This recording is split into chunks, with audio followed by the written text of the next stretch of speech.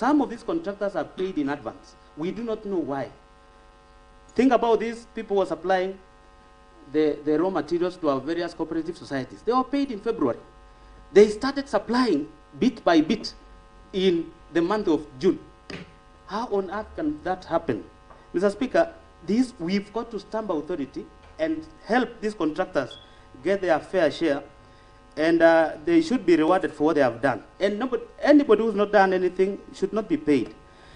Number 8, the report of the ad hoc committee on the alleged fictitious payment tabled before the Assembly on 5th August 2025 made pertinent and damning findings and recommendations that point to the deliberate failure to act, neglect of duty, and even conspiracy on the part of the governor.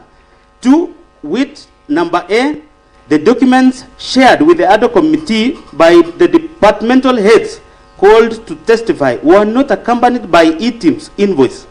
This lends credence to the suspicion that the documents may have been prepared to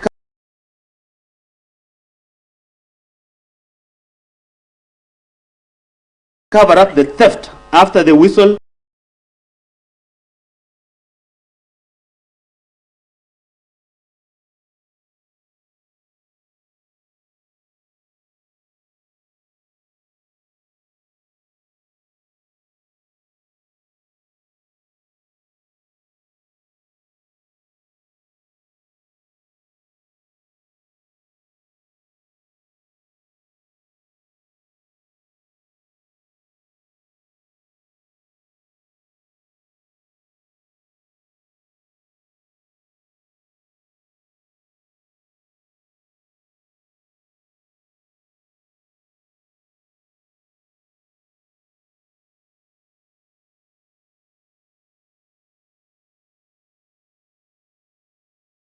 was blown, and this was evident.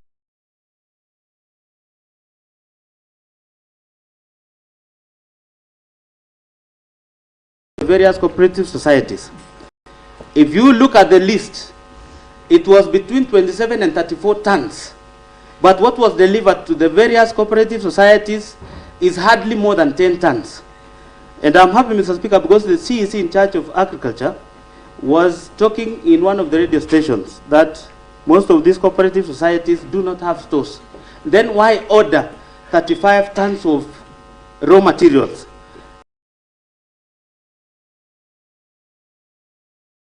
Yet you know they can only store 10 tons. And you pay for the 35 tons. How do you want us to treat you? That is staggering. That is theft in broad daylight. And you want us to defend the theft of the public resources for this county. Number C, documents that were used to process payments before the signatures that could not be authenticated. Subsequently, certain officers whose signatures appear in the said documents have denounced the documents. And Mr. Speaker, we are grateful for these gallant officers of this county. You know, this is a scenario where somebody uses somebody's signature, claim the payment. When the whistleblower came and raised an alarm, some of those officers said we cannot go down, yet we know who signed for these documents. We will follow up, Mr. Speaker. And that is why we began by saying, let us deal with the governor first before the due process is followed for the other officers. Number D, the gaps highlighted in the report point to a serious governance concern and weak internal control in the county government, that the appointing authority, that is the governor, policy makers, these are the CECs, accounting officers, those are the CEOs, and indeed all the officers entrusted to deliver services to the county have failed to do as required by law. Number E, there was an intention to defraud the county and violations of the Constitution 2010, the Public Finance Management Act 2012, the County Governments Act 2012, the Leadership and Integrity Act, the Powers and Privileges County Assemblies Act, the Public Procurement and Asset Disposal Act 2015. If you look at the whole process, Mr. Speaker, it is in violation of every single law. And therefore, we feel that for quite a long time, the county government of Kericho has never respected the law. And we are talking about a serious government as this, where the governor, at his disposal, has advisors paid for by the taxpayers' money of this county. We have the economic advisor, we have the legal advisor, we have the political affairs advisor. All of them are not paid for by the governor, but by the taxpayers of this county. Why is the governor why are these officers under the watch of this governor making such serious mistakes? Number 9, Article 179 of the Constitution and sections, that is 179(4), and Section 33F of the County Government Act 2012. The governor has the overall responsibility of being accountable to the management and use of county resources. Your Excellency, Mr. Speaker, this squarely puts the governor right in the crime scene, because you oversee a government that has no single structure, that cannot be accountable to the people who elected him.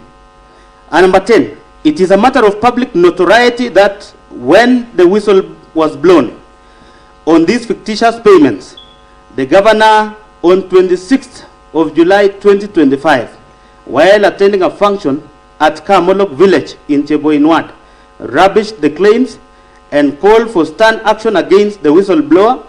This shows someone who is either unaware of the happenings in the county or was deeply involved in the scandal.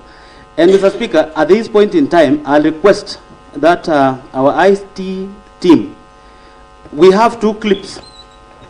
A clip where the governor was so happy with the ad hoc committee members, led by the Honorable Paul Jirchil, Albert Kipkoech, Honorable Cheriot Bet, our Deputy Speaker, Honorable Ezron. But immediately after that, Mr. Speaker, the governor again retracted. Now you go to one where the governor was in Bureti, not that one.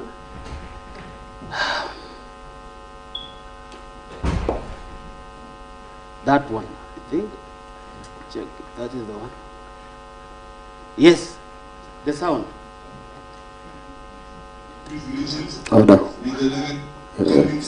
Yes, you start playing as you okay. Mr. Speaker, that is the clip where the governor was talking in Cheboinwad in a funeral. I'm aware the honorable member from Cheboin was present. The Honorable Paul Chirchir was present. You can play, then we see. The Irregularities investigation is a very good committee. Use the interest.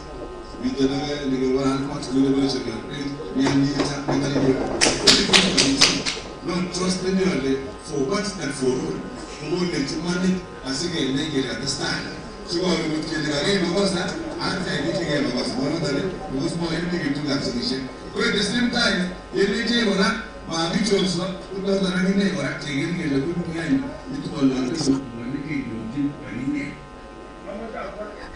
thank you, Mr. Speaker. Mr. Speaker, yes, sir. That clip, the governor had a lot of confidence. Remember, in this house we have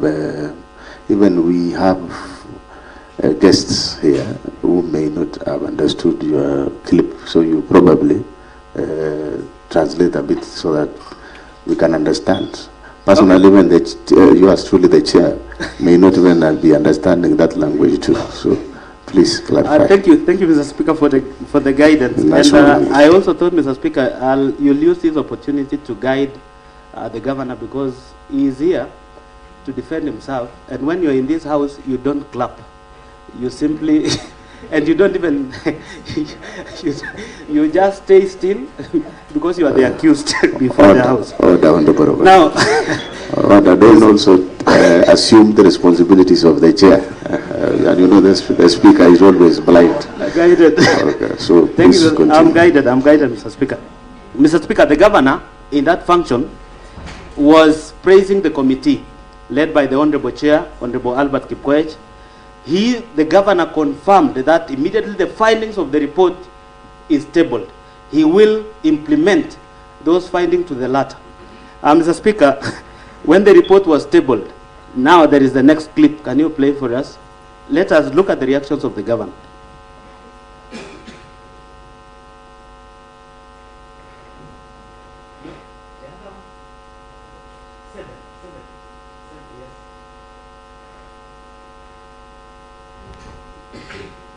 Just say again, the MCS, many of them I respect, but I want also to indicate that the number of those who were seated in the committee looking at the petitioner's issue are the biggest competitors of this country.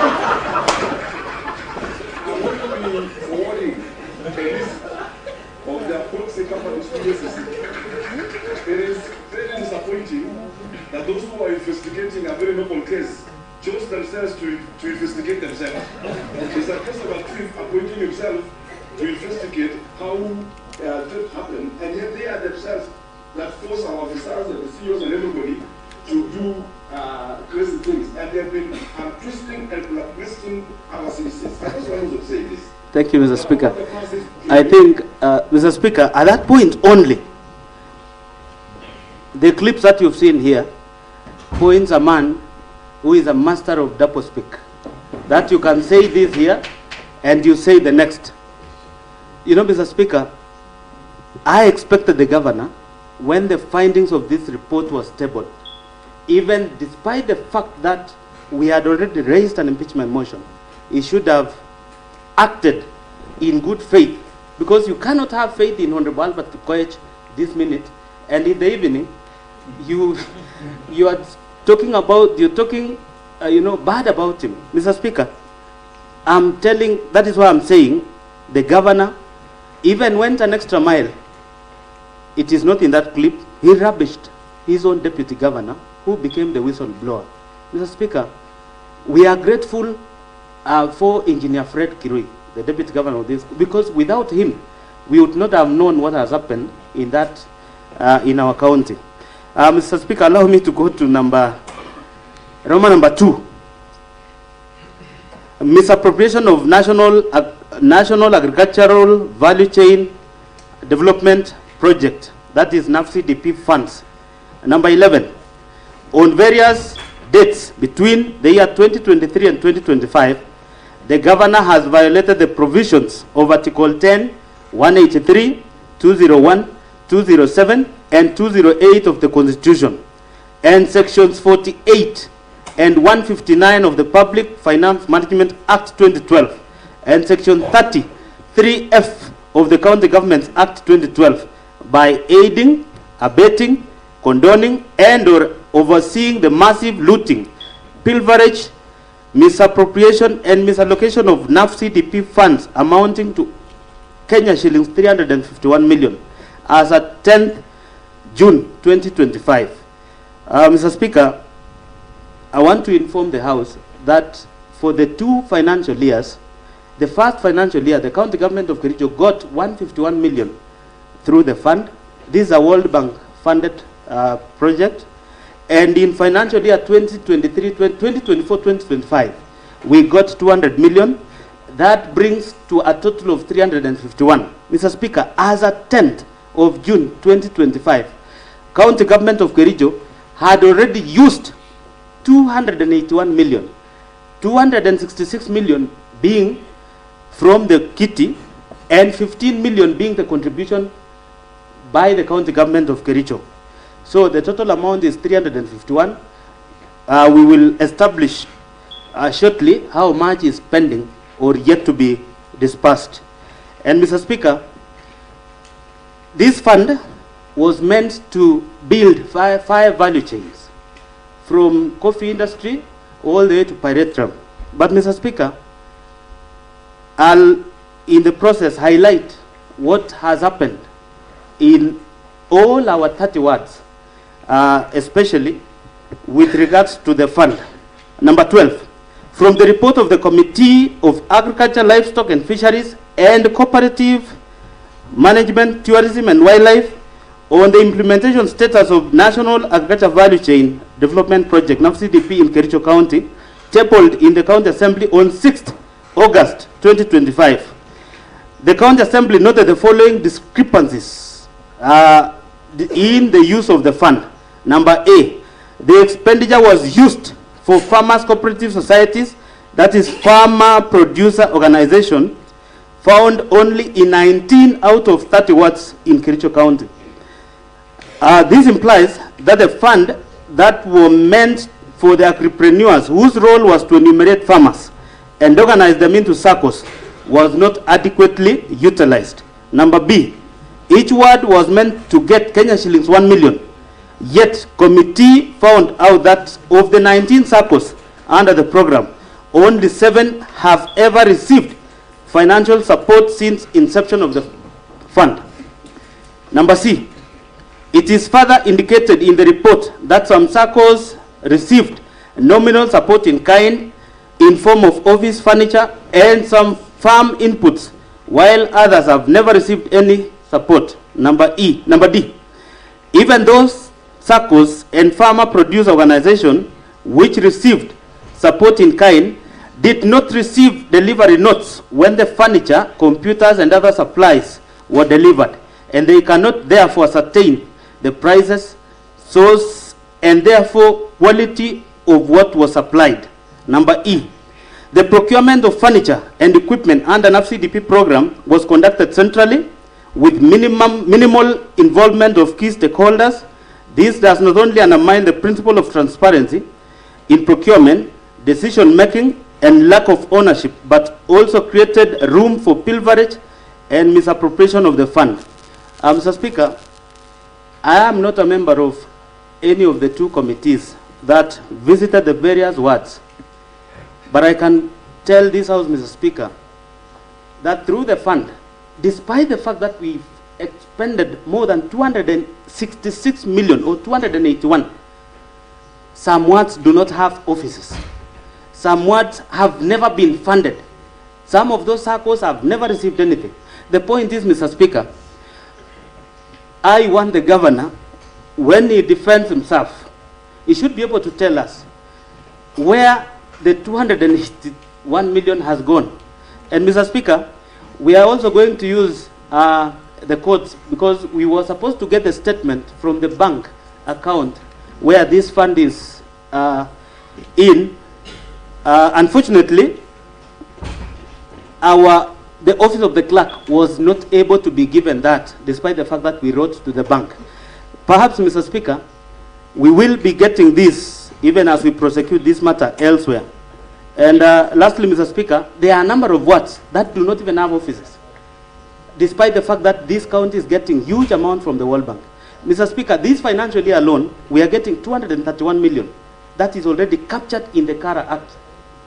If the county government of Kericho, led by Dr. Erick Mutahi, cannot explain the 281 million, what will happen to 231 that is coming this financial year? Mr. Speaker, number 13, the office furniture and the equipment supplied under the NAFDP program are likely substandard. There was therefore no value for money and compliance with the Public Procurement and Asset Disposal Act 2015, particularly Section 124, which obligates the procuring entity to select quality and cost-based selection, that is QCBS method, as the preferred method to be used and to evaluate proposals. Mr. Speaker, in some word, like Senator Cheptororiet ward, the Honorable Aaron Rotich, our Chief Whip, is representing the cabinet, because through this program, anything that is applied has specifications. In Senator Cheptororiet, we were able to establish even the cabinet itself is broken. Now, the computers supplied to a number of these circles which have already benefited, that's around, they are not even more than 10.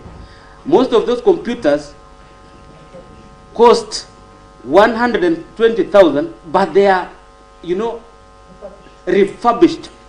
Mr. Speaker, we will, in due time, even produce some of those laptops, because it is important for us to prove that the county government of Kericho is misusing donor funds, which is not the case. These are the people who've come to help our county. Instead of us appreciating their effort, we are misusing what they have given us. Mr. Speaker, number 14, the manner in which the few projects which were implemented were done to show that they were done without following the project's implementation manual published by the World Bank to guide the implementation of the project. And Mr. Speaker, that was even the guiding principle. You can imagine, we already have a guiding implementation manual. Instead of those enforcing this, following the due process, they went overboard. In fact, Mr. Speaker, when I said there was so many withdrawals which were necessary, which we will prove when we get the statements, people thought we were joking. So, Mr. Speaker, the manual was disregarded. The person who is mandatory in the whole transaction is the coordinator. Then we have the project accountant. And then we have the chief officer. Those are the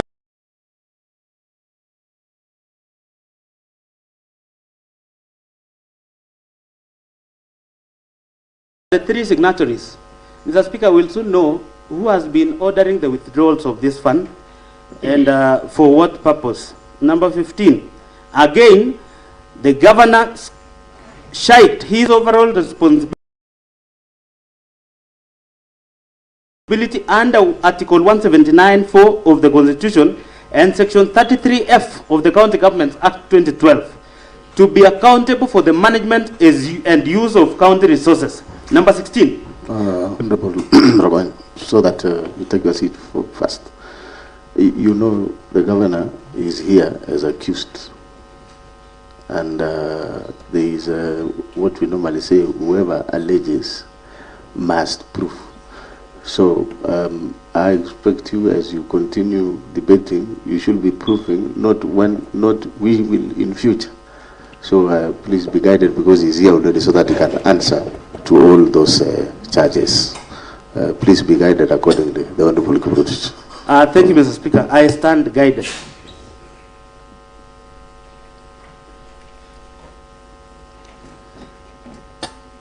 So, number 16. There is evidence that the governor has been ordering withdrawals from the fund for reasons other than those for which the fund was created by the donor. Evidence of this shall be availed at the hearing and consideration of this motion. The mover will as well be asking the Assembly to issue an order under Article 195(2)(b) of the Constitution and Section 27(1)(c) and 2 of the County Assembly's Powers and Privileges Act 2017, compelling the relevant banks where the fund were drawn from to furnish this House with the bank statements showing the withdrawals of the fund from 2023 to date. And that is what we did, Mr. Speaker. Unfortunately, they were not able to supply us with the statements. Mr. Speaker, we will use another opportunity, perhaps through the courts, for us to get the statements, because analyzing the statements will vindicate my assertion with regards to the withdrawal of this fund, Mr. Speaker. Number 3, Roman number 3, misappropriation of funds and unfair distribution of projects under the financing locally led climate action FLOCA fund. Again, Mr. Speaker, this is a donor-funded project by the same institution, the World Bank. Number 17, on various dates between 2023 and 2025, the governor has violated the provisions of Article 10, 179, 183, 201, 207, and 208 of the Constitution, and Sections 102 and 107 of the Public Finance Management Act 2012, and Sections 33F of the County Governments Act 2012, by presiding over unfair, skewed, and nepotic distribution of projects under FLOCA funds, imprudent use, misappropriation, and misallocation of FLOCA funds as follows. Number A, skewed and unfair distribution of projects under the fund with the governor's home ward, namely Chemosot ward, alone getting projects worth 21 million shillings, 701,590, While there are many other wards, not only in other sub-counties, but even in Bureti sub-county, which received not a single project under the fund. This nepotically skewed distribution of projects under the fund violates the national values and principles of governance under Article 10 of the Constitution, and in particular, the values of equity, non-discrimination, equality, good governance, integrity, transparency, and accountability. The principle of public finance under Chapter 12 of the Constitution, as well as the provisions of Sections 102 and 107 of the Public Finance Management Act, which enjoins the governor to ensure fiscal responsibility adherence to the values and principles of the Constitution in the management of the county funds. Mr. Speaker, this is even very interesting because the guidelines from this particular donor fund, they are supposed to roll out 3 projects in 3 key sectors. One is environment, number 2 is agriculture, and number 3 is water. Mr. Speaker, what is so shocking, and it cannot be a coincidence, is a ward getting all the 3 projects in one financial year. While there is a ward like Kipchebor. In fact, let me use the Bureti one, Mr. Speaker. We have the member of County Assembly representing Litei with 0 project in Floka. But her neighbor has gotten all the 4, agriculture, environment, and water, amounting to 21 million. The source of this information is the report from the Department of Water. Mr. Speaker, I will play a clip up there to show that the governor, where he or she feels that particular MCA supports the governor, that particular ward is given more projects. You know, Honorable Anita is like my mother. He is like my mother. Mr. Speaker, I'm making my case. You will have an opportunity to prosecute your issue. I respect her. But then, unless she accepts and wait, or she's on a point of order, quoting the the point of order, which refer to your standing order, and then Mr. Speaker, I don't know. Pursuant to what standing order is she raising the point of order? Yes, we give her an opportunity. Yes, proceed now, Honorable Anita. So you can take your seat, Honorable Rowan.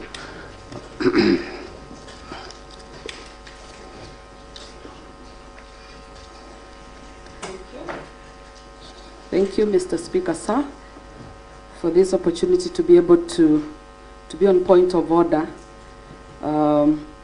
Section 101 that talks about upon a motion, other than a motion by way of amendment to a question proposed by the Speaker, a member may second by rising in his or her place and signify acquittance by bowing the head. A member shall reserve same rights of speech as member would have had other members have seconded submotion. Mr. Speaker, allow me to interject and ask for support or evidence of the 4 or 3 departments that the mover of this motion has talked about having my ward benefited. Because, Mr. Speaker, sir, being a representative of the people of Chemosot and all of us in this house, Mr. Speaker, sir, I know that the Floka project went through a committee, Mr. Speaker, sir, that approved all the projects to be done. Mr. Speaker, sir, for the motion mover to talk about Chemosot being a beneficiary and not look into what other committees from other wards provided for them not to qualify, Mr. Speaker, sir, this is not fair. Thank you. All right, honorable members, I don't want to embarrass you when I say you refer to your standing orders. Honorable Anita, of course, you will have an opportunity to maybe raise those issues in the debate, because you've actually quoted 101, which you have a right of speech. At the same time, I know you have also Honorable Kiprotich standing order number 98, which actually I want to believe you are the one building on responsibility for statement of fact. So let us we can let us address the issues when that time comes, so that we also avoid maybe moving back and forth. So Let's proceed on the one. Thank you, Mr. Speaker. I was reminded that she quoted the wrong standing order. But then, Mr. Speaker, I want to beg that there is a clip that I wish be played where the Honorable Member herself is addressing the public. This was in Kusumek, in her ward, during the homecoming ceremony of the area director, one Mr. Langat. The ICT team.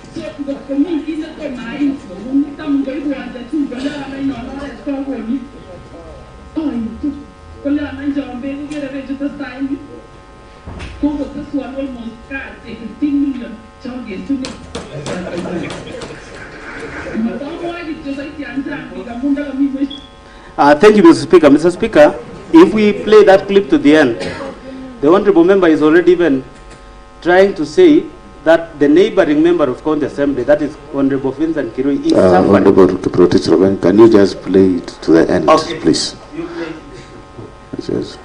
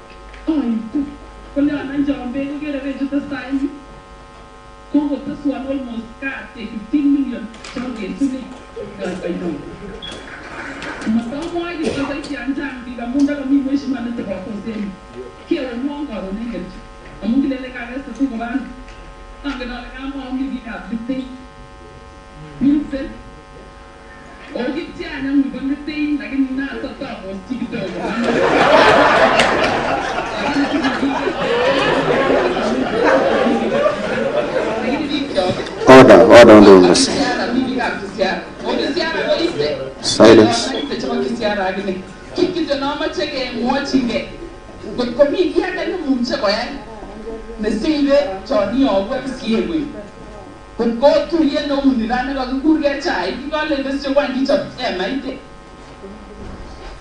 Okay, proceed. Let me translate for the sake of those who might not.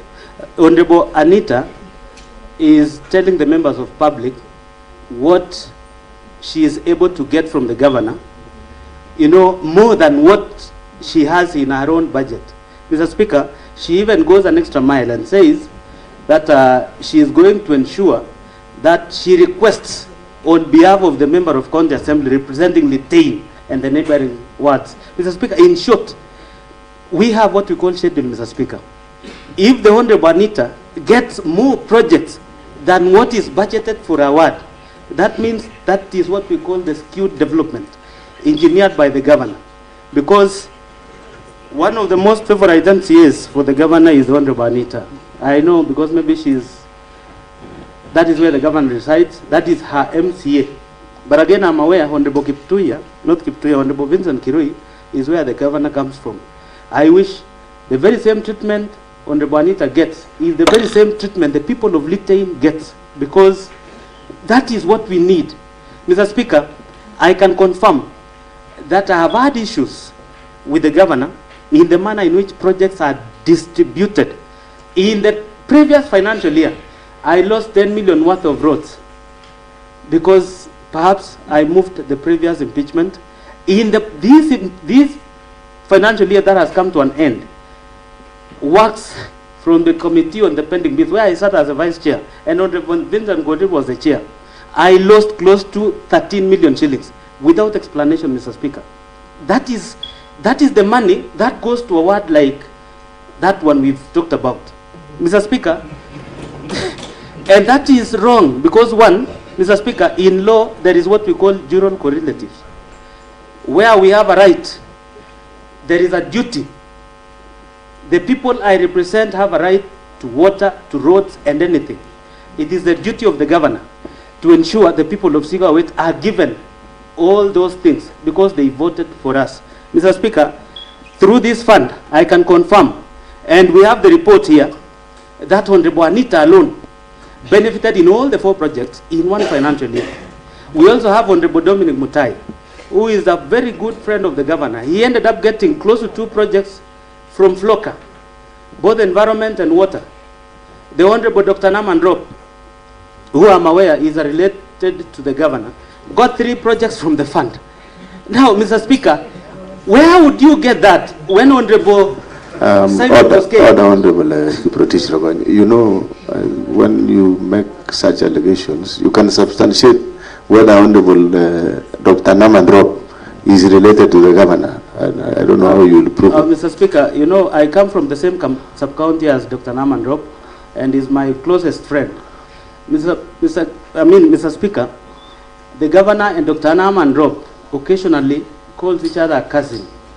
I'm made to know the mom of Governor Mutahi. Order. We want honorable members. Want to stand it's important to substantiate such an allegation because the governor is here. And yes, if you can substantiate, can you substantiate? Mr. Speaker, because this is a house of rules and procedures, part 1 to standing order number 98, statement of fact. The Honorable Dr. Naman Rob is seated in this house. He can either confirm or deny.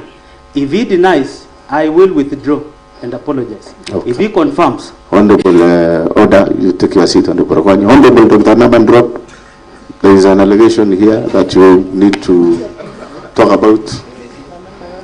Please, Honorable Dr. Naman, the floor is yours. The only professor, Your Excellency, this is the only professor that we have in this house, an associate professor. Honorable Speaker, sir, I think we are digressing from the critical motion that is before the floor of the House. How I wish we give the mover of the motion to continue with the critical matters that were being discussed, and then the other peripheral matters will be discussed later on. For the guidance. Order. You always confirm, you know, those are very experienced orders, Honorable Dr. Naman. You don't guide the chair on how to guide the House. So you just respond to the allegations. Honorable Speaker, sir, my relationships, whether close or distant, are only meant for the family issues. Anything that is for the public can be meant for the public. Order, Dr. Naman. It is either yes or no. You don't have to explain. Because remember, the Honorable Kiprotich, if you will not accept it, then he will need to substantiate to understand the orders. So no relationship. No. All right. So Honorable Kiprotich, no relationship. So you better withdraw your remarks, and I order the Hansard to stack it off. Mr. Speaker. Yes. Mr. Speaker, I will withdraw and apologize, but there is a clip that I'll not be able to play here where the Honorable Member was addressing the members of the public. Order now, overtaken by events. Honorable, proceed. Thank you, Mr. Speaker. So I was saying, in word, the ward got 3 projects from the fund. Again, that is in violation of the guidelines of the fund. The Honorable Speaker, let me just highlight some words. The Honorable Simon Koske of Kunyak got nothing from the project in the 2 subsequent financial years. We are going to the 3rd one. Mr. Speaker, the Honorable Philip Rono, MCA representing Kamashan and who is our majority leader, got nothing. The Honorable Hezron Kipnieno, from the fund, the word Chiljila did not get anything. The Honorable Speaker in Bureti, Cheblanget ward, where the governor comes from, got nothing from the fund, despite the fact that we've gone through the 2 financial years. Mr. Speaker, that is why I'm saying. Order, Honorable One, there is a point of order. Take your seat from the Honorable Member of Cheblanget ward.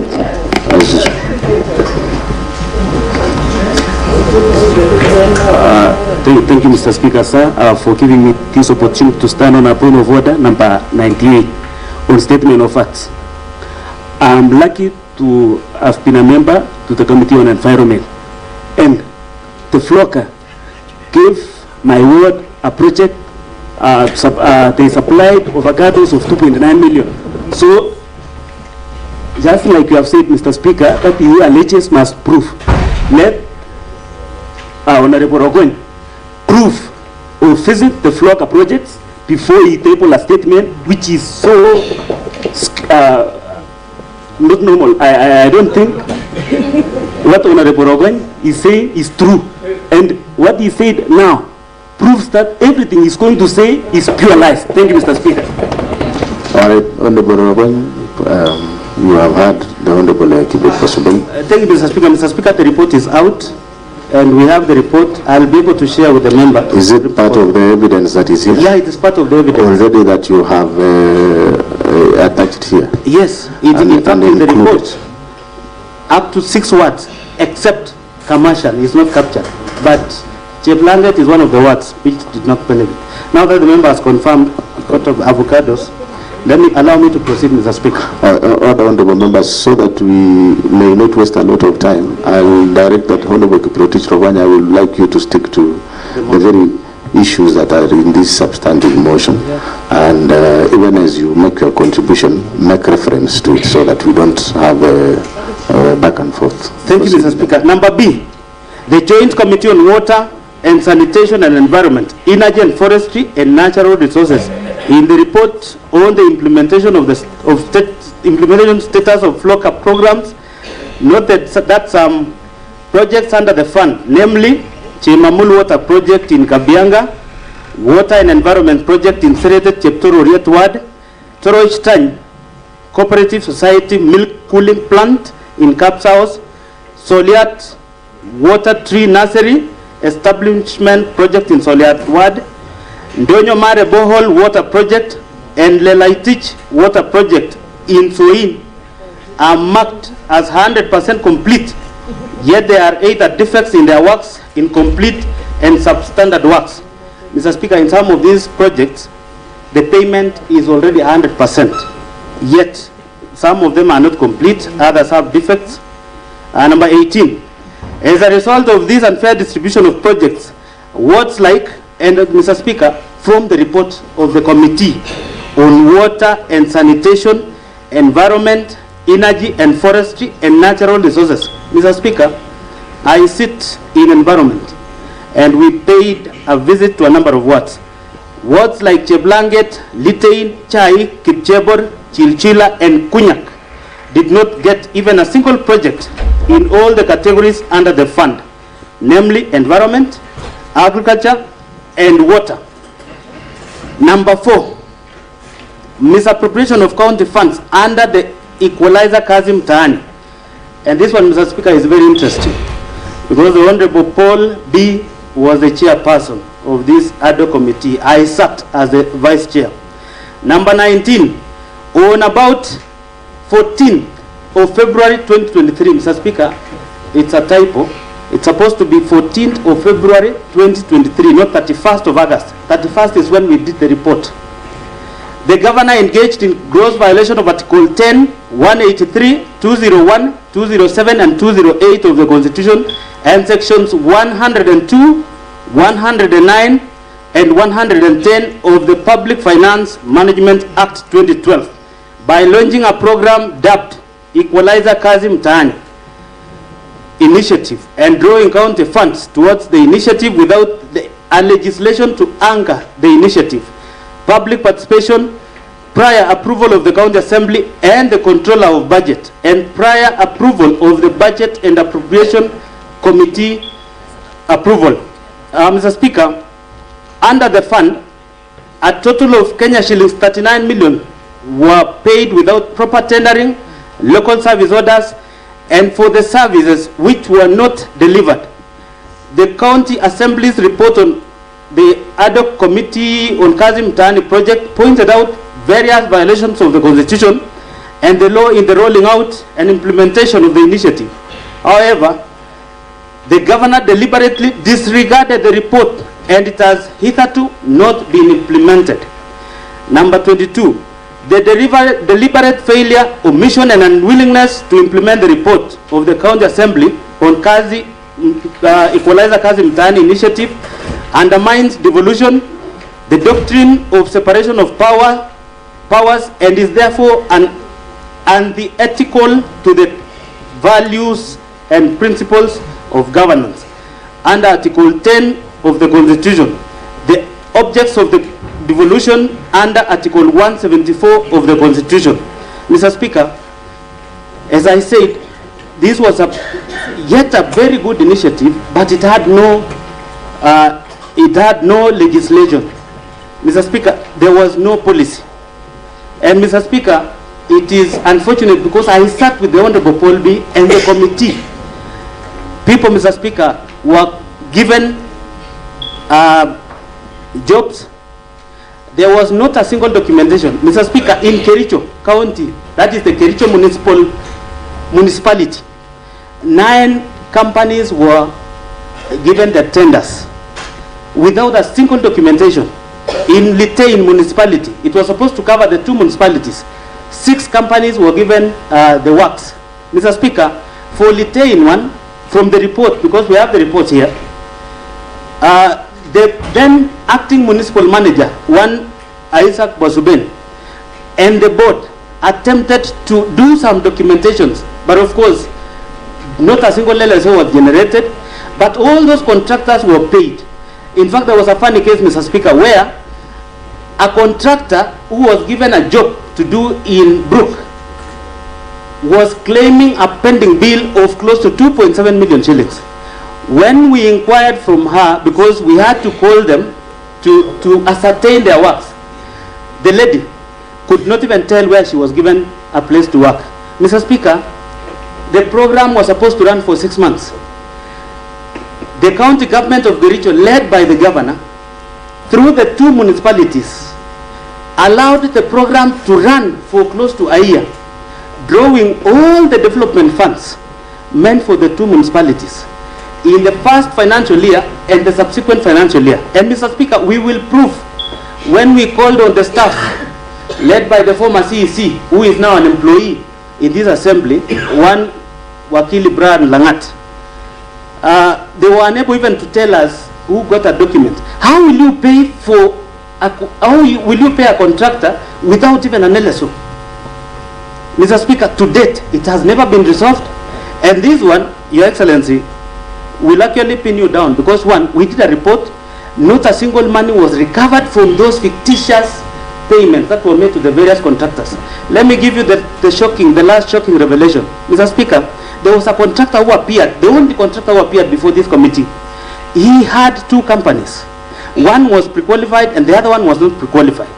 But then the fellow was paid for both. In Litein, there was a contractor with 2 companies and he was paid for works.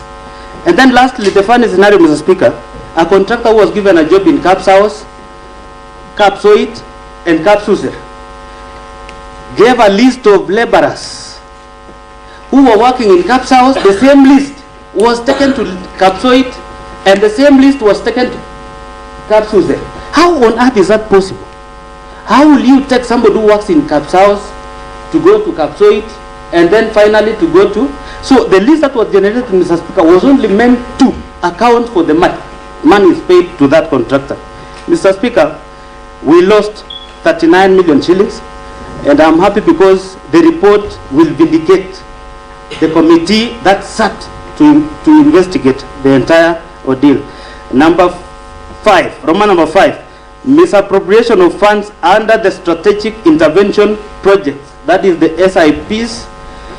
Number 23, in various dates during the financial year 2024-2025, the governor engaged in gross violation of Article 10, 183, 201, 207, and 208 of the Constitution, and Sections 102, 109, and 110 of the Public Finance Management Act 2012 by overseeing misappropriation of various projects under the Strategic Intervention Projects Fund.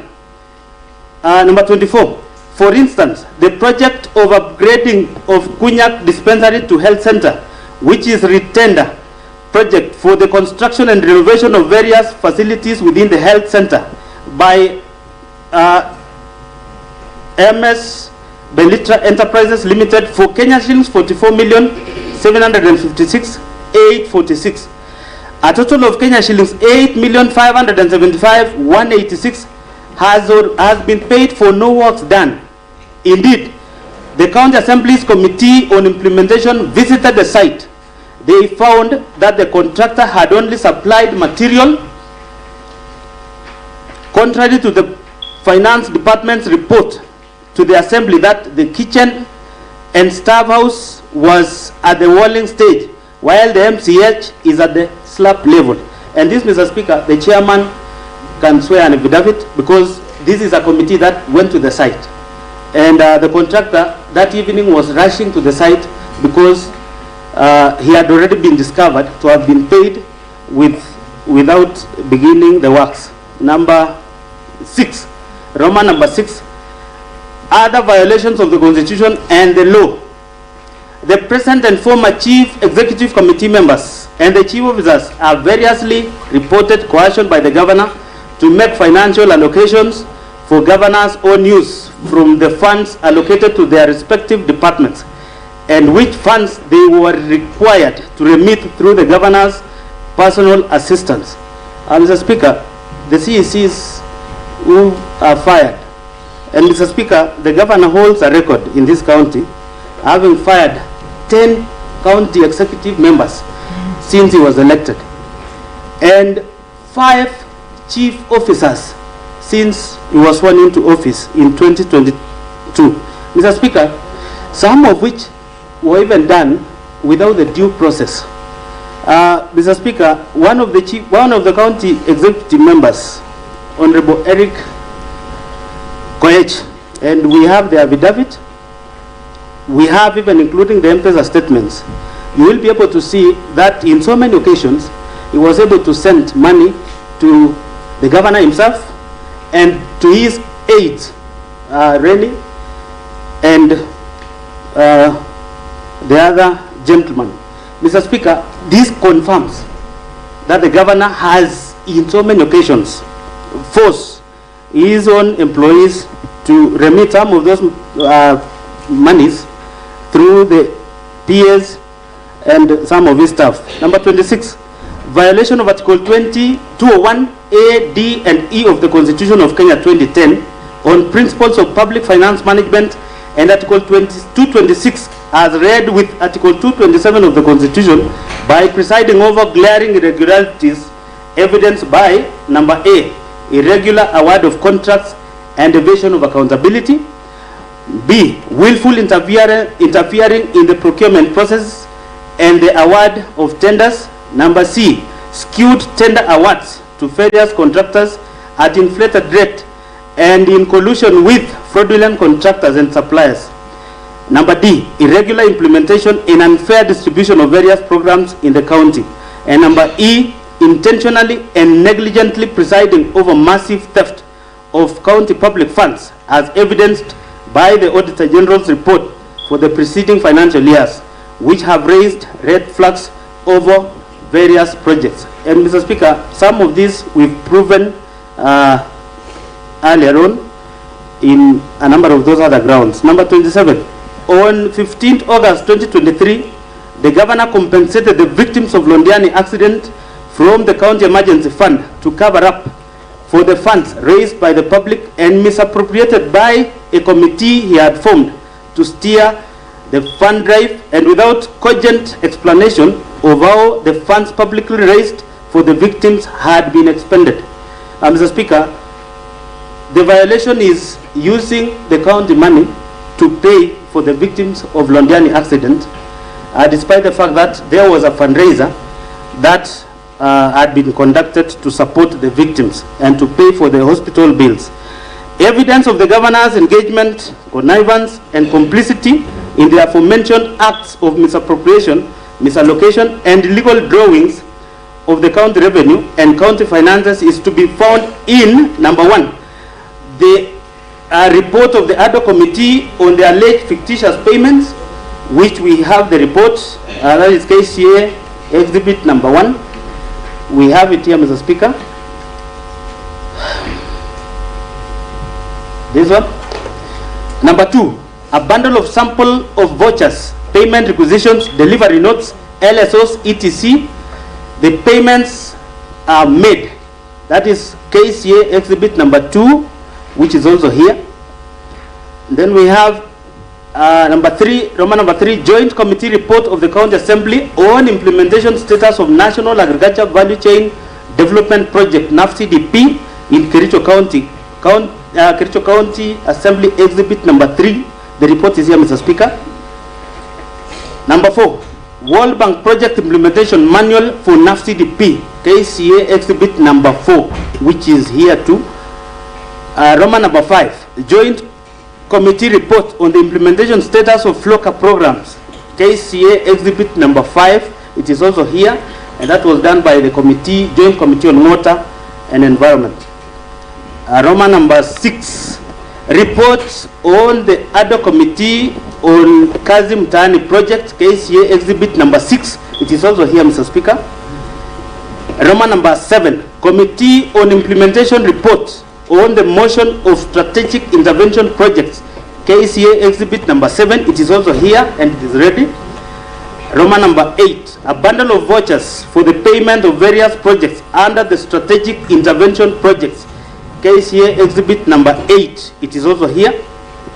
Number 9, Roman number 9, affidavit of Mr. Erick, KCA exhibit number 9. And number 10, video clips, KV 001 and KV 002. Mr. Speaker, I would wish we play that video when I handle Roman number 2. That is the misappropriating and or abetting misappropriation of funds publicly raised for the victims of Londiani accident, because that is the clip. Number 1, on various dates between 4th July 2023 and 9th July 2023, the governor grossly violated provisions of Article 10, 73 and 75 of the Constitution and sections 29 and 34 of the Leadership and Integrity Act 2012 by number A, overseeing misappropriation of funds raised for the victims of horrendous Londiani Junction accident tragedy, in which over Kenya shillings 9 million of public raised funds were lost. Number B, redating on his undertaking to implement the report of the County Assembly's ad hoc committee formed to probe the misappropriation of funds meant for the victims of the accident. There is evidence that the governor filed a suit and or supported this suit by those implicated in the report of the County Assembly's ad hoc committee. So, committee in Kericho, ELCR code petition number E006 of 2023. That is Dr. Wesley Bor and 5 others versus the governor, the county government of Kericho and others. And Kericho ELCR petition number E014 of 2023. That is Victor Tum and others versus the Kericho, the governor, Kericho County government and others. Number C, being personally and directly complicit in the flawed award of direct tenders for the service providers during the fundraiser and requiem mass of the victims of the accident. Number D, the county governor has in this regard committed numerous and various acts in the course of his duties that are contrary to and in violation of the Constitution and laws of Kenya. These include, number one, the authenticity of various payments made cannot be confirmed.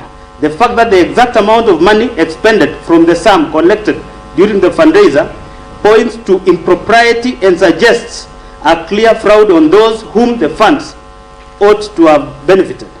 Roman number 2, a total of Kenya shillings 13,682,660 was collected at the fundraiser. A sum of Kenya shillings 423,000 was purportedly expended as pastors' facilitation, transport fund, field preparation, lunches and refreshments, printing, publishing and radio announcements. Other payments that were approved from the fund were the Kericho County Referral Hospital, Kenya shillings 2,037,524, Londiani Hospital, Kenya shillings 1,534,190, Supertrix Limited, Kenya shillings 2,945,000, Supershine Limited, Kenya shillings 411,000, Grace Hotel, Kenya shillings 100,000, County Commissioners Fuel, Kenya shillings 300,000, etc. Number 3, that when Kenyans from all walks of life voluntarily made contributions to aid the victims of the tragedy, it was never intended or anticipated that the funds would be misappropriated with the blessings of the governor, who had a higher calling to ensure the money is accounted for to the last coin, and whom the people bestowed their trust. Roman number 4, the governor issued contradictory statements insofar as the use of the fund is concerned. The contradictory statements point to his being complicit in the manner. Roman number 5, while the governor is on record indicating that the medical bills for all the victims would be waived and taken care of by the county government, it is not clear why had the money to be paid out from the fund collected to various public hospitals against the express and unequivocal representations of the governor. Mr. Speaker, we have the clips, and before even we play those clips, this was the most unfortunate incident that happened in July. Mr. Speaker, I know you come from Kipkelion East, and quite a number of times you pass by Londiani Junction. Mr. Speaker, look at those people who, conduct their businesses there. Those selling maize, those selling some food producers, the border fellows around that center. Mr. Speaker, these are the people who are trying to make the least out of what they sell. Think of those selling maize choma, Mr. Speaker. The much that particular person can make out of that is 10 shillings per maize cob, or I don't know what we call that, the Mahindi choma. But then, Mr. Speaker, when the accident came, these are the people who could not afford even the medical bills. Mr. Speaker, the fundraiser was hurriedly done, and the members of the public gave their monies in kind. First of all, Mr. Speaker, immediately the accident happened, the former deputy president landed in the site. And I think other senior officials in this government, they even gave an amount in advance. Regarding Gachagua himself, gave Kenya shillings 2 million the same day. Mr. Speaker, it is unheard of for the county government, led by the governor, Dr. Erick Mutahi, to misuse those monies that were meant to benefit the victims of that accident. I want to play the videos, Mr. Speaker, beginning with when the whistleblower came on board. That is when Engineer Fred Kirui raised the issue of misuse of those funds. Mr. Speaker, you formed another committee that was chaired by one Honorable Moses Rotich, the MCA representing, and it came as a result of a statement from the Honorable Vincent Korir. Mr. Speaker, when you formed the other committee, the governor called a press conference right in front of his office. And Mr. Speaker, the governor committed that he was going to act on the report. I want you to play that video shortly. Circulating around to the inference that money was lost in the process. Some other families have not received the money. I've been able to reach out to the committee which was concerned and out of it be able to understand what exactly transpired. Because just like any other person. Mr. Speaker, that is when the governor came out, immediately formed the ad hoc committee after the statement was raised. In fact, there is a common phrase, Mr. Speaker, where the governor claimed in our local language, mangetu chito, meaning he was not going to spare anyone who was accused of stealing the fund.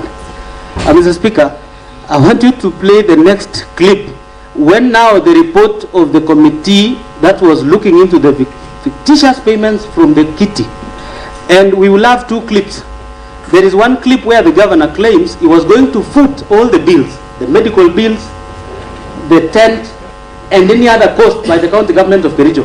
And the money raised from the fundraiser was only meant to be shared among the victims of the Londiani accident.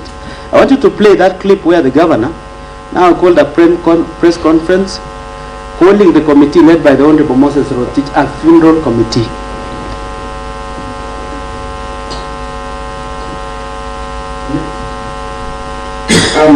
I must admit that having looked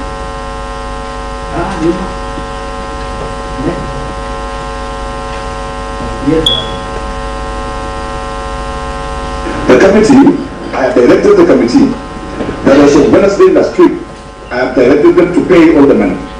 However, the committee indicates to me that the checkbook that they were supposed to use in payment of the victims were in the hands of the funeral committee. Sorry, the other committee, well again is a funeral committee because it was looking into the mother's funeral. So the funeral committee of the assembly had the checkbook and they were not able to disperse the money. And now that the funeral other committee has finished their work, I request them to provide the check because Mr. Speaker, if I had an opportunity to play the entire clip, because we were able to pick that one because of time, Mr. Speaker, the governor even went an extra mile and said that my hands are tied. You know, there are officers in this county government who are accused of mishandling that money. And one of the recommendations from the committee was that they be disciplined. Disciplining them means either they was going to be surcharged or made to repay the money that were paid to them. The governor came before the members of the public and said, I have no powers to discipline the chief officers and other officers who are mentioned. Mr. Speaker, I'm talking about the governor who contradicts himself in so many occasions. And number two, this is a governor who demeans a honorable committee that was looking into issues of the victims of Londiani accident. Mr. Speaker, calling the other committee that was looking into Londiani accident compensation a funeral committee is something that, Mr. Speaker, I'm worried. Because one, that act alone amounts to violation of Article 10 of the Constitution. And Mr. Speaker, that is why I still insist before this House, Your Excellency, there is no choice, but when the time comes for us to vote, you need to exit this county, Mr. Speaker. I mean, the governor has to, the governor has to go. And Mr. Speaker, let me read number E. By its acts of omission and commission, the governor has grossly violated Article 75 of the Constitution, which demands that a state officer shall, whether in public or private, behave in a manner that avoids conflicts of interest between personal interest and the public or official interest, or compromises public interest in favor of personal interest. Number F, by overseeing the misappropriation of the funds aimed at assisting victims of the accident, the governor violated Article 73(2), which demands from him selfless service based solely on public interest, demonstrated by honesty in execution of his duties, accountability to the public,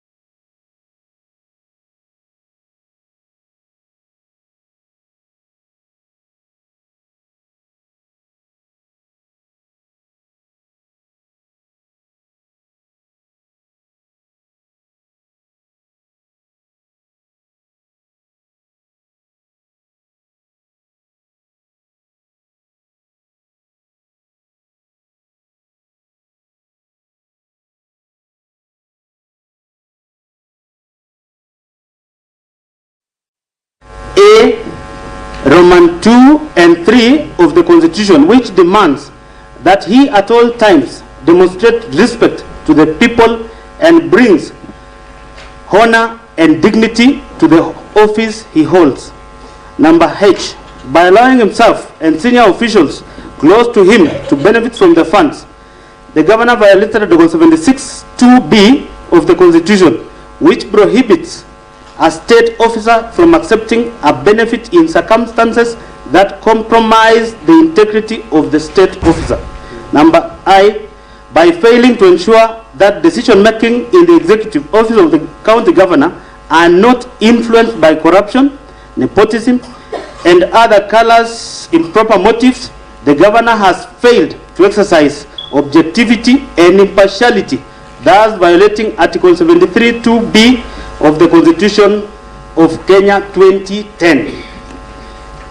Evidence of the governor's engagement, connivance, and complicity in the acts of misappropriating and or abetting misappropriation of publicly raised funds is to be found in Roman number 1, the reports on the investigation of Londiani accident victims fundraising held on 4th July 2024, KCA exhibit number 10, which is, the report is here, Mr. Speaker. Roman number 2, affidavits filed by the governor in Kericho ELCR petition number E014 of 2023, KCA exhibit number 11, and video clips numbered KCA V3, KCA V4, and KCA V5. Mr. Speaker, those are the clips that we played. And we will get to play now the one that, whether the team was able to present it there, but we have them where the governor continues to contradict himself in the whole incident. And Mr. Speaker, lastly, when the committee sat in this house, Mr. Speaker, there was an accountant from the referral hospital who appeared before this committee. The governor had indicated that the county government of Kericho was going to foot all the medical bills. The county government of Nakuru, led by Governor Susan Kihiga, paid for all the victims of the accident. So there was nothing the county government of Kericho was paying. But from the report generated from the executive, led by the governor, County Referral Hospital, the accountant was called to ensure he come up with the bills, purposely for the governor to account how the money was used. Mr. Speaker, in one of these clips, not that one, of course he talked about that one. I want you to go to exhibit number what? Is it number 1? Yes, that one.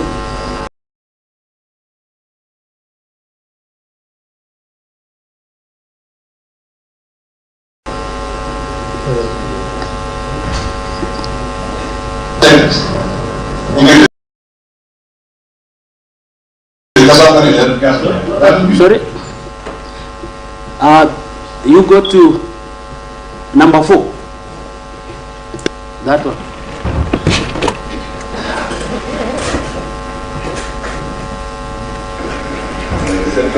That one.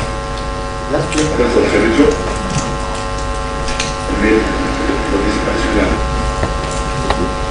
First of all,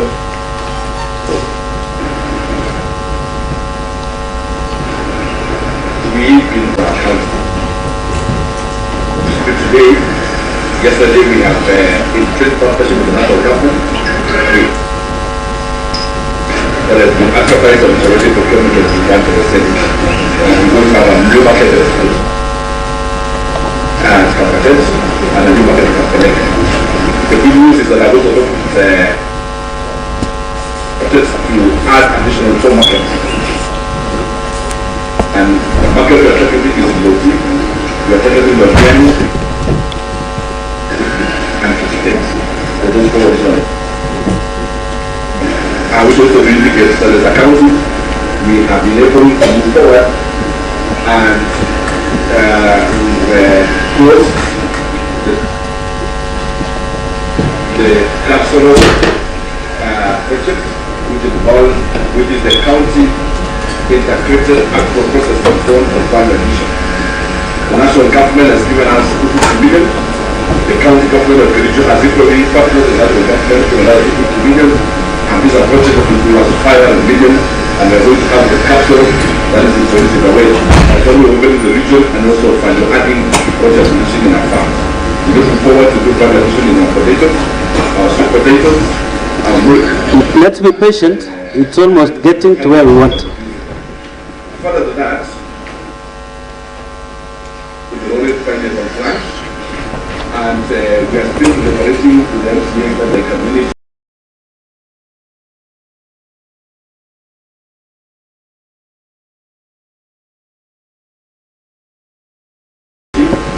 So that the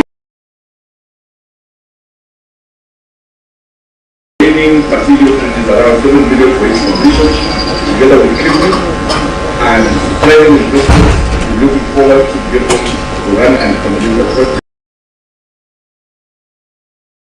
so that we can add our endeavors for it and then expand the product.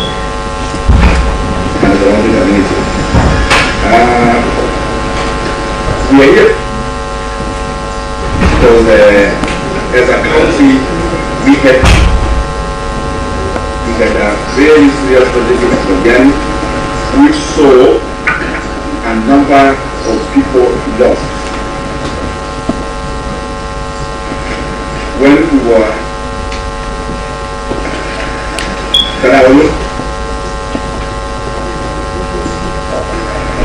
on 52 and then went around the clock, reached out to... Sorry, Mr. Speaker. Do you want us to continue? What I want, or maybe I can explain, is making his commitment that the county government of Kericho was going to foot all the medical bills for the victims and the tent and anything that was going to be used through the whole exercise. Mr. Speaker, unfortunately, from the report, the county government of Kericho, led by the governor, was able to pay Supertrix 2.945 million shillings. Sub-county hospital and our Kericho referral hospital, and without blinking an eye, they also budgeted for the Nakuru PGH hospital and Molo sub-county hospital. Mr. Speaker, why would you budget for what you had claimed the county government of Kericho was going to pay? Why would you use the same fund to meet the expenses in that clip that the county government of Kericho was going to foot? Mr. Speaker, in the whole exercise, the governor was trying to account for the misuse of the fund that was meant to be paid to the victims of the accident. We will, of course, get a clearer video of that that evidence we are adducing, because it is important. This is where we will not let the governor go, because when we went to Senate last time, Mr. Speaker, our case was not heard because of what most of our members know. So we are going to produce this as an evidence. The governor had the overall responsibility to ensure the fund was used prudently and to benefit the victims. Later on, Mr. Speaker, the governor, I want to believe in his own replying affidavit, is going to prove how he was able to retrieve or to get back the money that he eventually used to pay to the victims. However, Mr. Speaker, to date, there are victims of that accident who claim they have never been paid to date.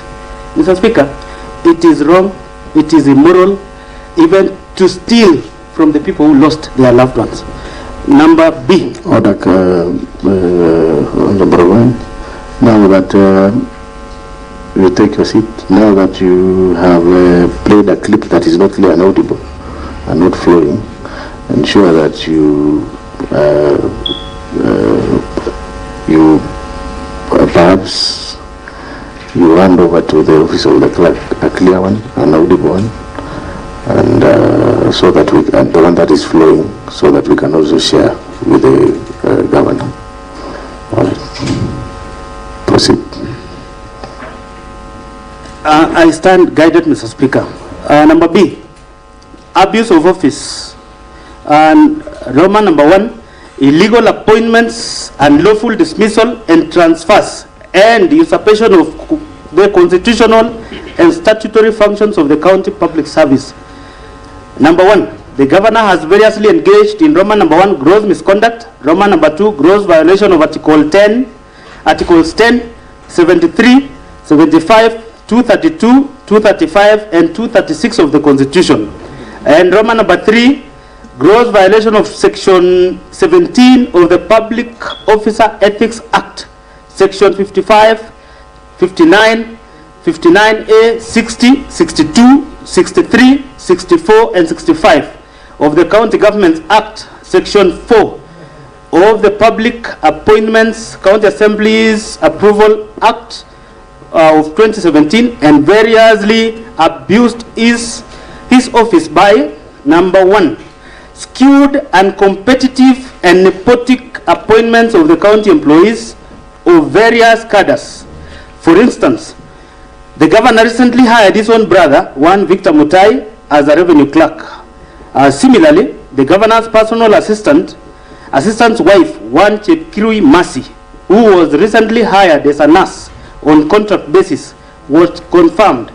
Yet there are a number of nursing staff who have been serving on contract for long without confirmation. Number B, illegally appointing one Mrs. Alice Bett, now judge of the High Court, as the county attorney when there was a substantive office holder, an act of which the Employment and Labor Relations Court, Honorable Lady Justice Wasilwa, affirmed was irregular and procedural and unlawful in Sang versus Governor Kericho County and 2 others. Petition E001 of 2023. In that case, the governor was found by the court to be in gross violation of Article 73 and 232 of the Constitution. His actions found to be illegal and unconstitutional, and ordered to pay costs of Kenya shillings 2 million and costs personally. The governor has therefore been already adjudged to be in gross violation of the law and all the Assembly and the Senate. And this is very interesting, Mr. Speaker, because 1, the governor was taken through the justice system, and the judge ruled that the governor violated Article 73 and 232 of the Constitution. And that means, Mr. Speaker, if the governor has been found to have violated the Constitution, you know, the governor stands adjudged. In this instance, Mr. Speaker, the governor even doesn't need to be brought to this house to be impeached. If a resident in this county was able to bring a petition, definitely the governor would cease holding office. Because 1, why would you hire somebody when there is an office holder? And the petitioner successfully petitioned through the courts, and the governor was ruled to have violated the law. Him even being ordered to pay Kenya shillings 2 million personally was enough proof by the courts that the governor was found to have abused office. Number C, causing the advertisement of the positions of doctors, nurses, early childhood education ECD teachers, just to endear himself politically when he knew the county government did not have capacity to hire.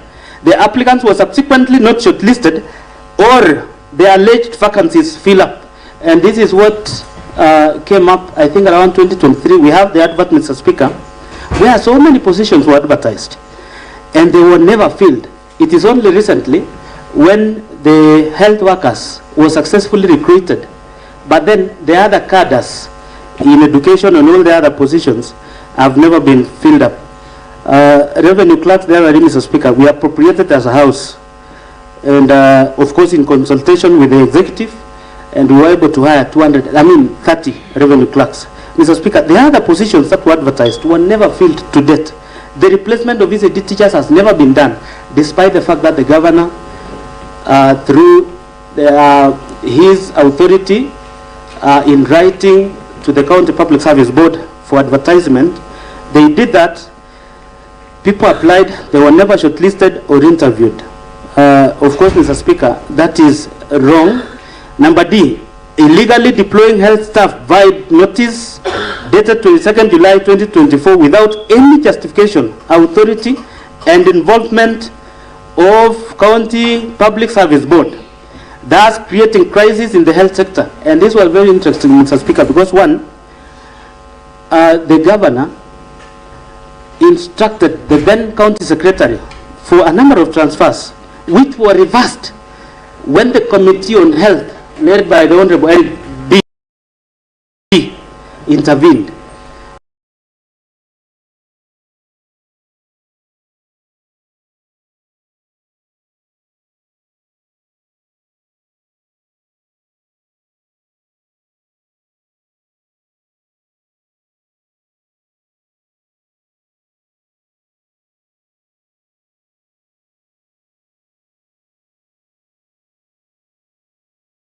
Of course, Mr. Speaker, the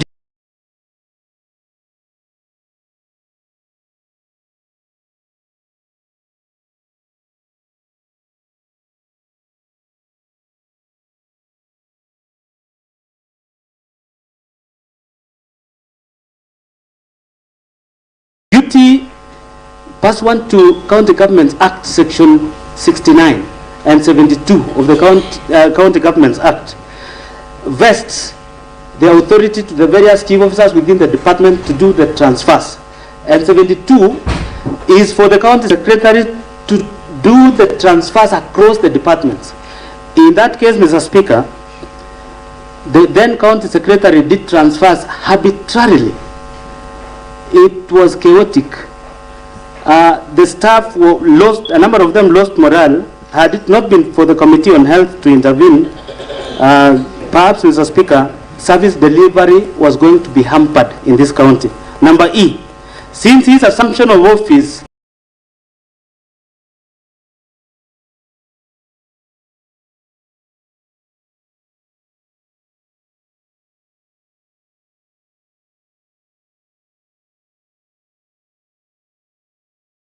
of staff who've lost their jobs without any cause. Mr. Speaker, I know of CECs who are very young as the governor. Some of them are going through problems now. Their families are broken. The governor has never considered even a single thought about such employees. Mr. Speaker,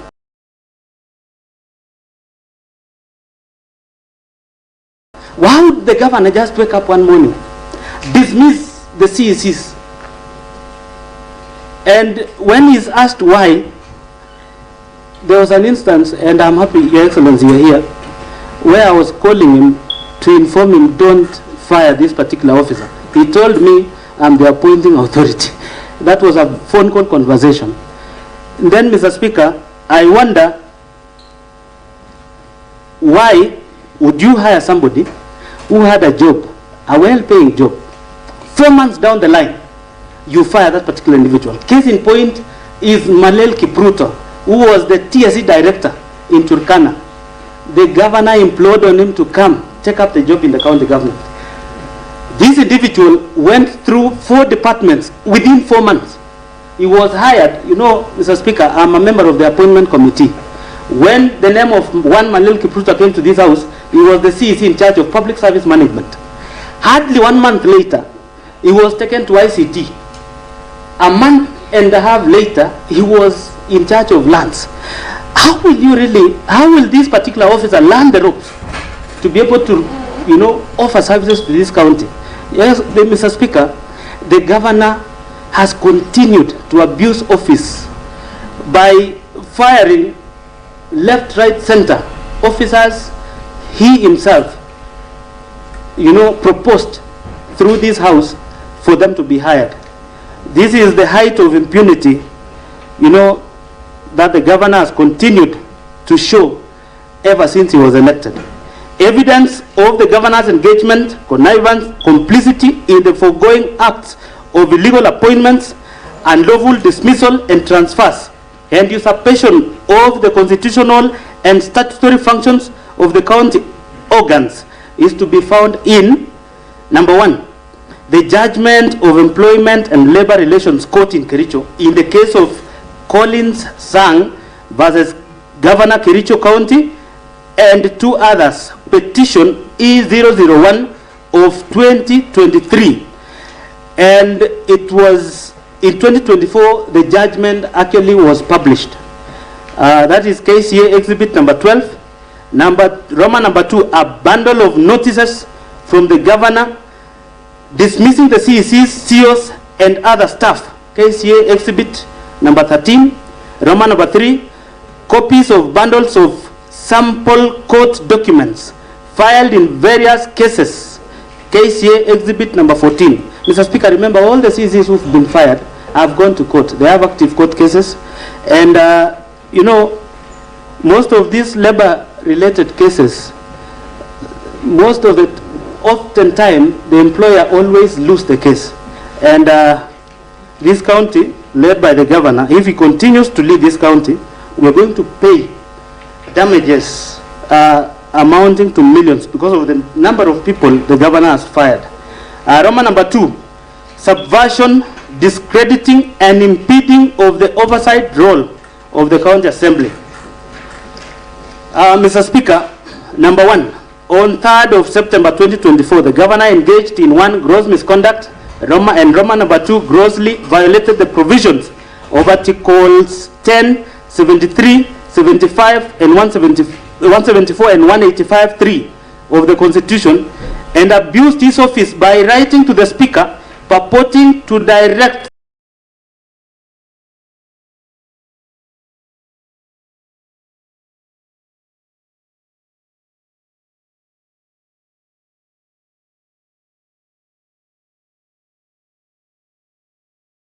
the Speaker on inter alia the timelines the Speaker should give the chief officers who are summoned by the Assembly for questioning in exercise of the Assembly's oversight mandate.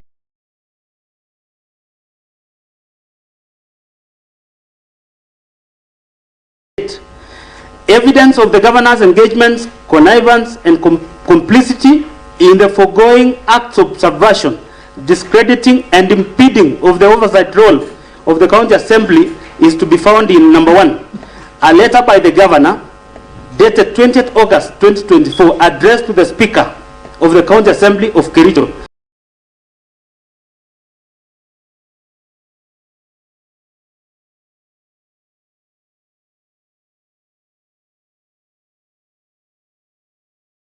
KCA exhibit number 15, and number 2, a letter from the Speaker to the governor dated 3rd September 2024, KCA exhibit number 16.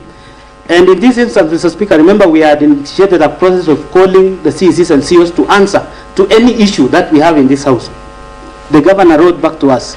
In fact, in a funny scenario one time, the governor ordered a meeting in Nakuru when we had already delivered letters to them to appear before this house.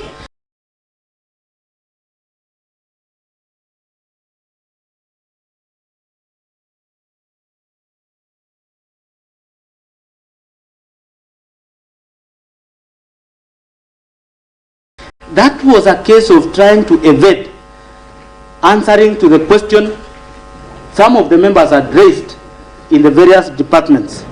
Mr. Speaker, we are mandated by law to exercise our oversight role, and one of them is to interview most of these executives.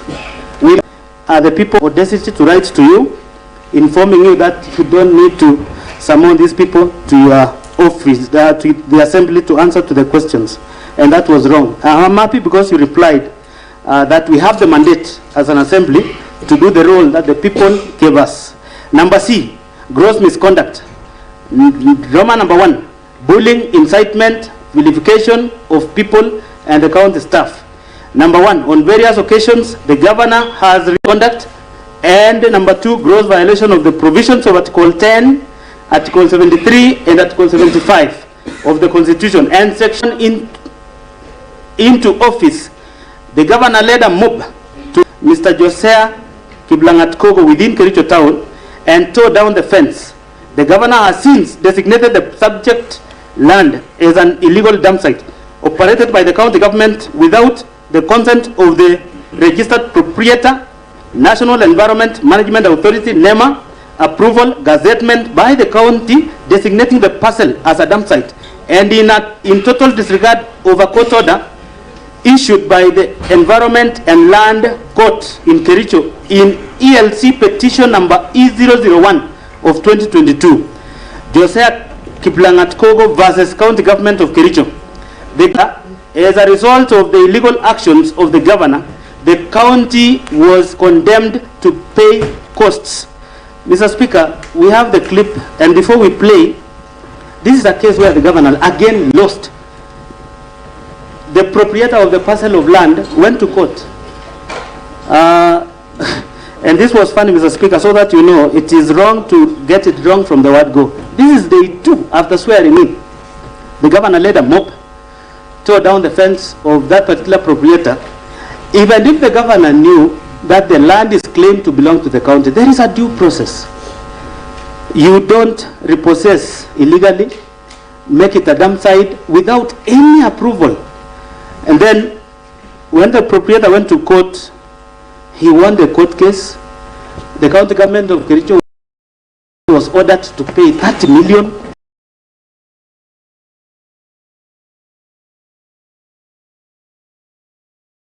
And additional other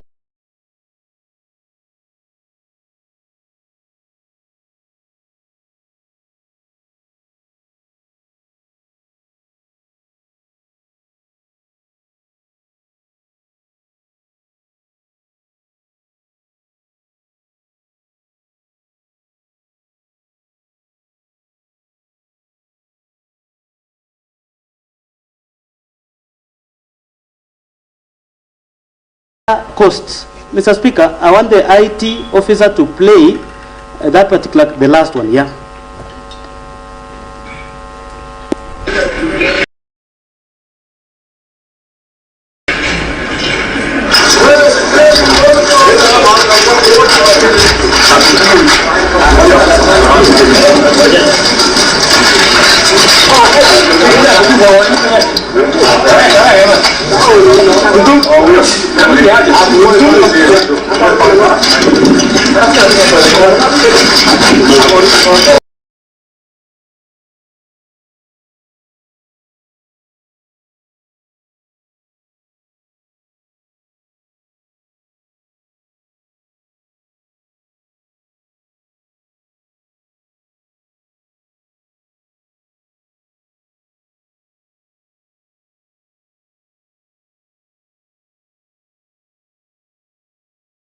Bad faith. Already, even the actions by the governor is in contravention of chapter 6. I mean, that is, the integrity of the governor is already in question in day 2 when he was elected. Tell me, Mr. Speaker, why this governor should continue holding office, even with the judgment rendered by the court that he was in violation of the Constitution, that he forcefully entered into somebody's land, made it a dump site without any approval, Mr. Speaker. And that is why I'm here to say, members, giving him an opportunity, I do not know how this country will be run even until 2027. Number B, none of the dismissed CECs, CEOs, chiefs of staff, and other senior county staff were given fair administrative action, due process, hearing, thus violating the provisions of Articles 41, 47, Article 51 of the Constitution. Mr. Speaker, remember, even if you were to fire a CEC or a CEO, then you should be able to have accusations. I've seen CECs in other counties go to court and win the cases. I do not know for Kericho, because case in point, Mr. Speaker, is the December 23rd one, where the governor just updated a Facebook post, and days later he came up with letters of dismissal. The grounds to date is not known, but we will then prove, because they are our witnesses now. Mr. Speaker, in the case of Erick and the other three, the governor actually messed up with their reputation. I want to bring to your attention, Mr. Speaker, Engineer Erick is a village boy who went to school, Kahaki Bay, Kapkiburu Primary, Kahaki Bay, as a day scholar, scored an A- from that small school, went to Kenyatta University, get the best grade. He worked, before even joining us, he had worked for Water Trust Fund. This is a young man who had ambitions. Now, firing him with a phrase of incompetence rendered the life of that young man useless. Mr. Speaker, this is a governor who wants to be given chance, yet whenever he has authority, he has never given chance to anybody who works for him. And that is why, Mr. Speaker, his continued to run the affairs of this county is untenable. And I want to beseech members, when the time comes, let us act, with a lot of feelings to the many who've gone through the hard times through the leadership of this governor. Number C, the governor has persistently intimidated, molested, harassed county officers who do not sing to his tune, leaving officers jittery and creating an atmosphere of fear, uncertainty, and despondency in the county, and thus creating toxic work environment. This violates the principal provisions of Section 11 and 13 of the Leadership and Integrity Act. Number D, the governor has persistently used divisive and unbecoming language, which undermines the office he holds, contrary to Section 8 of the Leadership and Integrity Act 2012. Number E, the acts of the governor enumerated above have collectively brought dishonor and disrepute into the office of the governor in violation of Chapter 6 of the Constitution and the Leadership and Integrity Act 2012. Evidence of the governor's engagement, connivance, and complicity in the preceding acts of incitement, vilification of people and staff is to be found in number 1, affidavit of Joseph Langatkogo, sworn on 23rd September 2023 in support of the notice KCA exhibit number 17. Aroma number 2, judgment of ELC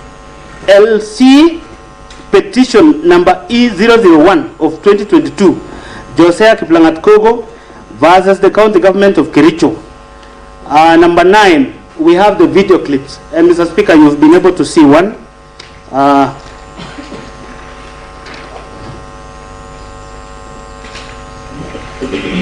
So, Mr. Speaker, to that far, we've come to the end of the motion, and before I call on the seconder of the motion,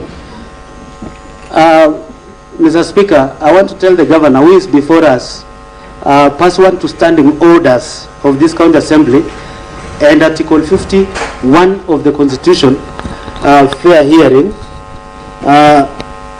Mr. Speaker, it is important that the governor knows that on various dates ever since he was elected, his actions has brought us this far. Mr. Speaker, there is a clip there that we will get a clear one, where the governor admitted while they were installing the new managing director of Kewasco, where he admitted in public and in camera that in Londiani's case, funds were lost. I'm waiting to see his replying affidavit, because He's confirmed in series. And you know, he claimed I was still younger. Now that I've now known how to run the county. This is somebody who's confirmed his own wrongdoings. I want to urge the members, let us vote with conscience. We will save this county. And the county of government of Kericho will vindicate our actions in future and for the generations to come. To this, Mr. Speaker, I beg to move the motion. And the second of the motion is Honorable Vincent Korir, the MCA representing Rondiani Ward. Thank you, Mr. Speaker. All right, thank you, the Honorable Procedural. Before Honorable Vincent Korir takes to the floor, is the Deputy Speaker in? First panelist, Honorable Philip. Yes, you can come over. As the Honorable Vincent Korir, you will take the floor. You second the motion.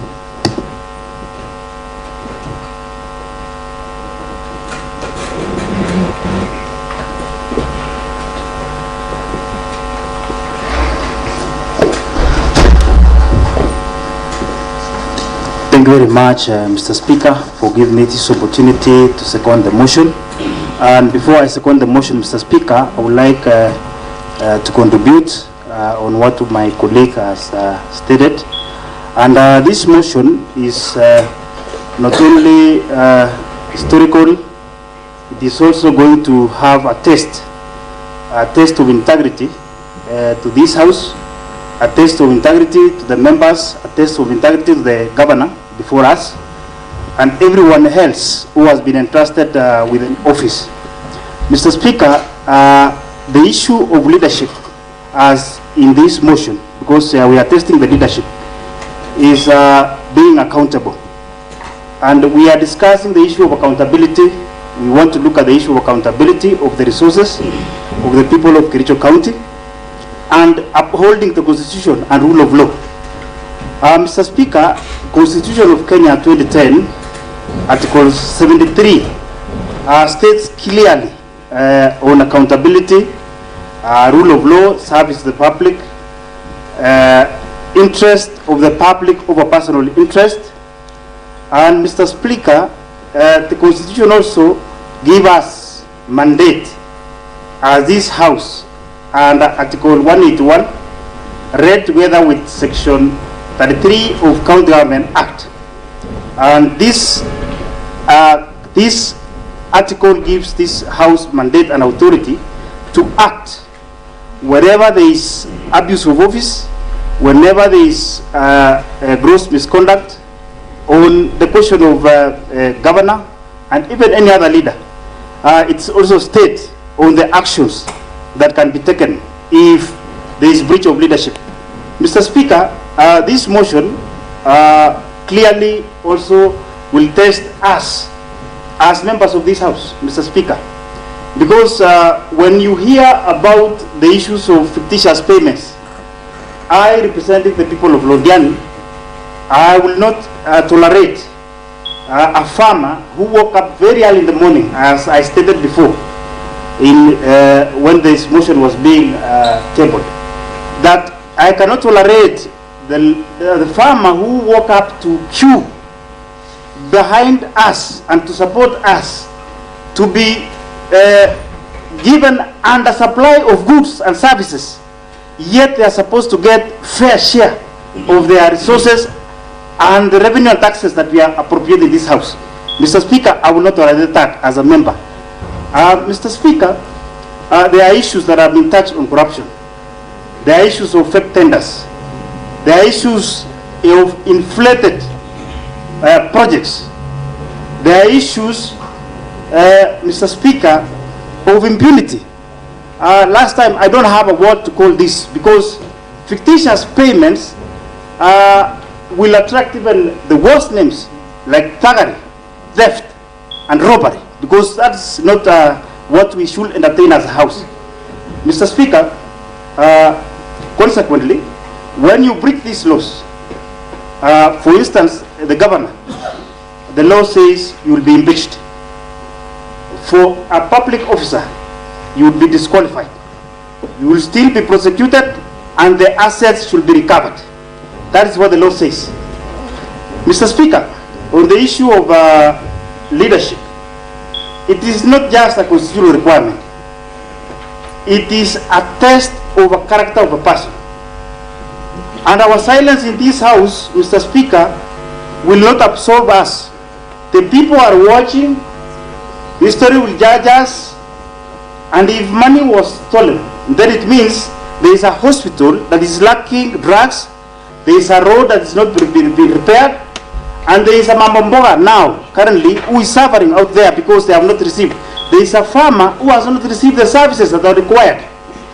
Mr. Speaker, as a house, we have that mandate to interrogate these issues, to look. That is why we have the reports on the pending bills. We have the reports of Auditor General. We have the reports of fictitious payments. We have the reports on Londiani accident victims. We have deliberated as a house because we are doing the oversight, the role that we are mandated to do. And I believe today is a day because for the governor, all these reports, I believe they normally say documents have facts and facts don't lie. And I believe whatever was documented here had facts. And we cannot divert attention to try and blame any other person. Because I saw in the clips played by my colleague here, where the governor was praising the committee and giving them good names. And later when the facts came out, the names of the committees changed to other names, name calling. We want to believe that in this house, we want to see facts. Mr. Speaker, on the fictitious payments, the 85 million, I'm very sad because a contractor was paid way in advance before even the services are delivered. Where on earth can someone do this? When we have genuine contractors who have done excellent job and they have never been paid for a very long period of time, they are still waiting to be paid. And I want to thank the whistleblower, because if the whistleblower could not have mentioned all this, then it means whatever was being supplied to Toroch time last week could not have been supplied. Whatever was supposed to be supplied to Ruskebe, that is in our sub-county, could not have been supplied. Then it means whistleblowers are very important. We should thank the whistleblower for giving us this information as a house. And we took the right step of investigating, looking at the documents, and it was done in public. It was all over in our social media. Everybody who has interest will have followed.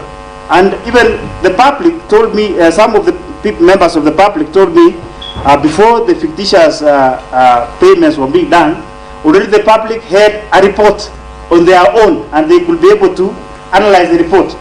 So it means, Mr. Speaker, these issues of gross misconduct, gross violation of the Constitution, is a test of our leadership. And today, Governor, before us, you see, I was elected by the people of Londiani, and I know my mandate is to do the oversight and representation.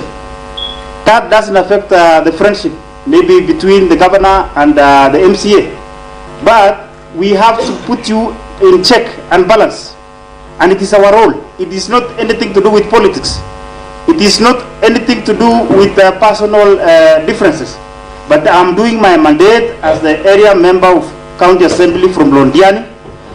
And I'm representing that Mambomboga, or that person who queued before to elect us. Honorable members, it is not that we are the best in leadership. There are others who are supposed to be elected, but people trusted us. They given us trust to elect us to represent them, and that is the mandate that I'm going to discharge. Honorable Governor, Your Excellency, the issues mentioned, I'll leave alone the issue of all those stories. Let's pick one point of the housing in Kericho, where a contractor, when there was a whistleblower was done, a contractor rushed at night. If it was not for the members of the public, then the contractor could have rushed there to do some job, so that it can be appear that work was going on. Yet there was nothing going on. Money already was paid long way ago. Honorable members, it is our duty, and we are being watched. Not only in our county, we are being watched across the country. And it is our duty, if we fail today to send Excellency Governor Mutahi home, then we are giving a leeway to the governors to assume that if they have some political support or small support, then it is their way to continue with corruption. We will never allow that. Mr. Speaker, when you talk of the issue of dismissed 10 CECs, 6 CEOs, 2 chiefs of staff, then my question is it coincidence? It cannot be coincidence, Mr. Speaker, sir. This alone. And I want to actually speak to the governor that when there are rats in your store and the rats are raiding your maize that you have harvested for your children, you don't call people to come and burn the store plus the maize and the rats. You kill the rat and you remain with the store and the maize.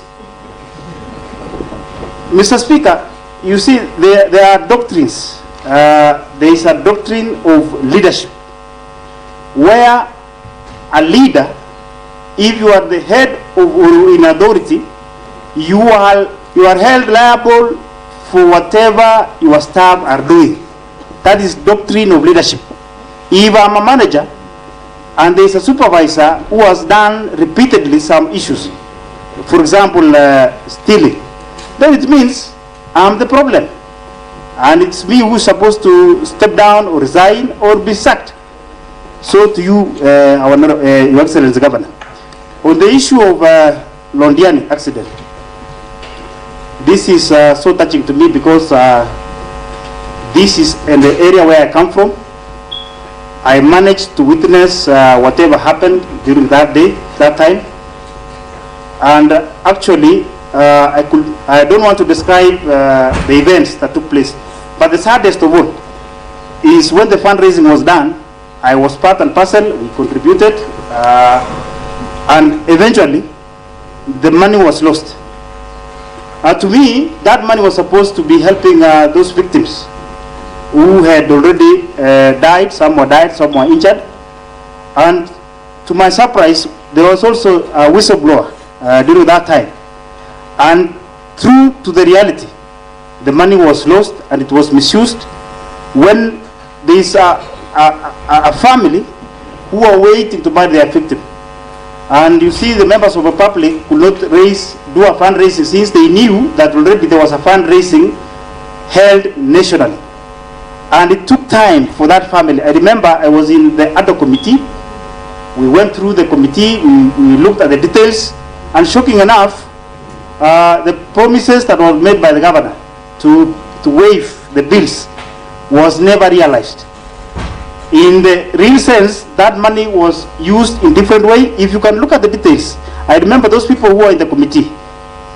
If you can go into the details, then it is shocking because some of the final details could not even match. Some of the expenditures could not tally. The officers who are called here to come and answer the questions, some could even cry and even they wanted to be seen in camera because there were issues that were being done behind the camera. Mr. Speaker, in this house, as the assembly, we must act, and the action is today. And any member who is here should be convinced beyond doubt, because this report has facts. Mr. Speaker, the issue of Kazim Tani, I remember in May 2024, there were some 5 companies that were mentioned adversely in Kazim Tani program. I'm a member of Lands Committee. As a committee member, we looked at the reports, and truly, you could find that there are so many irregularities that happened in this program, the Kazim Tani programs. Some of the people who were recruited were never even paid. Some of the companies were not pre-qualified.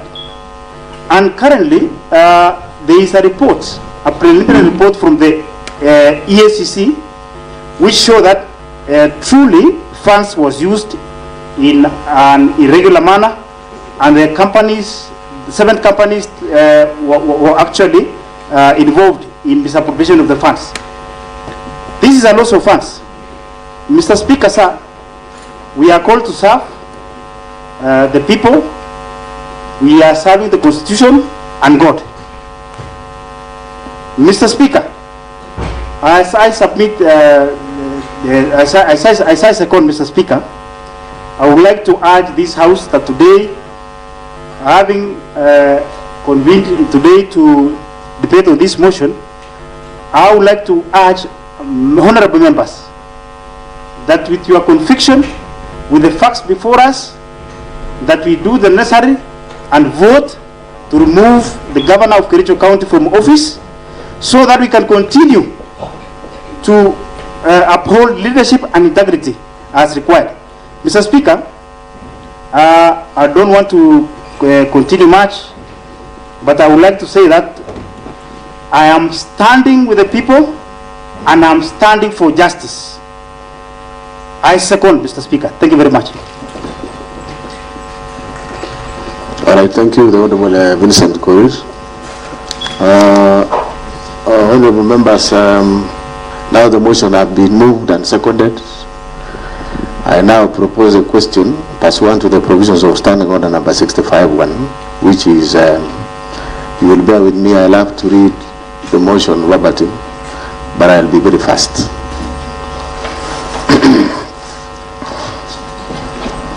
Special motion proposed removal from office of the Governor for Kericho County, Honorable Dr. Erick Mutahi by impeachment by Honorable Kipro, elected member of the County Assembly of Kericho, Sigawet Ward.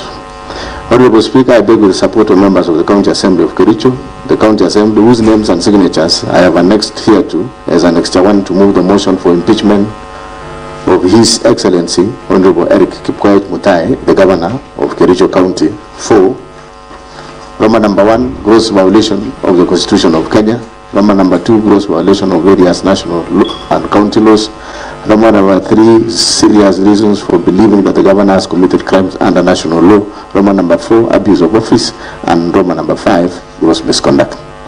The specific grounds of motion are organized thematically as outlined below and elaborated in the ensuing pages of this motion. The evidence in support of the motion is set out in 1. Affidavit in support of this motion duly sworn on 5th August 2025 by Honorable Kipro. Exhibits annexed to his affidavit in support of the motion. 3. The witness statements affidavits to be presented at the hearing of this motion. Further, the affidavit presented here verifies the accuracy and reliability of exhibits to the motion. Whereas Article 2 of the Constitution of Kenya 2010, herein after the Constitution, restates the supremacy of the Constitution as the supreme law of the Republic and binds all persons and state organs at both levels of government. Article 10 of the Constitution, Section 3 and 16 of the Leadership and Integrity Act 2012 and Section 9, 10 and 12 of the Public Officer Ethics Acts 2003 establish, among others, the rule of law, democracy, human dignity, courtesy, respect, social justice, inclusiveness, equality, human rights, probity, professionalism, non-discrimination, protection of marginalized, good governance, transparency, and accountability as part of national values and principle of governance. Article 10, 73 and 75 of the Constitution requires state officers at all times, whether in public or private life, to behave in a manner that inter alia brings honor to the nation and dignity of the office of the state officer holds, portray selfless service based solely on the public interests, demonstrated by honesty in execution of public duties and declaration of any personal interest that may conflict with public interest, ensures decisions made by the state officer are not influenced by nepotism, favorism, and improper motives, demonstrate discipline and commitment in service to the people, and avoids demeaning the office that the state officer holds. By dint of Section 11 of the Leadership and Integrity Act 2012, enjoins the Governor as a state officer to treat members of the public and other public officers with courtesy and respect, and further, by dint of Section 34 of the Leadership and Integrity Act 2012, the Governor, being a state officer, is precluded from bullying any person by engaging in a behavior that is vindictive, cruel, malicious, humiliating, and is intended to undermine a person. Article 73, 2D and E of the Constitution provides for accountability of a state officer to the public for all decisions made in exercise of the powers of the office they hold, and that accountability is a critical principle of leadership and integrity. Article 10, 232, 235 and 236 of the Constitution and Section 59, 59A, 60, 62, 63, 64 and 65 of the County Government Act 2012 provide for the values or principle of public service and establish an elaborate framework for the establishment of county public officers and the recruitment, employment and dismissal of county public officers. Article 179(4) of the Constitution reaffirms the governor's position as the chief executive of the county. Hence, the Constitution and the law vest primary responsibility for decision making and ensuring the well-being of the county on the governor. This is a strong expression of the county governor's commitment and expectation to provide effective leadership, strategic vision and direction to the county in ensuring efficient and prudent use of public resources for the good of the county. Number 8, Article 181 of the Constitution, Section 33 of the County Government Act, and Standing Order Number 70 and 70A of Standing Orders of the County Assembly of Kericho provides for the impeachment of the governor on grounds of gross violation of Constitution, gross violation of other legal laws, where there are serious reasons for believing that the county governor has committed a crime under national or international law, gross misconduct and abuse of office. Number 9, Articles 201, 205 and 207 of the Constitution forms a constitutional basis that guide the counties in raising and utilization of public finances. In particular, Article 207 establishes the County Revenue Fund and clearly stipulates that money shall not be withdrawn from the Revenue Fund unless the Controller of Budget has approved. Number 10, Section 33 of the County Government Act obligates the governor to provide leadership in county governance, be accountable for the management and use of county resources, and to promote, amongst others, good governance and competitiveness of the county. Number 11, the governor has in various instances failed to take charge and rein on the rot, corruption, and unethical practices in the county. Instead, the governor has deliberately aided, abetted, condoned, and encouraged the misuse, misappropriation, misallocation, wanton theft, and pilferage of county finances. Number 12, the governor has in multiple occasions directly and indirectly engaged in acts and conduct which severally and collectively constitute gross violation of Constitution, gross violation of other written laws, gross misconduct and abuse of office. By his acts and conduct, the governor has exposed the office of the governor, the assembly and the people of Kericho to ridicule, embarrassment, shame and disrepute.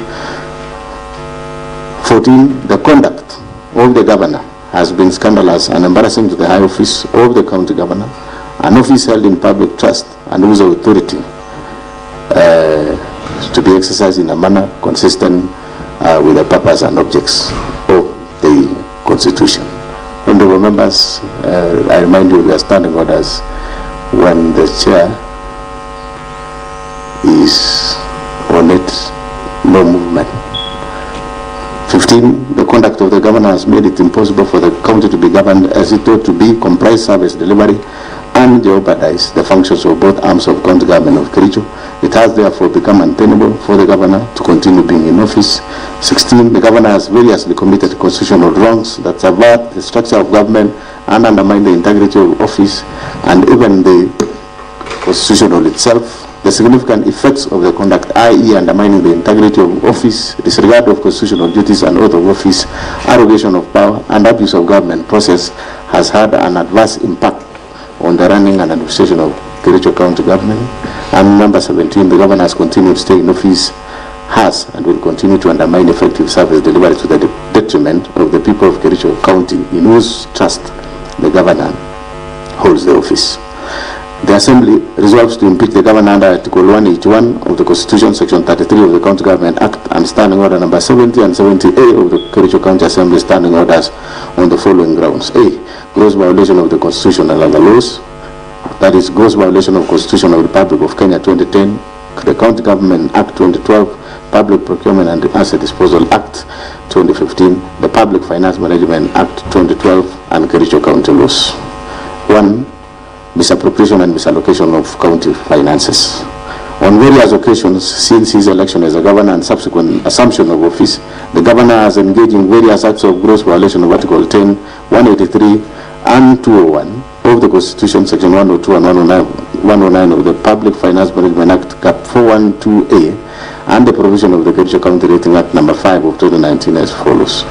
Roman 1, fictitious payment of works, goods and services between 1 1, between January 2025 and July 2025, the governor engaged in gross violations of Articles 10, 183, 201, 207, and 208 of the Constitution, and Sections 102, 109, and 110 of the Public Finance Management Act 2012, and Section 33F of the County Government Act 2012.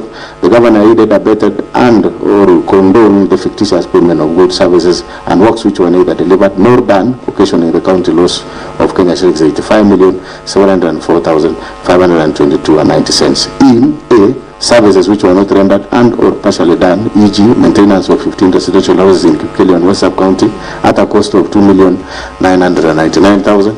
B, goods not delivered, including soya beans, maize jam, sunflower and seed cake, and cotton seed cake alleged to have been supplied for Kenya shillings 14,908,640. C, overpriced goods, including sodas, alleged to have been bought for about Kenya shillings 500 shillings per 300 millimeters bottle, and a bale of tissue paper alleged to have been bought for Kenya shillings 2,750 per bale of 10 tissue papers, and a hand towel priced at Kenya shillings 3,600. B, works, goods and services alleged to have been procured for Kenya shillings 5,172,715.60 from companies including Mengro Products Limited, Ildama Construction and Supplies Limited, Brisa Construction and Supplies Limited, Prospera Ventures Limited, and IBM Pro Construction Limited without any supporting documents.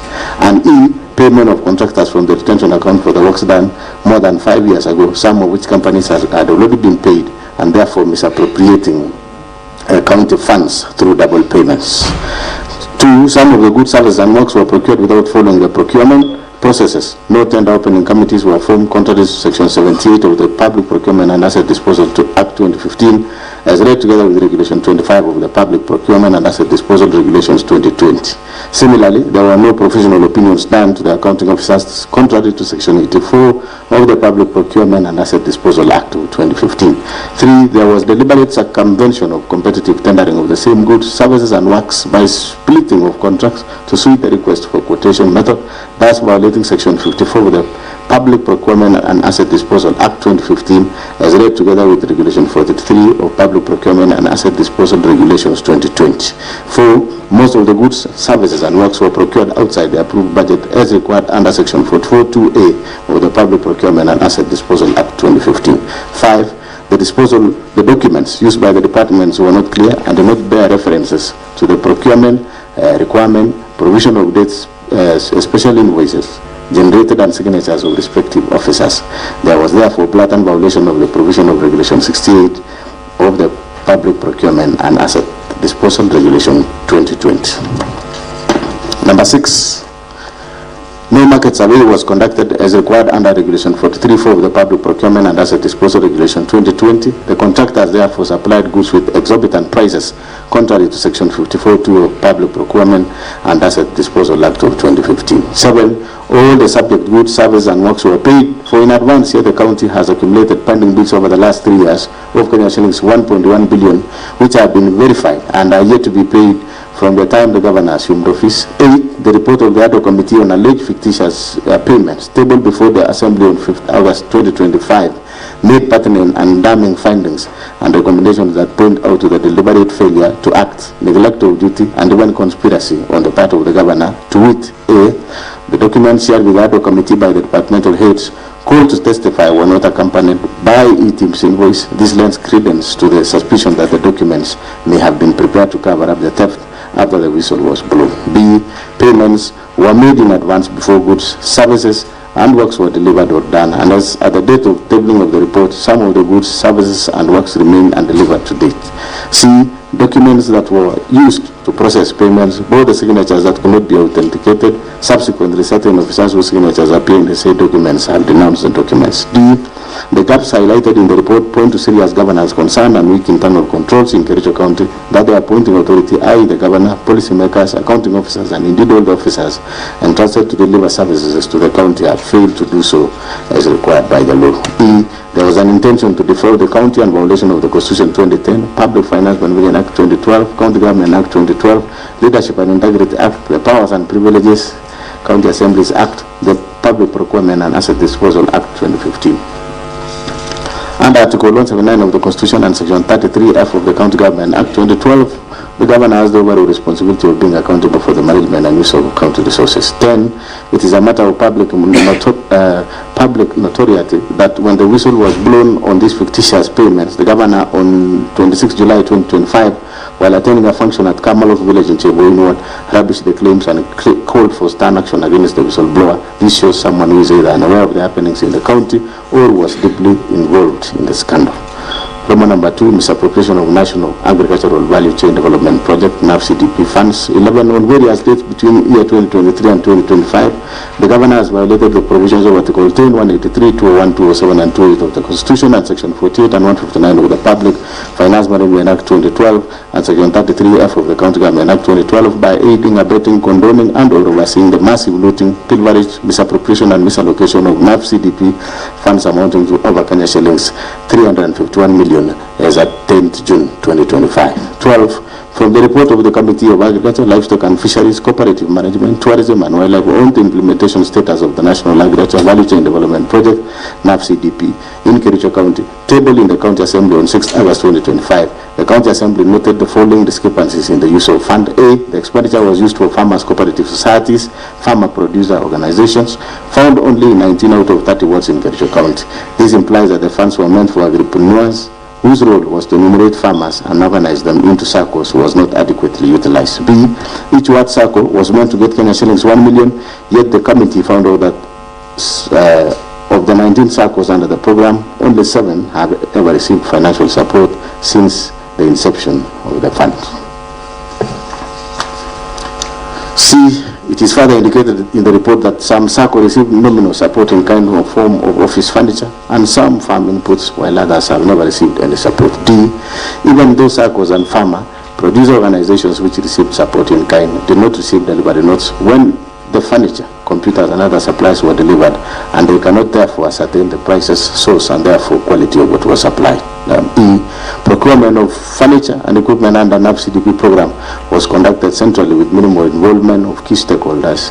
This does not only undermine the principle of transparency in procurement, decision making and lack of ownership, but also created room for pilferage and misappropriation of the fund. 13, the office furniture and equipment supplied under the NAFDP program are largely of substandard quality.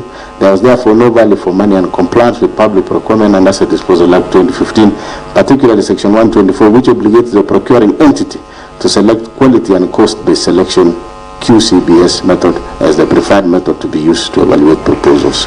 14, the manner in which the few projects which were implemented were done show that they were done without following the project implementation manual published by the World Bank to guide the implementation of the projects. 15, again the governor shall all his overall responsibility under Article 179(4) of the Constitution and Section 33F of the County Government Act 2012 to bear accountable for the management and use of county resources.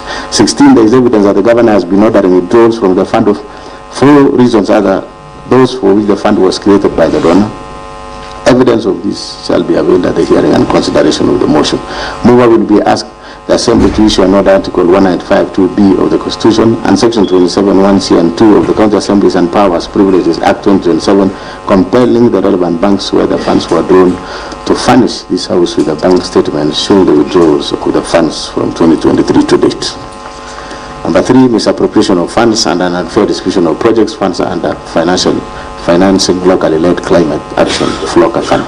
17, on various dates between year 2023 and 2025, governor has violated the provisions of Article 10, 179, 183, 201, 207 and 208 of the Constitution and Section 102 and 107 of the Public Finance Management Act 2012 and Section 33F of the County Government Act 2012 by presiding over unfair, skewed and nepotic distribution of projects under FLOCA funds, imprudent use, misappropriation and misallocation of FLOCA fund as follows. A, skewed and unfair distribution of projects under the fund with the governor's home ward, namely Chimosa ward, alone getting projects worth Kenya shillings 21,701,590 shillings, while there are many other wards not only in other sub-counties but even in Dureti sub-county which have received not a single project under the fund.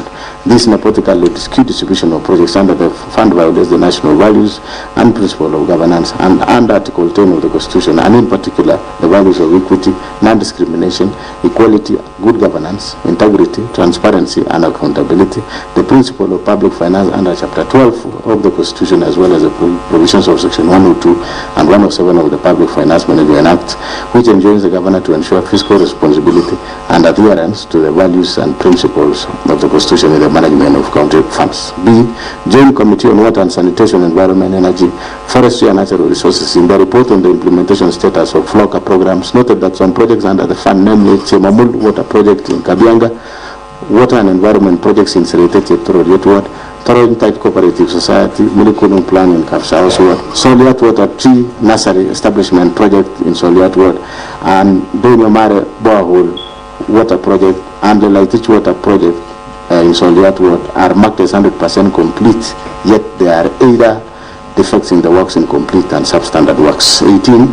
As a result of this unfair distribution of projects, works like Cheblanget, Litein, Chai, Kipchebor, Chilchila, and Konyak did not get even a single project in all the categories under the fund, namely environment, agriculture, and water.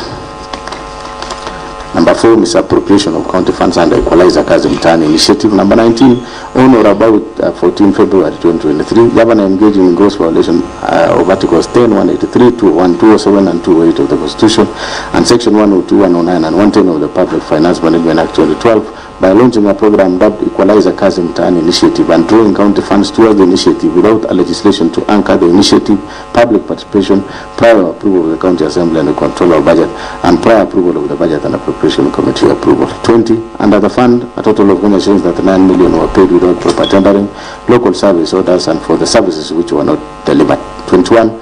County Assembly's report on the ad hoc committee on Kazim Tani pointed out various violations of the Constitution and the law in the rolling out of the implementation of the initiative. However, the governor deliberately disregarded the report and it has hitherto not been implemented. 22. The deliberate failure, omission, and unwillingness to implement the report of the County Assembly on Equalizer Kazim Tani initiative undermines devolution, the doctrine of separation of powers, and is therefore antithetical to the values or principles of governance and Article 10 of the Constitution, the objects of devolution, and Article 74 of the Constitution. Number 5, misappropriation of funds under the Strategic Intervention Projects, SIPs. 23, in various dates due to the financial year 2024-2025, Governor engaged in gross violation of Article 10, 183, 201, 207, and 28 of the Constitution, and Sections 102, 109, and 110 of the Public Finance Management Act 2012 by overseeing misappropriation of various projects under the Strategic Intervention Projects Fund. For instance, that's number 24, the project for upgrading of Konyak Dispensary to Health Center, which is a tender project for the construction and renovation of various facilities within the health center by MS Belitra Enterprises Limited for Kenya shillings 44,756,846, a total of Kenya shillings 8,575,186 has been paid for no works done. Indeed, when the County Assembly's Committee on Implementation visited the site, they found the contractor had only supplied materials, contrary to the Finance Department report to the Assembly that the kitchen and staff house was at walling stage while the MCH is at slab level. Number 6, other violations of the Constitution and the law. 25, the President and former Chief Executive, County Executive Committee members and Chief Officers have variously reported coercion by the Governor to make financial allocations for Governor's own use from the funds allocated to their respective departments, and which funds were required to remit through the Governor's personal assistance. 26, violation of Article 201 A, D, E of the Constitution of Kenya 2010 on principles of public finance management, and Article 226 as read with Article 227 of the Constitution by the presiding over glaring irregularities evidenced by A, irregular award of contracts and evasion of accountability, B, willful interfering in the procurement processes and the award of tenders, C, skewed tender awards to various contractors at inflated rate in collusion with fraudulent contractors and suppliers, D, irregular implementation and unfair distribution of various programs in the county, and E, intentionally and negligently presiding over massive theft of county public funds as evidenced by Auditor General's report for the preceding financial years, which have raised red flags over various projects. 27, on 15th August 2023, the Governor compensated the victims of Londiani accident from the County Emergency Fund to cover up for the funds raised by the public and misappropriated by a committee he had formed to steer the fund drive, and without cogent explanation of how the funds publicly raised for the victims had been expended. evidence of the governor's engagement, connivance, and complicity in the aforementioned acts of misappropriation, misallocation, and illegal drawings of county revenue and county finances is to be found in Roman number 1, report of ad hoc committee on alleged fictitious payments, KCA Exhibit 01. Roman number 2, a bundle of sample vouchers, payment requisitions, delivery notes, LSOCTC on the payments, KCA Exhibit number 2, and Roman number 3, joint committee reports of county assembly on implementation status of national agricultural value chain development project, NAFDP in Kericho, county, KCA Exhibit 03, Roman number 4, World Bank project implementation manual for NAFDP, KCA Exhibit number 4, 5, joint committee report on the implementation status of local programs, KCA Exhibit number 5, 6, report on the ad hoc committee on Kazim Tani, KCA Exhibit 06, Roman number 7, committee on implementation report on the motion of strategic intervention projects, KCA Exhibit 07, a bundle of vouchers for the payment of various projects under strategic intervention projects, KCA Exhibit 08, affidavits of Mr. Erick, KCA Exhibit 09, and video clips mark KAV01 and KAV02. 2. Misappropriation and or abetting misappropriation of the funds publicly released for the victims of Londiani accidents. 1. On various days between 4 July 2023 and 9 July 2023, the governor grossly violated the provisions of Article 10, 73 and 75 of the Constitution and Section 29 and 34 of the Leadership and Integrity Act 2012. By overseeing misappropriation of funds raised for the victims of horrendous Londiani Junction accident tragedy, in which over Kenya shillings 9 million of public raised funds were lost. B. Reneging on his undertaking to implement the report of the County Assembly's ad hoc committee formed to probe the misappropriation of funds meant for the victims of the accident. There is evidence that the governor filed a suit and or supported a suit by those implicated in the report of the County Assembly's ad hoc committee in Kericho, ELRC petition number E006 of 2023, Dr. Wesley Bor and 5 others, versus the governor, Kericho County Government and others, and Kericho ELRC petition number E014 of 2023, Victor Tum and others, versus the governor, Kericho County Government and others. C. Being personally and directly complicit in the flood award of direct tenders for service providers during the fundraiser and requiem mass of the victims of the accidents. D. The county governor has in this regard committed numerous and various acts in the course of his duties that are contrary to and in violation of the Constitution and the laws of Kenya. These include Roman number 1, the authenticity of various payments made cannot be confirmed. The fact that the exact amount of money expended from the sum collected during the fundraiser points to impropriety and suggests a clear fraud on those whom their funds were to have been benefited. 2. A total of Kenya shillings 13,682,760 was collected at the fundraiser. A sum of Kenya shillings 423,000 was purportedly expended as pastors facilitation, transport refund, field preparation, lunches and refreshments, printing, publishing and radio announcement. Other payments that were approved from the fund of Kericho County Referral Hospital 2,037,524, Londiani Hospital Kenya shillings 1,534,190, Supertix Limited Kenya shillings 2,945,000, Supershine Limited Kenya shillings 411,000, Raise Hotel Kenya shillings 100,000, County Commissioners Fuel Kenya shillings 300,000. Roman number 3. That when Kenyans from all walks of life voluntarily made contributions to aid the victims of the tragedy, it was never intended or anticipated that the funds would be misappropriated with the blessings of the governor, who had a higher calling to ensure the money is accounted to the last coin and on whom the people bestowed their trust. Roman number 4, the governor issued contradictory statements insofar as the use of the funds is concerned. The contradictory statements point out his complicity in the matter. 5.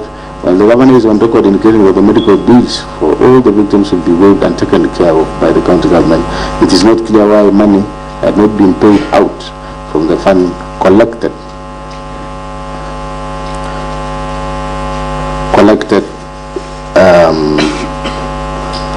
while the governor is on record indicating that the medical bills for all the victims will be waived and taken care of by county government, it is not clear why money had to be paid out from the fund collected to various public hospitals against the express and equivocal representations of the governor.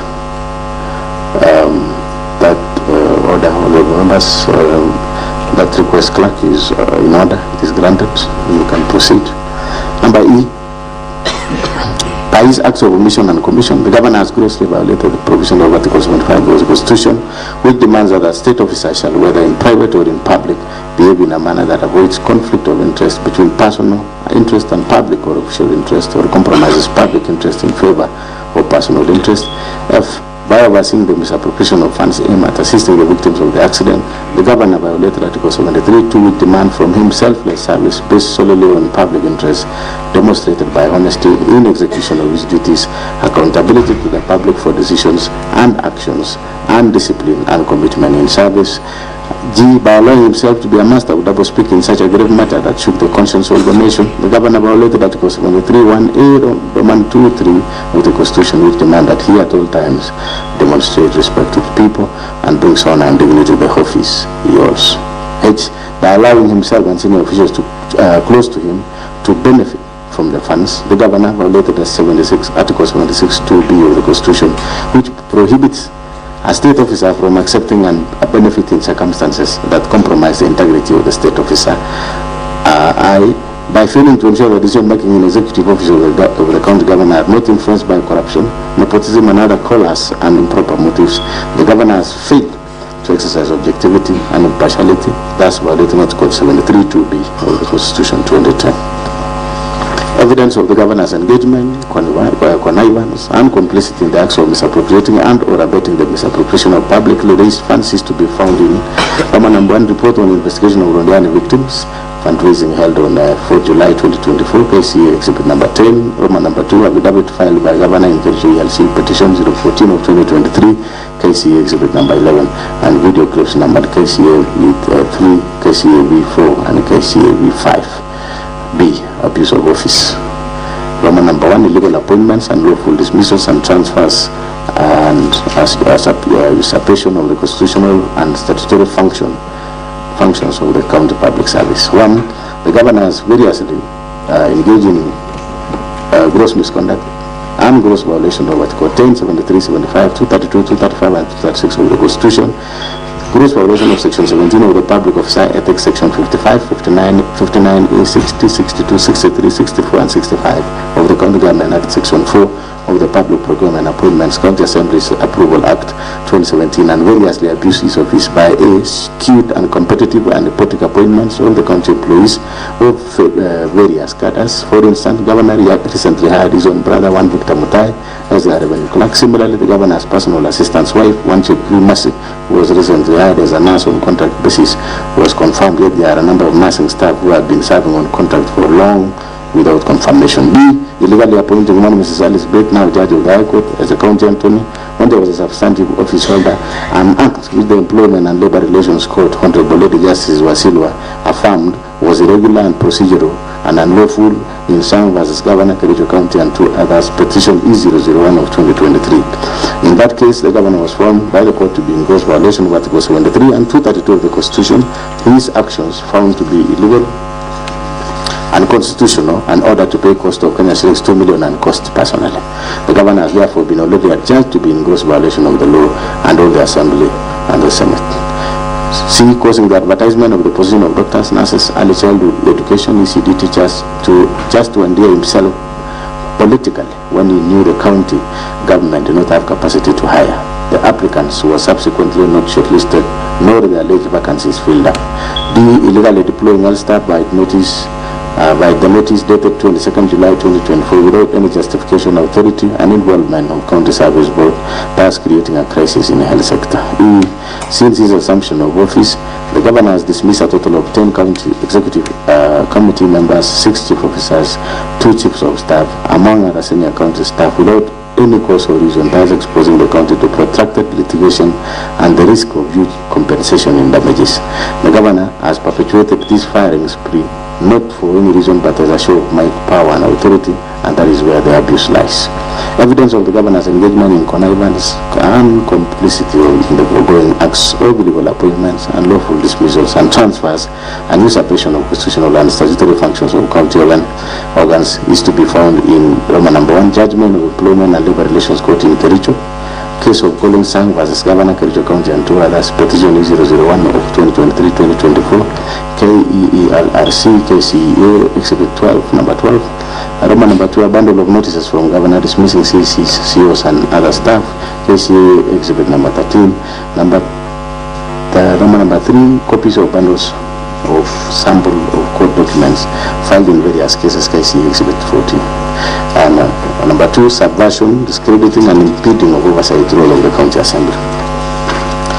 On 3rd September 2024, Governor engaged in gross misconduct and grossly violated provision of Article 10, 73, 75, 174 and 185 of the Constitution and abused his office by writing the Speaker, purporting to direct the Speaker on inter alia the timelines the Speaker should give the Chief Officers who are summoned by the Assembly for questioning in exercise of the Assembly's oversight mandate. Evidence of the Governor's engagement, connivance and complicity in the foregoing acts of subversion, discrediting and impeding of the oversight role of the County Assembly is to be found in Roman number 1, a letter by the Governor dated 20th August addressed to the Speaker, to the County Assembly of Kericho, KCA, Exhibit number 15, and a letter from the Speaker to the Governor dated 3rd September 2024, KCA, Exhibit number 16. C. Gross misconduct. Roman number 1, bullying, incitement, vilification of people and county staff. 1. On various occasions, the Governor has repeatedly engaged in gross misconduct and gross violation of the provision of Article 10, 73 and 75 of the Constitution and Section 29 and 34 of the Leadership and Integrity Act. By A, the Governor has been operating with impunity as though he is above the law. On the second day of being sworn into office, the Governor led a mob to invade a private land owned by one Mr. Joseph Kiblangat Kogo within Kericho town and tore down the fence. The Governor has since designated the subject land as an illegal dump site operated by the county government without the consent of the registered proprietor, National Environment Managing Authority NEMA approval, gazettement by the county designating the parcel as dump site, and in total disregard of a court order issued by Environment and Land Court in Kericho in ELC petition number E001 of 2022, Josiah Kiblangat Kogo versus County Government of Kericho. The Governor has also obstructed the enforcement of the orders by the police administration. The actions are illegal, contemptuous to the authority and dignity of the court and the rule of law, unethical and demeaning the office the Governor holds. Further, as a result of the illegal actions of the Governor, the county was condemned to pay the cost. B. None of the dismissed CCs, chief officers, chief of staff, and other senior county staff were given fair administrative due process and hearing, thus violating the provision of Articles 41, 47, 51 of the Constitution. C. The Governor has persistently intimidated, molested, harassed county officers who do not sing to his tune, leaving officers jittery and creating an atmosphere of fear, uncertainty and despondency in the county, and thus creating a toxic environment, work environment. This violates the provision of Section 11 and 13 of the Leadership and Integrity Act of 2012. D. The Governor has persistently used divisive language, divisive and unbecoming language, which undermines the office he holds contrary to Section 8 of the Leadership and Integrity Act 2012. E. The acts of the Governor enumerated above have all collectively brought dishonor and disrepute in the office of the Governor in violation of Chapter 6 of the Constitution and the Leadership and Integrity Act of 2012. Evidence of Governor's engagement, connivance and complicity in the preceding acts of incitement, vilification of people and staff is to be found in Roman number 1, affidavit of Joseph Kiblangat Kogo sworn on 23rd September 2023 in support of notice case CA exhibit number 17, and 2, judgment of ELC in ELC petition number 001 of 2022 Josiah Kiblangat Kogo versus County Government of Kericho KCA exhibit number 18, as well as video clips. Thank you, honorable members, for your patience.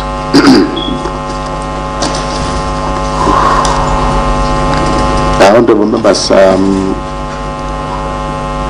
before we begin to debate, honorable members, before we begin to the debate on the motion that is now before this House, it is a fundamental principle in law that an accused person has the right to be heard and to face the accuser on the allegations before them. Indeed, this is the essence of Article 47 and 50 of our Constitution. To this end, I will now invite His Excellency the Governor of Kericho County, whether by himself or by council, to take the floor and make his submissions to the grounds and particulars of the motion before this Honorable Assembly for a period not exceeding 2 hours. We have 2 hours, but this is how we are going to use our 2 hours, Your Excellency and your team. 1.5 hours now, and then I will open the floor for honorable members to contribute, and then I will give you 30 minutes to probably to respond to the issues that have been raised by the honorable members of this assembly. So, Honorable Governor, please note that, so that as we can see, I don't know what is our time now. What is the time now?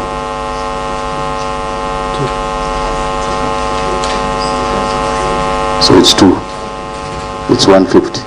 So we have 1.5 hours for your submissions. Should you use 1.5 hours, that is okay. Should you use less minutes, that will be better for some of us, because I'm even told the governor and myself had requested that we take a cup of tea because we have really sat here from morning. But nevertheless, we will give you 1.5 hours and then 30 minutes at the end to make it 2 hours as per our standing orders. So you will take to the floor and make his submissions to the grounds and particulars of the motion before this honorable assembly for a period not exceeding 2 hours. The 2 hours shall be split into 2. First shall be 1.5 hours after I've proposed, and the last 30 minutes before the mover of the motion is called upon to reply. Honorable members, please note that His Excellency the Governor submitted his response yesterday, the 14th August 2025 at 8:50 a.m. The said response was delivered by David Kirui, the Acting Principal Administration Officer. Upon perusal of the response, the Office of the Clerk noted some pages were unclear, missing, and communicated the same to the said officer. The missing and clear pages 29, 30, 31, 32, 52, 56, 57, 71, 72, 80, 81, 83, 128, 143, 166, 167, 168, 172, 173, 206, 211, 212, 213, 216, 235, 236, 260, 265, and 311. Only page 29 and 30 was submitted through the office email address. The Office of the Clerk has made several requests to have clear copies of the pages to no avail. I don't know what is the current position. Clerk, are the pages, do you have all these pages now? Not yet. His Excellency the Governor, you have, there is a challenge there for the missing and unclear pages, and I think your team had been notified. I want to note that Katwa, maybe you will speak about it when you will be presenting. And now, honorable members, this is the high time we will allow the Governor to make his submissions for a period not exceeding 1.5 hours. This time includes time allocated to his councils on record. With more than one council on record, the councils will share this time. I hope that is in order. So we need to administer the oath, starting with His Excellency the Governor. And then I don't know the lead council, whether every council will be speaking.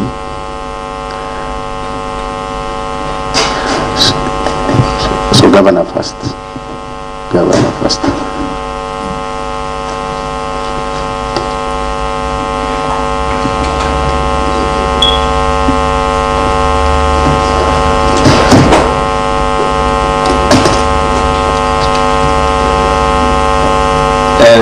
Good afternoon, Mr. Speaker,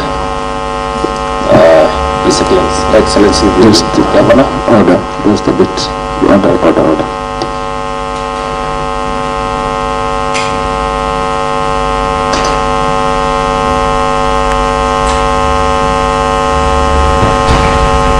So it's okay. You can proceed with your submissions, and you will probably introduce your team so that for the purpose of the record. Continue. Thank you, Mr. Speaker, sir. My name is Joash Mutahi, an advocate of the High Court. Mine is just to introduce our team. We have His Excellency the Governor, Kericho County, We have Senior Counsel Katwa Kigen.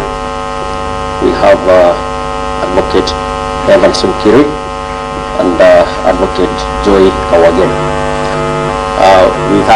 I would wish to welcome Senior Counsel Katwa.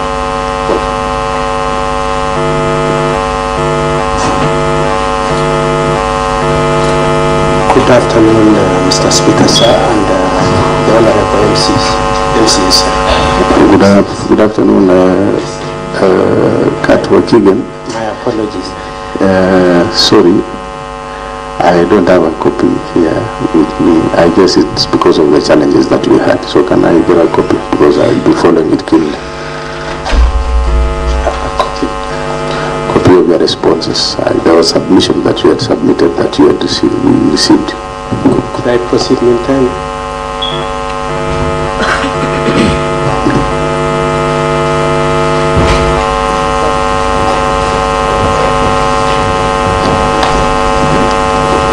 You can be kind enough. I have a copy if you have more than two, so that as we wait for the others, copies to be provided.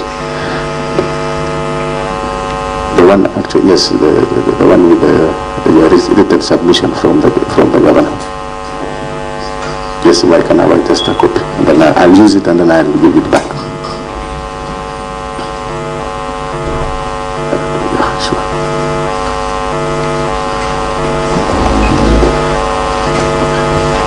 Sorry, thank you.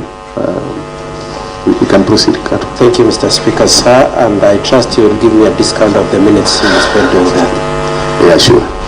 Mr. Speaker, sir, I have three preliminary issues I wanted to raise with you and seek your direction, subsequent to which we will go into the body of our case. Mr. Speaker, sir, the governor was served with an order emanating from Kericho High Court case number 10 of 2025, which order was targeting these proceedings in the words that the moving of the motion, the seconding of the motion, the consideration of the motion should be stayed. The governor was not the mover of that suit. He is an interested party and the order has just been served on him. We would like to know what your directions are, whether notwithstanding the issuance of those orders, we are to proceed. We are prepared to proceed, Mr. Speaker, sir, if we must. We just want to have raised the point that the orders exist and that you give us directions if you'd like us to proceed. That notwithstanding, and the aspect or the point that we are proceeding under protest in the face of the orders be unanswered. That's the first direction I very kindly request for your directions on.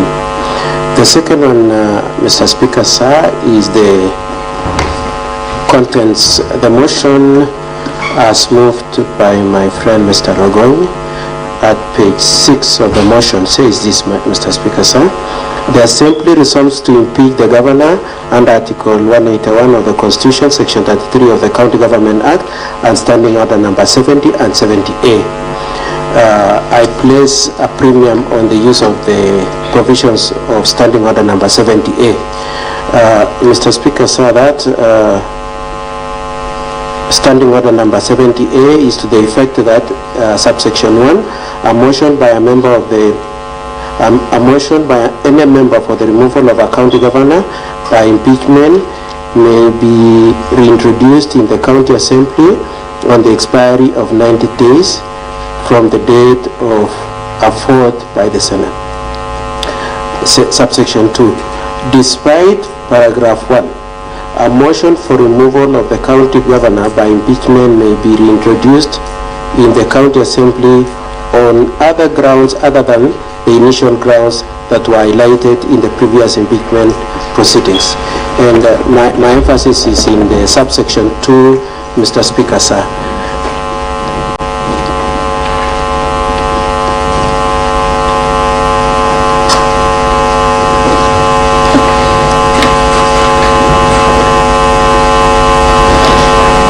So Mr. Speaker, sir, I was making reference to Standing Order 70A subsection 2, which says that none of the things, and I just want to put emphasis on the words used by your standing orders, that were highlighted. It's not a question of whether they were determined, whether they were considered. It's just grounds that were highlighted in the previous impeachment. Mr. Speaker, sir, half or slightly more than half of the issues moved by Honorable Rogony, in terms of both the subject matter and the annexures in support, were issues that were dealt with by this Assembly in the impeachment proceedings of September 2024. They are namely Kazim Tani initiative, exactly the same contentions, exactly the same annexures. The other one is the issue of Londiani accident, the same issues, the same annexures. The other issue is the issue of the staff, the alleged unlawful dismissals, transfers, and related issues. And the same affidavit is being used in these proceedings in support of that.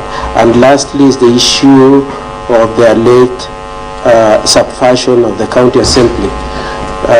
Those 5 issues, Mr. Speaker, sir, were directly in issue in the previous impeachment proceedings, were directly grounds that were highlighted in previous impeachment proceedings. And Mr. Speaker, sir, I would like your directions on whether you are calling on us, notwithstanding the provisions of that standing order, to have to respond to that, or we should assume that being faithful to the standing orders, you do not require of us to have to respond to that. The last issue I seek your directions on, Mr. Speaker, sir, is that your standing order number 96 requires that you should not engage in discussions of matters that are sub judice, being that they are matters that are in court. Particularly standing order number 96, 1 and 96, 2. Which are to the effect that, subject to paragraph 5, no member shall refer to any particular matter which is sub judice or which by the operation of any written law is secret. So we are not talking about it being secret, we are limited to the issue of being sub judice. Then paragraph 2, a matter shall be considered to be sub judice when it refers to an active criminal or civil proceedings in court. Mr. Speaker, sir, when Mr. Rogony was moving the motion, at a certain point he very explicitly said, yeah, these cases are in court. And I have particular reference to the contents of the motion, page 16, page 19, page 20, page 21, and page 22, which not only includes the cases, but also refers to court documents. And so, Mr. Speaker, sir, I would like to know whether, notwithstanding the provisions of standing order number 96, you are requiring us to discuss the issues that are in court. With that, Mr. Speaker, sir, just so that it's clear, I will request the Honorable Governor say something, then I will go into our defense. All right, thank you, Mr. Speaker, sir. Thank you so much, Katwa. The Honorable Governor, you say something before I... Mr. Speaker, sir, we were requesting for your directions before Mr. Governor. Yes. Order. Kindly. All right. Yes, thank you. Thank you, Katwa. The leader majority, yes, point of order. Yes.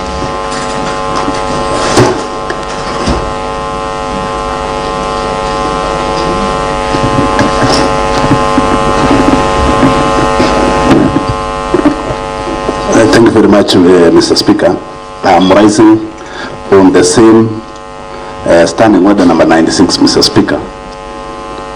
Since the Senior Council decided to refer to the previous matter or to the previous impeachment that was conducted in this House, Mr. Speaker, and subsequently it landed in the Senate, Mr. Speaker. Number one, Mr. Speaker, I remember the Senior Counsel, Honorable Katwa Kigen, that time, Mr. Speaker, filed a preliminary objection, and through the ruling of the Speaker, Honorable Kingi, Speaker of the Senate of Kenya, Mr. Speaker, on the issues of court injunctions, Mr. Speaker, I'm aware that indeed we were sent back to this House, Mr. Speaker, or the motion was unable to be discussed in the floor of the House, Mr. Speaker, because of one, the preliminary objections that Mr. Katwa Gigen, the senior counsel, had filed with the Senate, Mr. Speaker. And during the ruling of the Senate Speaker, number one, Mr. Speaker, he ruled and based on the Supreme Court rulings, Mr. Speaker, that a process of a county assembly, of a national assembly, and that of Senate, Mr. Speaker, cannot be injected. And by that, Mr. Speaker, I didn't see not Honorable Senior Counsel Keegan challenging the findings and the ruling of the Supreme Court at that time. And so, before we even, I'm not trying to guide you, Mr. Speaker, on the same, but since he decided to refer to the previous matters that were in the Senate, is the one that did file the PO at that time, Mr. Speaker, and the ruling was done, and it was referred to the previous ruling of a Supreme Court, Mr. Speaker. So it was just informing the House. Thank you very much, Mr. Speaker. Okay, thank you. Leader of majority. Okay. So thank you so much, Katwa, lead counsel Katwa Keegan, on the issues that you have raised. Number one is on the matter of you have mentioned of court order, which we are not in receipt with that court order, and therefore I am limited even to respond to it. And maybe just to guide you a bit is that we have our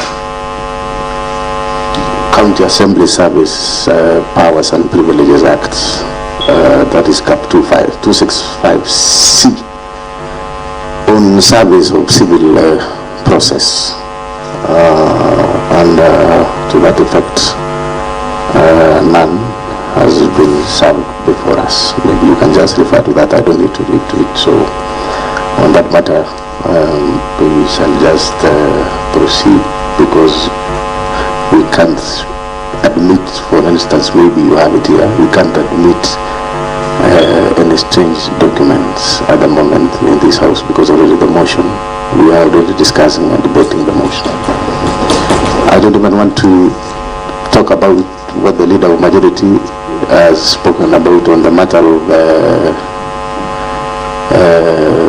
the ruling made in the Senate on the issue of injuncting parliamentary process. I don't want to speak about that, because I think as a lead counsel, and of course you know, as a senior counsel in this republic, you know the ruling, the Supreme Court's ruling on that matter, because we are in the midst of a process that is ongoing. Secondly is on the issue of the motion mover, standing order number 70A. Of course, carefully, as you can see, under number 8, the motion mover relied heavily on Article 181, Section 33, as well as the standing order number 70 and 70A. So there are two. Katwa, you've chosen only to rely on 70A by opposing it, but you have not considered 70. Nevertheless, we also appreciate the fact that you were with us last time until the Senate, and as you know clearly, is that what the leader of majority has raised is true. The Senate didn't even get a chance to prosecute the matters that had been raised in that impeachment. They took a vote because you raised a preliminary objection on matters and numbers, which actually the case was not even, the file was not even open for discussion. Nevertheless, the standing orders also, as you can see, uses the word may. You may underline that, may, not shall.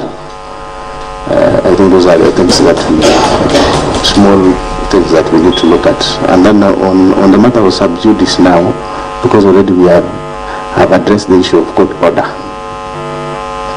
then I think that one I will not now, that is overtaken by the event now, because we have not received any court order. So we would have even love to address it in a different manner, but as of now, we cannot talk of something that has not been received officially, or not officially. I've not even been received. I've not even heard about it personally. In fact, I've just heard about it now, when we just took to the floor, Katwa.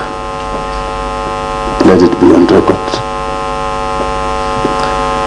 So I think I'll just direct you to proceed to the main, your main submissions, so that we can proceed and also save time before we give it to the governor. So do you still want me to give to the governor, or I give it to you?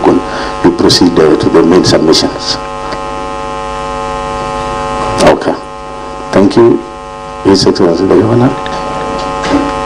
Probably you can step forward here, Your Excellency. Maybe you can, yes.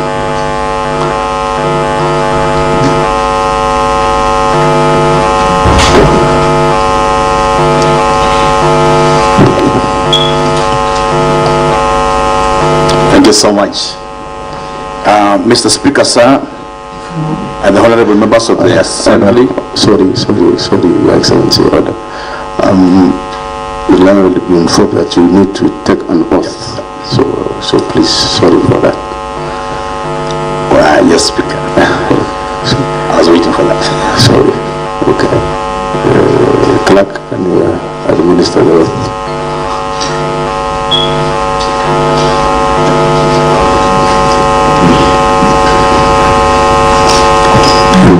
I, His Excellency Dr. Erick Mutahi, do swear that the evidence I shall keep before this committee is the truth, the whole truth, and nothing but the truth, so help me God. Thank you so much, Your Excellency. Now you can proceed with your submission. Thank you so much. My submission, Mr. Speaker, thank you so much for this great time this afternoon. And with a lot of humility, unlike the previous impeachment, Mr. Speaker, I was not there in person, but because this is a second impeachment happening in a row in Kericho County, the previous governor was impeached once. This one of Kericho County has been impeached the first time. This is the second time, and I thought I would like to come and listen also to debates, contribute, and also provide the facts that pertain to this county. Because the matters beforehand, Mr. Speaker, are grave issues that are of importance to the great people of Kericho County that they elected us to be able to serve them. Secondly, Mr. Speaker, I'm very happy that my persistent accuser, Mr. Ragoin, today did not prove anybody in Puibui, and it's an improvement from the previous impeachment, Mr. Speaker. I was looking around, and when he was presenting videos, I thought I would see something like Puibui, and we were not prepared for that, Mr. Speaker, but I'm happy that today he has improved a bit from the previous one, which is very good for all of us, because we're now discussing really substantive issues. Number three, Mr. Speaker, is to really appreciate your kind gesture since we came to this house. You've received us very well. The debates has proceeded very well. And I think this is a strength of maturity in the democracy of a nation, where we can agree, we can disagree to agree, and at the end of the day we are able to debate on facts and even provide proper directions for the county governments that the Lord has blessed us under jurisdiction. Number four, Mr. Speaker, I would just like to make some few observations that as it is and the matters before us at hand, the matters that has been raised substantially here, I received the reports of this house after the impeachment has been tabled. A discussion was made in this house on the ad hoc committee on fictitious payment. Mr. Speaker, sir, it's just the following day after the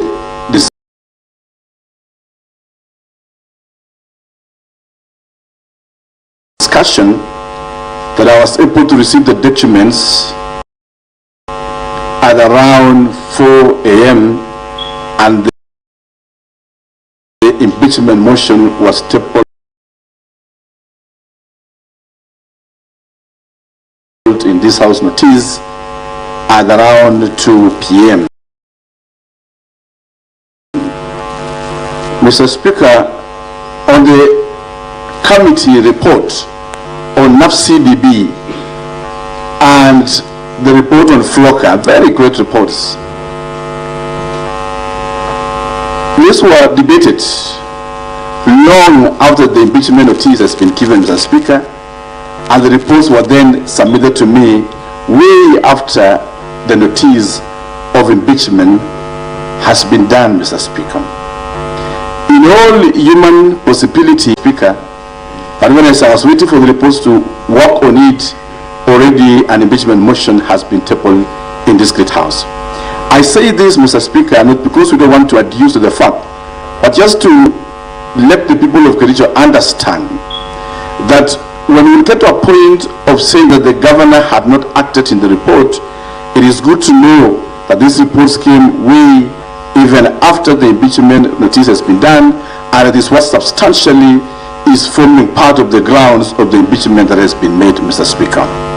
It is only fair in natural justice to be able to provide, like these reports would have come to me in good time, read the report, interpret it, and then come out to the public to indicate or write to this report at the assembly on the steps that the governor intends to do based on the reports.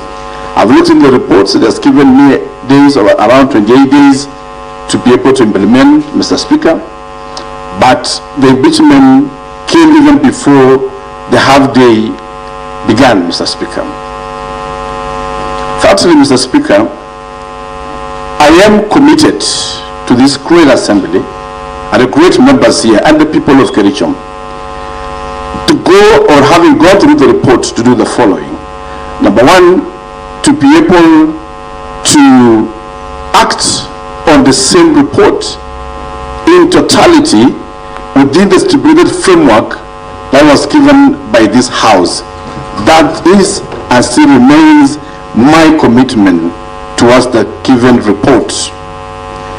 Mr. Speaker, to demonstrate our commitment in settling these matters, funds embezzlement is not a political question. It is criminal questions in nature.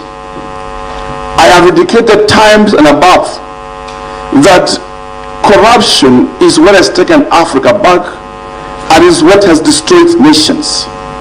My commitment is demonstrated by the fact that EACC, DCI has taken sense of the matter. As a county government, we have already submitted the documents to EACC and the DCI, who have been sent to come and prosecute this matter within also the relevant structures which portrays what this great assembly has done. Our commitment is to fully implement, cooperate with the agencies to ensure that the same is done and justice is served by the people, is served and given to the people of Kericho. Mr. Speaker, matters have been raised on the inconsistencies of the governor on this matter. One such matter is my speech at Chegorigei, whom it says I glorify the committee which I held at very high esteem, and also seems to be providing the same direction. It is then in my view that if we listen to the entire of that clip, I did indicate it, that those who are found culpable must face the law. And it is a commitment that I have. I don't have the instruments of investigation. Probably this House has, the EACC has, and the DCI. But a governor does not have the instruments. And this relies on the report that has been given to me. Mr. Speaker, I also rose because my lead counsel will use the smallest time we have, and we promise, Speaker, we will not even take 1.5 minutes, Mr. Speaker, because I really need the tea. It's been 1 week of agony and pressure, and we will really take the tea, Mr. Speaker. And I know when you had bet, and my good friends will take the floor here, some of the things they will say and may force pressure to go up a bit, Mr. Speaker, and I would like to safely hide me in your office, Mr. Speaker.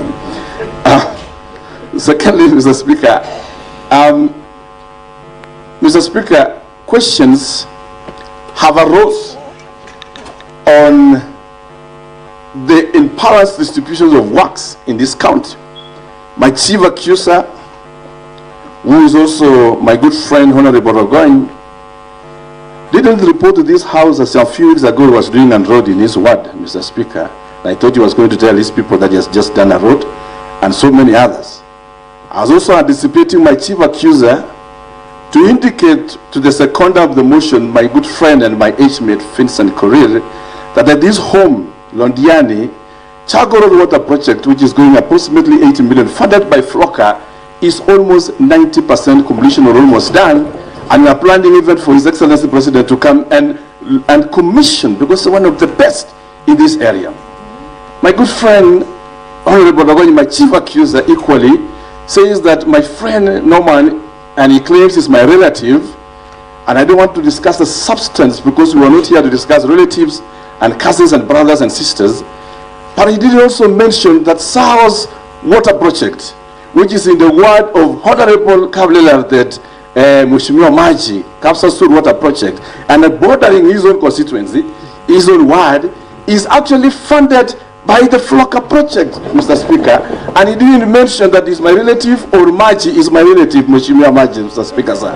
But he was very quick to say that Norman is my relative and therefore water project is being done in his ward. But the same Kapsasur water project which is being done in his own ward was not very kind enough to say that this water project is going to share, is done. Those are the few things I need to raise. Mr. Speaker, the honorable member, and they say that Mheshimiwa Dominic of Kabianga is my friend. Mr. Speaker, my chief accuser, in the same breath, didn't realize that a place called Kibrenkwe somewhere in Kedawa, Kimogul, Mr. Speaker, a key Flocker water project is being done in that area at a cost of 17 million, and it is in the ward of my good friend, which we just inspected the project today, Mheshimiwa Sigilai, Honorable Speaker. That is not your most word. And I'm happy that the chief accuser didn't say that the member is my friend. So because he's my enemy, if you're using his own terms, it means that the project is again being done in his ward, and it's a very good thing, Mheshimiwa Speaker Sam. Mr. Speaker, the question that the governor is unbalanced in distribution of work is far-fetched. Today, we are building a facility at Soshat, upgrading Soshat Hospital to be level 4 hospital. And we are doing a project worth 158 million. I'm very happy again that my chief accuser didn't mention,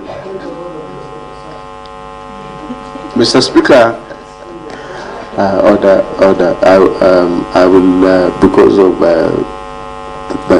the matter, I want us to allow His Excellency the Governor to make his submissions. Thank you for. And then at some point in time, when Katwa will be and his team, I will allow.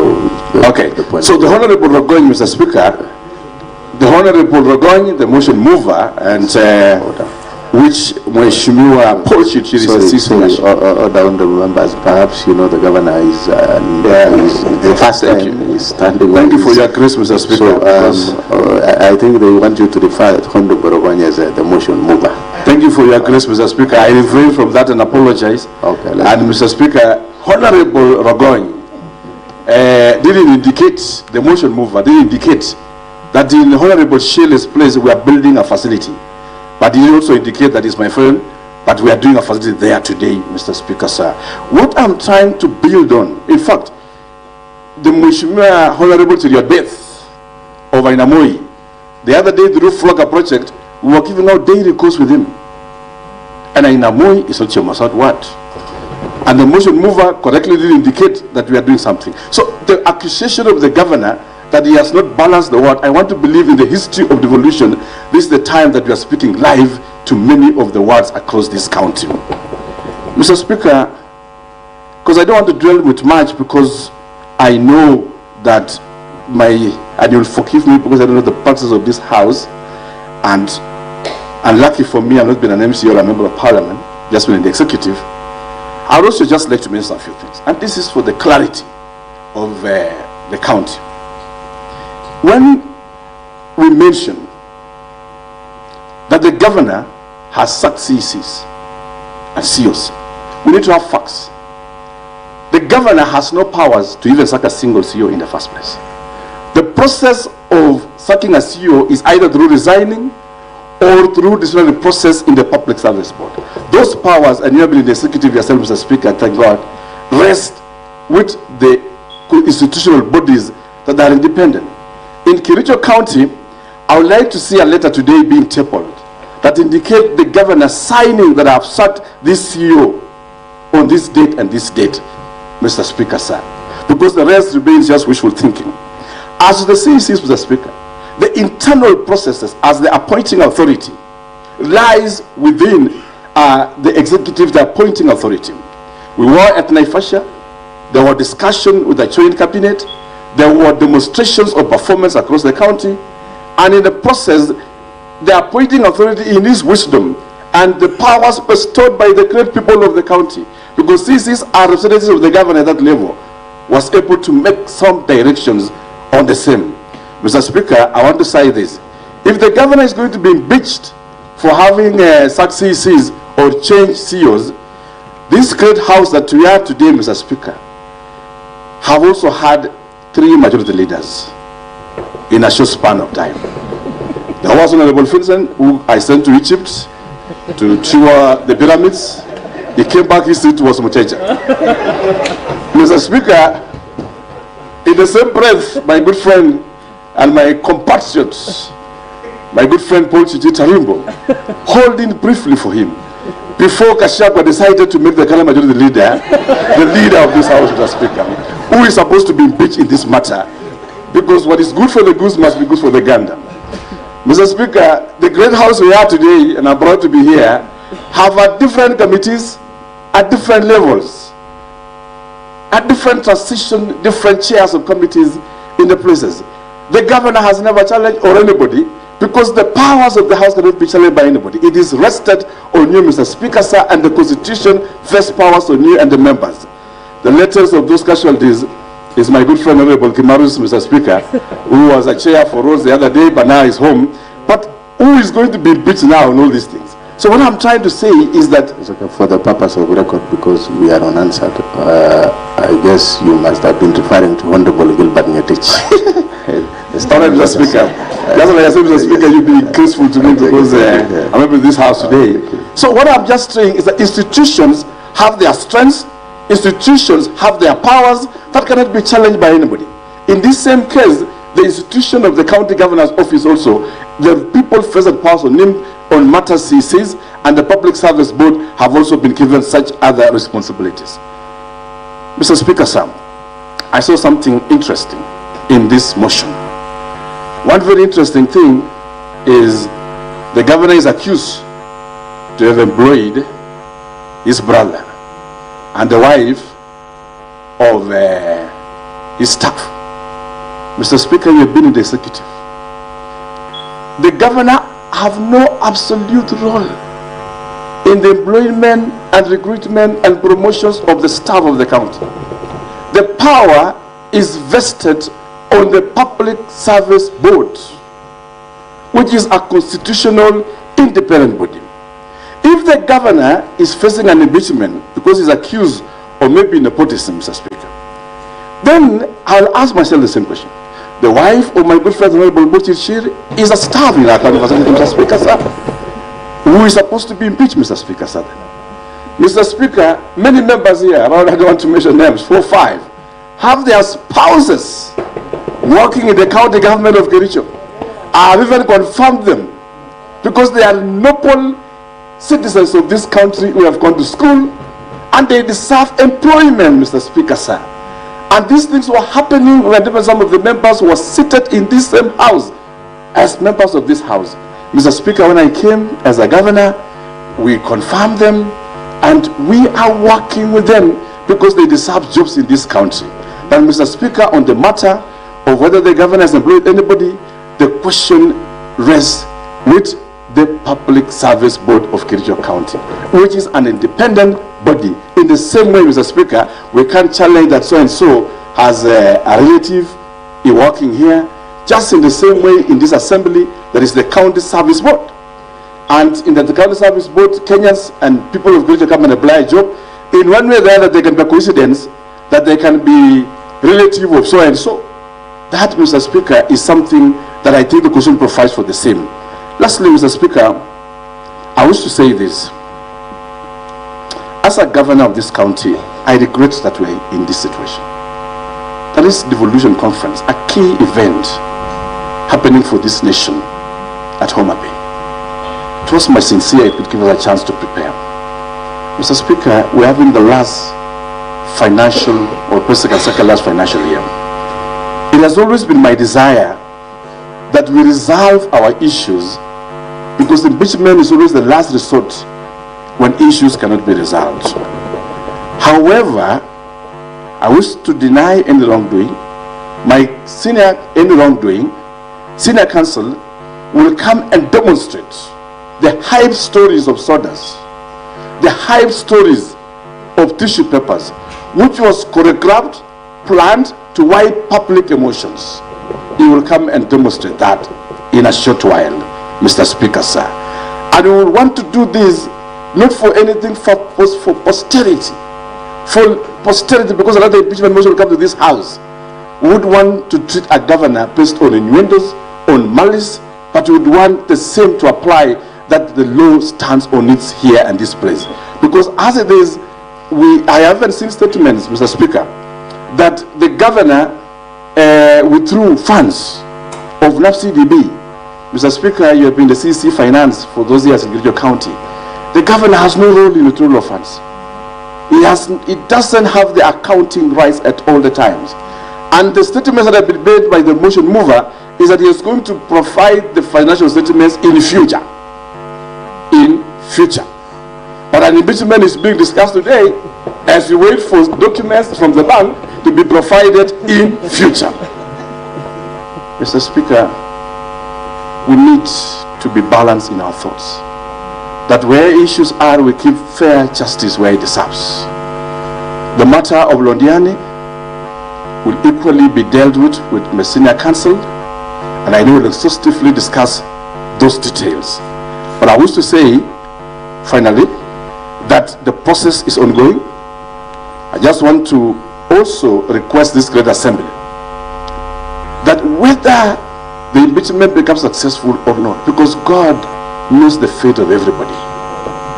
We are here today, we are not there tomorrow. We are seated today as Waheshimiwa of Kericho County, elected by the people. We will not be there forever. People have been in this house, they have gone.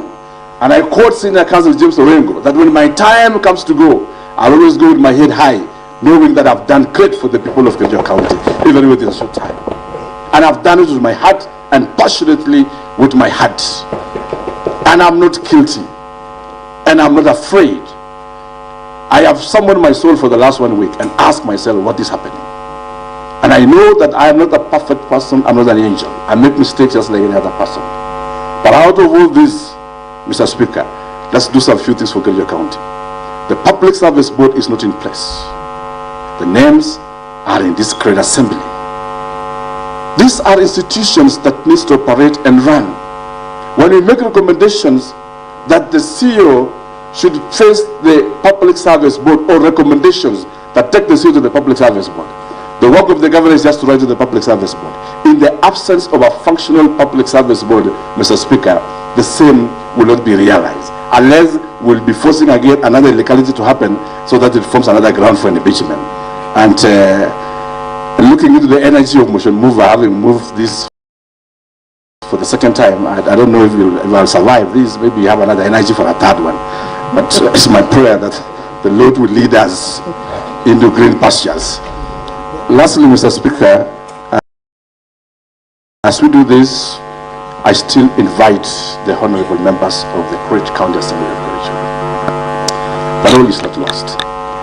We have a county that has been given by us by the people of Kericho. We have just a year or two to finish on what our people ask us to do. It's an assignment that cannot happen in the place of rancors and disagreements. I invite the Kericho County Assembly of Kericho that there comes a time again when we can look into ourselves, hold our hands, look ourselves into our face, forgive one another, and move forward to a prosperous county. I'm ready to work with every member of the county assembly. Whether this motion will be defeated here, whether it will go to Senate and we will come back, whether it will be defeated in the Senate or it will move and we go to courts and come back, because the whole process, all these things, I still want to say I harbor no grudge to anybody, including the motion mover. I extend my hand that we are ready to work together, build this county together for the grace that the little time that God has given us. With those remarks, Mr. Speaker, I would wish to end by inviting lawyer Katwakiki and also request you, Mr. Speaker, for that cup of tea you had proposed, because the energy levels are going down on me. Thank you so much. And lastly, before yes, Mr. Speaker, just lastly, I beseech of you, Mr. Speaker, with your grace, we are going to progress with this motion and finally vote. So many issues have been raised, that there is an e-system, e-procurement, and it's good to say this in public, that there is an e-system. The standing orders provide that we can vote electronically, we can vote through acclamation, we can vote through roll call. Mr. Speaker, all I beseech your good office, if there is one string line between me and that, is fairness. Just fairness. But when it comes to voting, let it be transparent. If we will feel at your discussion and request you, Speaker, that we do a roll call voting and people will stand up and say that my name is so and so, honorable so and so, I want the governor to go home, I will smile, Mr. Speaker. If this one say this and this, I'll equally smile. And at the end of the day, if I may go, let me go with dignity and with fairness, because a democratic right of every individual. Thank you, Mr. Speaker, and looking forward for the cup of tea under your grace. Thank you so much. All right, thank you so much, His Excellency the Governor, for your submissions and responses. Before you proceed, I think I want to, of course, from the submissions by the Governor, because of the time that we had, I hope, Katwa, I know you were keen. I have realized that the Governor has handled a number of the allegations that have been raised by the motion mover. He has addressed them. Probably, of course, if you have something to add on it, that is in order. But if you feel that the others that he has answered sufficiently, then that is also okay. So thank you for that, Governor, and you may proceed to have your cup of tea as your council continue with the submissions, and then you will also join us. And then before I open the floor for the members to contribute, if that is in order. So, proceed. Thank you very much, Mr. Speaker, sir. The Governor will sit in for just a few minutes, then we can go for the much sought for tea. I would like to start by saying that we will supply, it looks like this process might take the whole day. We will supply by 2 p.m.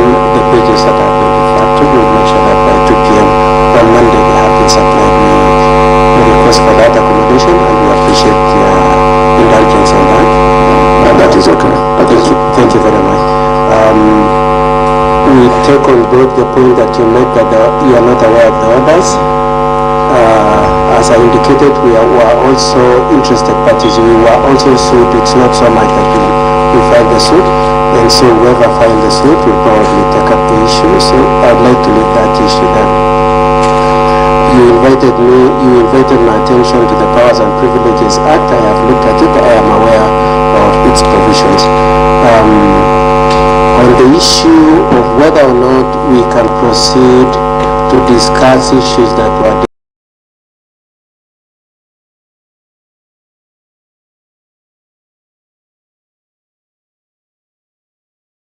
discussed previously, probably just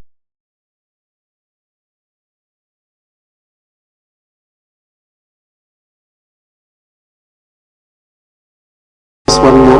Let me just retrace 1 minute. On the issue of the court orders, we just want to be on record on the hand that we are proceeding under protest in the face of the fact that we have no choice. We cannot deny ourselves the opportunity to be heard, and so notwithstanding the existence of the order, speakers in view of their directions, we will proceed. Discussing the issue of the previous impeachment, notwithstanding that, a motion for removal of a governor by impeachment may be reintroduced. So the mainness, the latitude, the discretion is in whether or not it will be brought. It is no discretion as to whether or not you can rely on the grounds that were there. That one you are wrong. Mr. Speaker, I was referring to subsection 2. Yes. On me. Yes. It says, motion for the removal of a governor by impeachment may be introduced, and that is the only place where the word may is used in that standing order. May be reintroduced in the county assembly on other grounds other than. So it is absolute, other than. It is exclusive. It doesn't allow for any room to bring back Lendiane, bring back Kazim Tani. It doesn't allow for that, Mr. Speaker, sir. And the other important words that are used in that is that grounds that were highlighted in the previous impeachment. Now, I appreciate the point made by Honorable Rokon, that this issue was not discussed on merit, and Mr. Speaker, sir, also in giving your directions, you seem to be going back and have the effect of having not allowed the issue to proceed. But as pointed out to me by my colleague, Mr. Evans, highlighting is what is done in this floor, in this house. The fact of moving the motion, the fact of discussing it in this house is the aspect of highlighting, so that the moment you have exhausted the point of highlighting, you cannot bring it back. It doesn't matter what happened in the Senate. It only matters that it has been a subject that was highlighted in moving the motion. It is a subject that was highlighted in discussions on the floor, and it was debated on, and it was voted on in this assembly. For those reasons, Mr. Speaker, sir, I would like to say that with the greatest respect, the assembly would be mistaken to allow and entertain issues relating to the previous. I already actually made a ruling that we proceed, despite I only allowed you to protest a bit, but you wanted to proceed. Yes, I just wanted to have said that so that it is on record, and just in case you change your mind, Mr. Speaker, sir. Okay, proceed. Okay, thank you, Mr. Speaker, sir. Now, Mr. Speaker, sir, there is an issue that my client has very particularly said I should mention before he goes for this extremely important cup of tea of his. It is the issue of the voting, Mr. Speaker, sir. Mr. Speaker, sir, my client comes from a very uncomfortable position that the information we have is that a voting system was installed last night, specifically targeted at the handling of this process. Both the timing, the hurry, makes us very uncomfortable. We also have information, Mr. Speaker, sir, that some votes belonging to some people supporting him, that is Amos Birir, Martin, Edna, and Dominic, have already been manipulated. Yes, we just want to be on record as protecting right from the one. Okay, fine. I will still refer you back to our standing order number 19, the responsibility for statement of facts. Of course, you have mentioned that on the matter of voting, which I don't know how you will now, unless you have been guided, because we're still prosecuting the matter, debating. When that time comes, I will be giving a ruling on how voting is done. But of course, our standing orders are very clear. On the aspect of speculation, let us not speculate, because you see, when we say the Honorable Dominic have been already, there is a vote casted, as mentioned by Honorable Katwa, then I don't know now what will happen should that not be the case when voting will be done. Of course, and remember that this is a house of facts, And so that I know Katwa is not a member of, I don't know whether he has been a member of parliament before or a member of county assembly. Probably he will understand that whatever he mentions, he needs to substantiate. Even the issues of procuring the system and all those things, those are in-house issues that only perhaps the administration can be able to confirm. And I don't think it's in the right place. It's not the right forum to debate on how was this, how the system was procured, when was the system procured, who knows even when is the system. I don't know.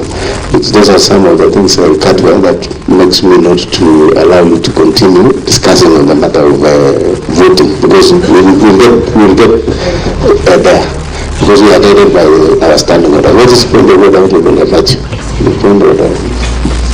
What is your point of order? And do you have other mics so that you don't keep on moving? Thank you, Mr. Speaker. I rise on the point of order number 98, responsibility for the statement of fact. Mr. Speaker, the moment His Excellency was given an opportunity, he plead to you, Mr. Speaker, and the owners that he won't fair. Is it possible also for the Honorable Katwa to give us the facts that the members have voted already, Mr. Speaker? This is a matter that members of the public needs to know, Mr. Speaker.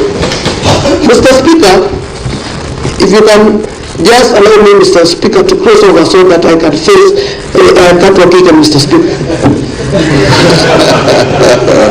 Okay. Mr. Speaker, this is a matter that we are discussing, the resources belonging to Kericho residents, Mr. Speaker. We are discussing the issue of 84 million that was paid before anything was done to those to the people of this county, Mr. Speaker.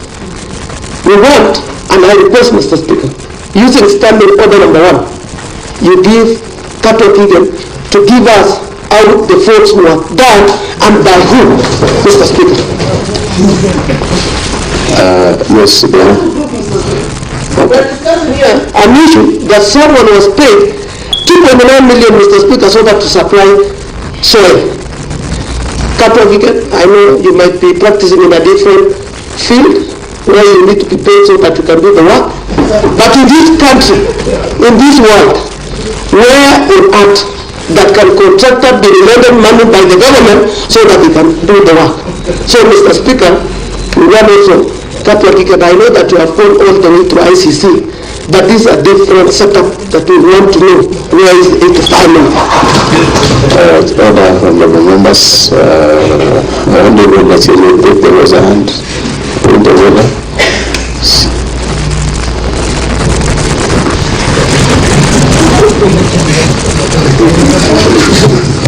Mr. Speaker, thank you, Mr. Speaker, for giving the people of Imamoya an opportunity to be represented. Mr. Speaker, I was raised on the same point of order. You know, Mr. Speaker, what we are discussing here, Mr. Speaker, is a very serious allegations that was, labeled against our governor, Mr. Speaker. Mr. Speaker, the legal counsel tries, Mr. Speaker, to pick issues from the Facebook, Mr. Speaker, and Mr. Speaker, in fact, I'm even worried, Mr. Speaker. Why is it that they are saying probably members of the county assembly that are supporting the impeachment because they have already, done the voting, Mr. Speaker, or are they, in my view, Mr. Speaker, I think they are just preparing our minds, Mr. Speaker. Maybe they have also, voted against the impeachment, Mr. Speaker. So he needs to substantiate, Mr. Speaker. And the same standing order, Mr. Speaker, 98.2. If the member cannot, because we treat Katwa as a member now because he, is giving us information. He needs to have those facts. If he doesn't, substantiate, Mr. Speaker, with facts, I think you need to make him withdraw and apologize, Mr. Speaker. In case he doesn't, Mr. Speaker, you really might have order, Mr. Speaker, and of course, you know what normally is is done that someone refuses to, to apologize, Mr. Speaker, and through also the county assembly, Mr. Speaker. There's a thing that what Gilbert noticed first. There is a point of order, Gilbert noticed. Remember that you know these point of orders are eating the 1.5 hours that we had. Okay, thank you, Mr. Speaker, sir, for this opportunity. I'm also given the standing order number 98 and statement of facts. That although we want to say, Mr. Speaker, sir, we live in a society where social media is much vibrant, Mr. Speaker, sir. And I also saw a photo which was done last night of 34 members voted. And then we wanted also to know how this 34 was obtained, Mr. Speaker, because even if it is the social media, Mr. Speaker, an honorable member seated in the House, Mr. Speaker, wrote it, Mr. Speaker, and he also felt threatened that some photo has been done, Mr. Speaker. Thank you. Honorable members, I want to give to, I'll only give to two. I'll give to the Honorable Prince, and then I'll give to Honorable Erick, and then finally leave a majority, and then I give direction so that we proceed. I don't want us to measure on the matters that are not in the substantive motion. We proceed, Honorable. Thank you very much, Honorable Speaker, for giving me an opportunity while I rose on a point of order, Mr. Speaker. This is a special sitting to discuss very, very weighty matters to do with funds, resources for the county of Kericho.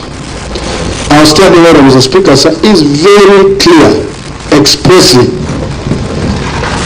The responsibility for statement of fact.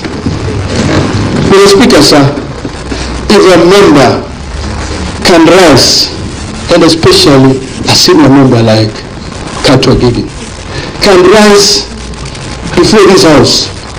We have a mess that is representing authority in this House, Mr. Speaker, sir.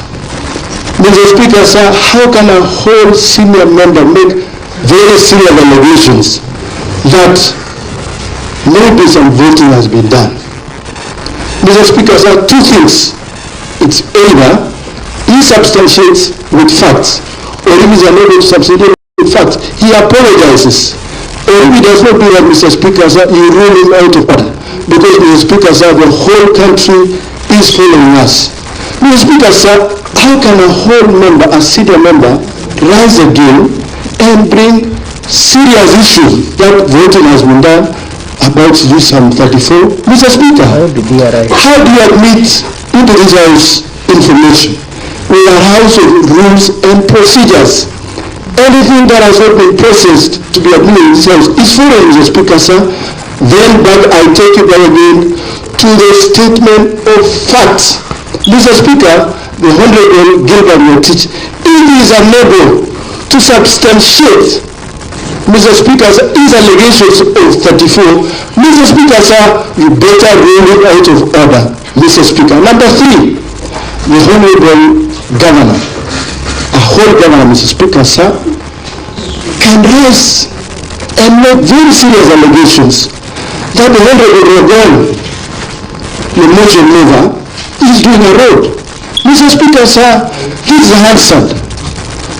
We are a house that does representation, legislation, and oversight. We do not implement, we do not execute anything, Mr. Speaker, sir. That is the height of displaying incompetency, Mr. Speaker, sir. And the Honorable Governor should also withdraw. I also take you back on the statement, the responsibility for statement of fact. If the Governor is unable to prove or substantiate that the Honorable is doing a road in this place, then the Governor should also substantiate. Thirdly, Mr. Speaker, sir, the Governor has made allegations, very serious allegations, that my spouse is an employee of the county. That I accept. Mr. Speaker, sir, my spouse was employed in 2010 by the national government under economic stimulus program. And she has been working, she has rose through the ranks. She's now a senior member, and she is a senior member in terms of cancer, Mr. Speaker, sir. She's a cancer specialist. So the governor, again, I quote, these are House of Rules and Procedures. We are guided by the standing order, the Constitution, national laws. If you are unable again to substantiate the honorable governor, you better withdraw and apologize so that it goes on record that you are saying the truth. Thank you, Mr. Speaker, sir. We are guided and we are ready to prosecute this very serious matter on the embezzlement of 85 million, the procurement irregularities, Mr. Speaker, sir, that this county has continued to perpetrate. Mr. Speaker, sir, the Auditor General put the Auditor General's report, put Kericho at number 2, that this county has been able, has carried out very serious procurement irregularities of 1.9 billion. Auditor General is an independent institution mandated to carry out audit and give audit reports regularly. So they've given out an audit report that county government of Kericho procurement irregularities of 1.9 billion. Mr. Speaker, sir, has been embezzled. So we will be prosecuting this very serious matter, and we are inviting the country, we are inviting this country to follow us. History will be written today. Today, history will be written. And we want to stand with the people of Kericho. Finally, Mr. Speaker, sir, the statement, the responsibility for the statement of fact, standing order number 98, guides us. Thank you, Mr. Speaker. Thank you, Honorable Erick, and then Leader of Majority. Okay, Honorable Leader of Majority, and then I will give direction.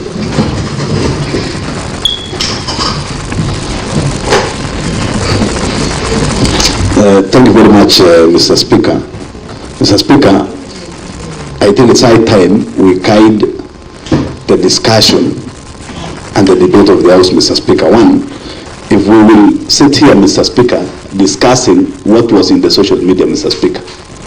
Whatever we've seen in the social media are so many, Mr. Speaker, to a level. Some of my friends here, Mr. Speaker, are my friends to maybe they are also my friends in Facebook, Mr. Speaker, aside being my friends and colleagues in the County Assembly of Kericho, Mr. Speaker. Mr. Speaker, if we were to discuss the issue of voting, Mr. Speaker, yesterday and the other day, Mr. Speaker, we've seen section of honorable members, Mr. Speaker, of this County Assembly being a voice voting, Mr. Speaker, in an hotel somewhere, Mr. Speaker, when there is no official sitting, there is no nurse, there is no speaker, there is no motion. So, Mr. Speaker, if we will go in that direction, Mr. Speaker, of saying, I saw this in the social media, you saw this in the social media. Mr. Speaker, social media is widely used by so many people, Mr. Speaker, and therefore, it is good to know that this House is guided by, one, the Constitution, number two, the standing orders, and the County Government Acts, Mr. Speaker. That if we can confine ourselves to those things, Mr. Speaker. Mr. Speaker, let me remind each and everybody here, Mr. Speaker, that if you are sick, when you attend the hospital, Mr. Speaker, you will not ask or you will not prescribe medicines for yourself, Mr. Speaker. You will wait for the doctor to see you, Mr. Speaker, then prescribe the medicine that you are supposed to take, Mr. Speaker. Number two, Mr. Speaker, when you are in the field, Mr. Speaker, I'm a football player. Number 9. Mr. Speaker, when you are in the field, Mr. Speaker, we have a referee, we have members or players of both teams, Mr. Speaker. And in this case, even looking and hearing the presentation here, Mr. Speaker, you will know that for a fact there are teams. Now, when you have a team A and team B, Mr. Speaker, the only person who will give guidance in the field, in the playing field, Mr. Speaker, is the referee, in which, in this case, Mr. Speaker, is one honorable Dr. Mutahi, the Speaker of the County Assembly of Kericho, is when it came that time, I don't know why we are preempting the issues of voting. Maybe it will not even get to that point. The last one, Mr. Speaker, on electronic voting, I don't know why when the county assembly, you see the president, who is also the party leader of the United Democratic Party, Mr. Speaker, has pronounced himself on people or Kenyans moving from the analog, Mr. Speaker, going digital. I don't know what is the problem when the county assembly of Kericho decides to go digital, Mr. Speaker. I don't know why, but I believe the systems, whether they are there or not, Mr. Speaker, are subject to audit, Mr. Speaker. If they find that maybe this thing is not going to favor anybody, Mr. Speaker, let us sit, wait, we will challenge at the right time, Mr. Speaker. The issues of voting, I know, after being maybe this house for a very longer time now, Mr. Speaker, it will need that time, and that time, I believe, the Speaker, according to the traditions of the House, will guide the House at that time. Thank you very much, Mr. Speaker. Okay, thank you, the Leader of Majority. I want us to have a way forward so that we don't waste time on non-issues. Really, because we are in the midst of a debate. The only thing that I request both parties, the representatives of His Excellency the Governor, as well as the honorable members, is that I think that standing order of responsibility of facts is very important. So let us just avoid making statements that will require you to substantiate. That means you'll be eating on the time that we have allotted to the Governor. So let me direct this way. Another thing is that there is no way we can anticipate because the end process of this debate. However, I had the Governor had made his submission very clear that he wanted a fair process. So, of course, as you all know, this house only we operate using standing orders, and anything that is outside these standing orders will be unfair. That is we need to note that. And then secondly, of course, when it comes to that matter of which you are raising, it shall be addressed at that point in time. I want us to avoid the dangerous path that we are taking, and I kindly request the Katwa lead counsel, because you know you mentioned that you have information that the Honorable Dominic has been voted yes, and what vote I don't know, you said a vote already has been done. Of course, that is, unless you will prove it, that is, you are out of order, but I'll be very kind not to initiate those procedures that the honorable members are suggesting. Perhaps he was just raising his concern, and therefore we'll give it to Katwa to continue. But perhaps first, if to substantiate or withdraw on the voting, because already we are not yet there. I want to believe that there are issues that you can raise after. So let us avoid these honorable members, these point of orders that really are not necessary at the moment, so that we can really prosecute the matter that are here, that has been raised by the motion mover. Let's follow the cue of the Governor, because His Excellency the Governor really responded to his issues point by point. That would save us time. Yes, lead counsel. Mr. Speaker, sir, will you give me an opportunity to say something when we get to the issue? Yes, you say something about you substantiate the allegation that you made, and then of course if you can't substantiate, you will have to withdraw, and then we close that matter on voting. We cannot discuss about voting, we are not yet there. Okay, yes, Mr. Speaker, sir, I want to apologize and withdraw what I said. I seem to be very popular at that point. I know the most vicious people who are against me are my good friends Tarimbo and Matthew. Having apologized and withdrawn, Mr. Speaker, sir, I know one of the speakers has said history will be made here. I think Mr. Tarimbo, Honorable Tarimbo, saying history will be made. I think I know we will look at all the honorable members. Probably Katwa may not know you by your names. I will be guiding him. Honorable Tarimbo is not an official language. His name is Honorable Paul Chirchir. Yes. So he said history will be made in this sitting today. I think that history might be in the sense of impeachment, and we want to say that history can only be made if the 18 votes of people who have said they are not supporting this impeachment is manipulated. Yes. Now, I would like to move on then to the...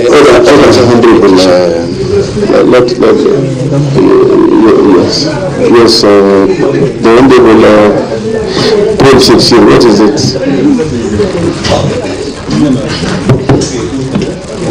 Mr. Speaker, sir, I am rising again on a point of order. And like before the session began, you pronounced yourself that this sitting is official. Mr. Speaker, sir, the responsibility for statement of fact is very important. When I say history will be made today, why did I say history will be made by the governor being impeached? Impeachment is a process. That process, we are not even at the tail end of the process. So why would you imagine that I'm thinking that that is the position? How does he know that this is how I'll vote? I am waiting for that time to vote after prosecuting this matter. So number two, Mr. Speaker, sir, when he talks about 18, who are these 18? Who are these 16? Who are these 13? Who are they? Any information that is not yet official in this house, Mr. Speaker, sir, is misleading. It isn't. So when you tell us 18 and no vote has been taken, the honorable senior counsel should be guided accordingly. Mr. Speaker, sir, responsibility for statement of fact.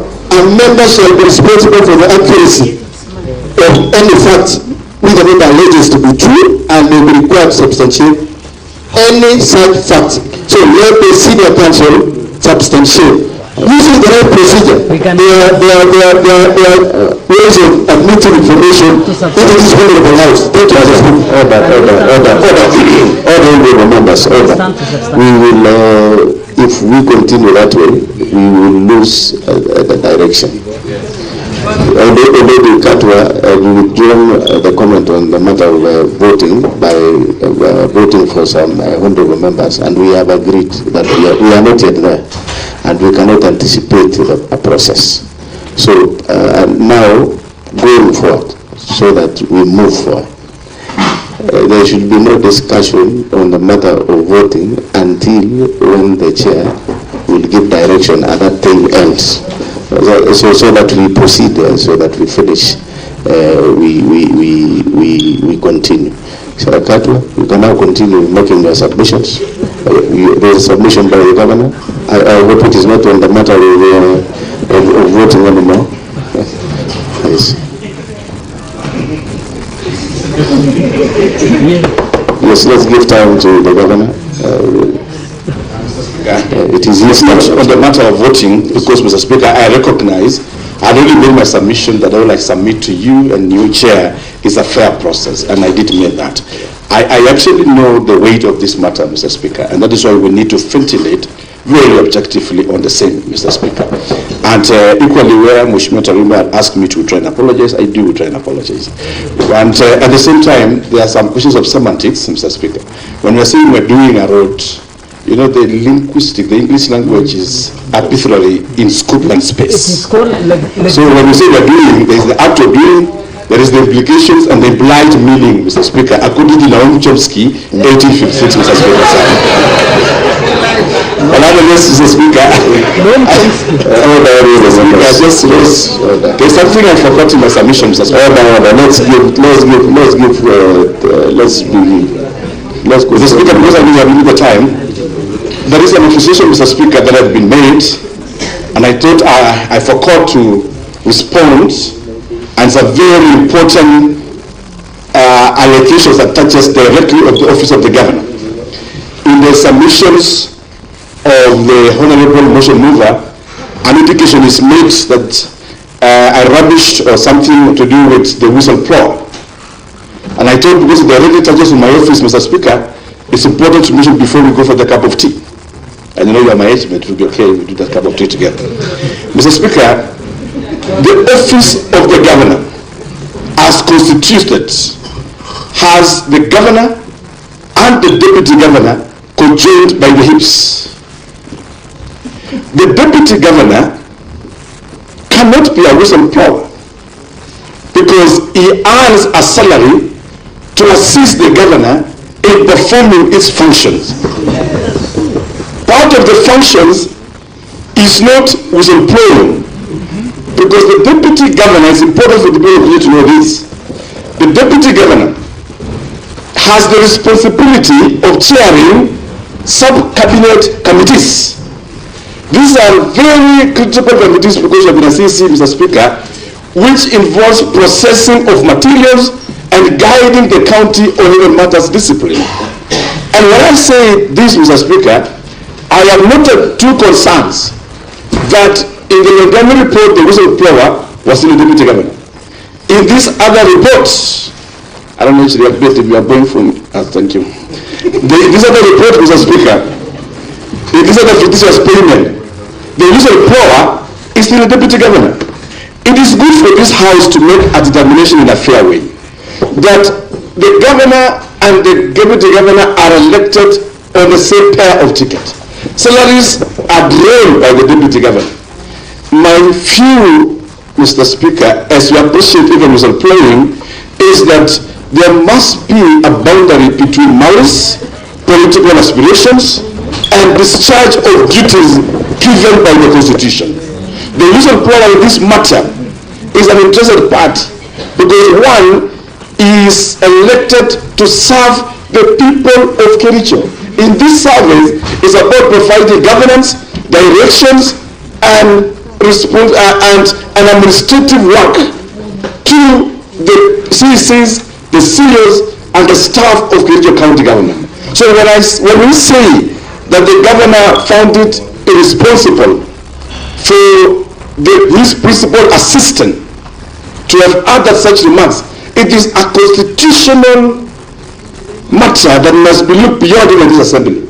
Because if today there's a president here, we have the deputy president. If the deputy president will come and say, I'm calling for a press conference to make the nation be aware that money has been stolen in State House, Mr. Speaker, he's paid money to support the president, advise the president, and guide the president. It is also the same principle within devolved structures. And that is why, even as we mention all these debates and concerns, I wish to mention that as we celebrate the whistleblower, this assembly must at some point, whether the governor will be there or not, and I trust God will guide us on this, be able also to ask the whistleblower, when was he when the money was getting lost? In fact, he could have been here with me because we are controlled by the hip, so we don't know what we are here to say this. But however, Mr. Speaker, I'll give you a scenario. You equally have, you also have a deputy speaker in this house. The formation of the county assembly is that the speaker and the county speaker. It is going to be very across a portion of justice. If your deputy speaker will go to a press conference today outside this precinct and say that the service board of the assembly has stolen this money, or this committee is not working. His business is to come, guide you, and alert you, and sit together as top administrators of the county assembly to do so. So it is this out of this concern that I rose to also make this submission that while we celebrate that there's a whistleblower of this one, then we must also be recognized of the fact that at the same time, the same whistleblower are to join with the governor to do service for the people of Kericho. Once again, Mr. Speaker, thank you for your grace, and I know that God will give us justice and help us to move forward as one people of Kericho County. Thank you so much. Thank you so much, Governor. I think you have made your point very clear on the matter of whistleblower. Now, lead counsel Katwakia, now you proceed in the manner that I directed so that we save on time. Remember, we started at 14:00. I can see it's 15:20. Mr. Speaker, sir, let me address the allegations.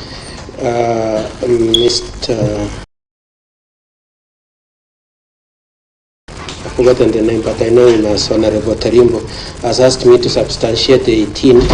I can either do it now, sorry, to substantiate the point of history. I can either do it now or at the end of my presentation on the issues. May I start on the issues, Mr. Speaker, sir, the less contentious ones. The first allegation that was made against His Excellency the Governor was the issue of the maintenance of the 15 contention. Our position generally on the whole of these allegations are three. The first one, Mr. Speaker, sir, is that it cannot be right, as Honorable Rogon said, that the moment an accident occurs somewhere, or a death occurs in an hospital, or somebody steals 1 shilling, you rush to the governor to take responsibility for it. It is our view that it is only when the governor is when the issue is brought to the attention of the governor and he fails to act, that his responsibility is triggered. It is not in place or in lieu of the responsibility of the individuals. And that is why this assembly is given powers to call in the CCs and to recommend their removal, and your recommendations can result in their actually having to retire from office. And that is why also there is criminal responsibility for anybody who is culpable for any wrongdoing. There is civil liability for any wrongdoing. There are proceedings also for asset recovery. All those point to the point that the first point of stop is to identify the person who is liable for the wrongdoing and to take him to task on the allegation. It is not correct to say, as Honorable Rogon said, that you start by knocking out the governor and then you de-escalate the issue to the person responsible. Now, the other issue we want to say is that the entirety of the allegations, all the allegations that have been brought here, about 12 of them, in none of them is it said that the governor either was participating in the tender evaluation or tender award, or that he signed the checks for the payments to any of those contractors or any of those individuals, or that he procured any of the services or any of the goods or any of the works, or that he went to the bank to withdraw money. None of the allegations point to him in person. And so we just want to put emphasis on the fact that much as this motion has been coined in a way to suggest that the governor is personally liable, the truth of it is that the totality of the documents do not point to him in person. And with that then said, I just want to run through the allegations that have been made, and I was dealing with the one, so our defense is mainly based on the material that were given to us by the staff, or rather, the material that were given to the governor by the staff, attendant to the issues raised in the motion and in the reports. The governor, as he said, would have really cherished an opportunity to be able to act on those reports, Mr. Speaker, sir. And given an opportunity, he commits to act. And whether that act will entail suspension of anybody, dismissal of anybody, referring somebody to the Public Service Board for disciplinary measures, reporting anybody to the DCI or to EACC, the Honorable Governor is committed to taking action in case any impropriety is found. And for purposes of that, he is committed to starting the report from this assembly and doing his own investigations, attendant to which he will take action. He wants the assembly to be aware that he is committed to doing that. Now, on the issue of the maintenance of 15 houses, the cost of 2.9 million, the response of the governor, as per the records given to him by the staff, is that indeed some work has been done, it's not yet completed, and some works are ongoing. The accuracy of this is an issue that with time he should be able to determine and address. He also wishes to emphasize that in respect to that issue of the housing, he supplied the document showing what had been supplied, both what had been done on the ground and the materials that were on that had been delivered to the location and the ongoing works. And documents were supplied. I would like to move on to the next allegation, being the alleged goods that were not delivered, and that is soya beans, maize, jam, sunflower, cottonseed, at the cost of 14 million. And the documents we have and which we are told the assembly was supplied with is because the whole case rests on the dichotomy of whether payment was made before delivery or delivery was made ahead of payment. And the position of the county staff, the executive, is that indeed delivery was preceded payment. payment was made after the delivery of these items, that is the soya, the maize, the sunflower, the cotton, and so on and so forth. Now, it is said when the motion was being moved that a certain tonnage, I remember something like 10,000 tons were found on the ground instead of 30,000 tons. The explanation we have is that these are consumable. It's not like they rest there through. They come and the farmers pick them, the cooperatives pick them, and so the mere fact that you do not find them on the ground is not necessarily proof or an indicator that the deliveries were not done. I would like them to move on to the next issue of the overpricing. And we've seen so much on social media about tissue papers that cost 2,700 and hand towels that cost 3,600.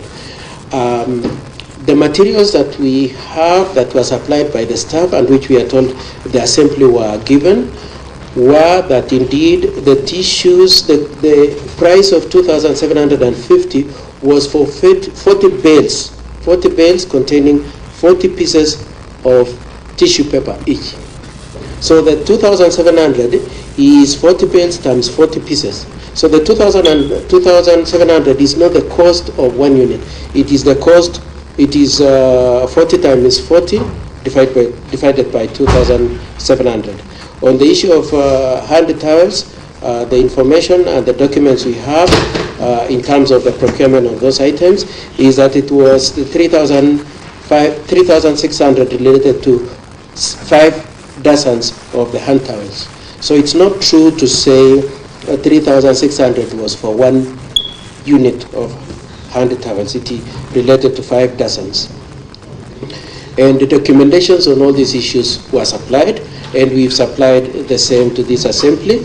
And as Mr. Speaker, you already observed at the outset, you indicated that indeed we supplied our statement. The first statement, there are 2 statements, both dated 13th of August, and then the explanation is at volume 2, page 1 to 26, and all the supporting documents, including the documentation relating to these tissue papers, hand towels, are at page 228 to 326. On the issue of works, goods, and services that were allegedly not properly procured, our response is that they were properly procured, and the documents showing the floating of the tenders, the evaluation of the bids, the award of the tenders, and the payments were supplied. All the documents are in the bundle we have supplied, page 28 to 325 of our documents. Now, it is also alleged around the same issue that some contracts were split so that they would escape the criteria of a substantive bidding. The committee was given the procurement plans for each of these items. And if you compare the procurement against the procurement plan, it will be noted that none of the procurements was split. Each of them was done as a block as had been anticipated and planned for in the procurement plan. On the issue of retention, we also, of course, want to observe that on that issue of alleged split tenders and impropriety in the procurement process, we did our utmost best because we didn't have details of those allegations. They were general allegations. There was no specific case where we were pointed to a specific bid or a specific tender. On the issue of retention, it is said that some payments were made after 5 years of works. And we want to say that the law on retention runs for 6 years. The contracts provide for retention for up to 6 years. So any claim made within the period of 6 years is a valid claim on the retention amount. And it is only paid upon satisfaction that any defects that arose have been done. In none of the, other than making the general accusation that payments were made 5 years down the line relating to retention, which we are saying was right, other than making that general statement, it is not specified anywhere in the allegations that indeed there is a specific case where there was a defect and payment was made for retention before the defect had been rectified. And it is the position of the executive that indeed there is no case where there was a defect that had not been rectified by the time of payment. However, as we said, we will be conducting investigations on this. We will apply, the governor will conduct investigations, establish indeed if there are any cases where there was any impropriety in the payment of retention.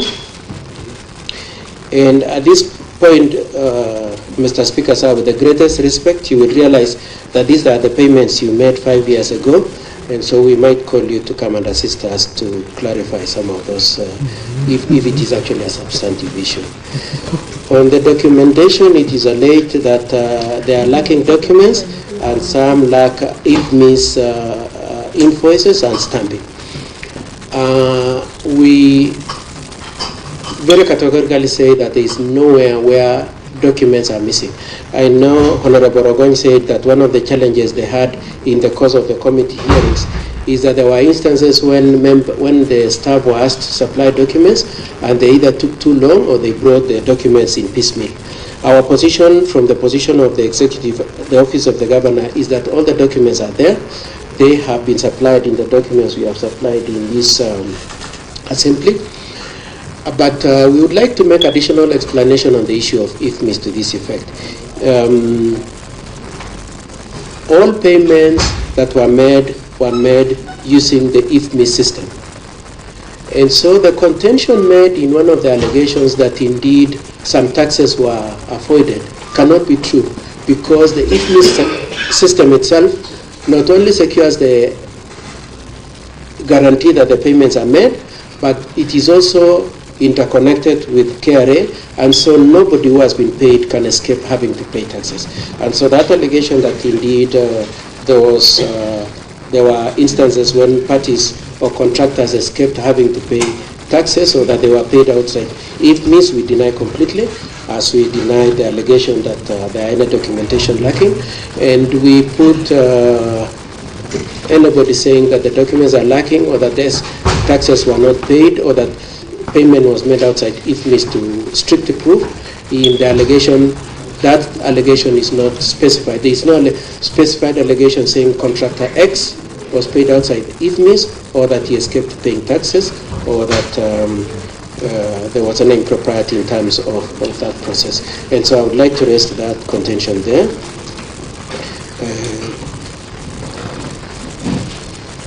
Around the same issue, Mheshimiwa Ogony in the course of presentation says that there are cases where other people's signatures were used. There is no specific point at which it is said person X signature was used by person Y. And if we were supplied with that, we would be able to answer to that. I can see Mr. Ogony seems to have an answer to that, or we will take it when debating.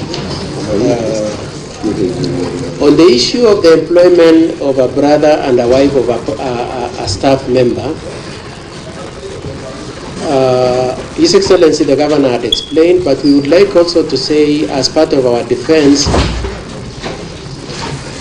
that the wife of the staff member and the brother of the governor, if it were to turn out that they were employed by Public Service Commission. I know that has already been said, but we want to say very emphatically also that that contention can only be legitimate if it was being said that those people were not qualified to hold those offices.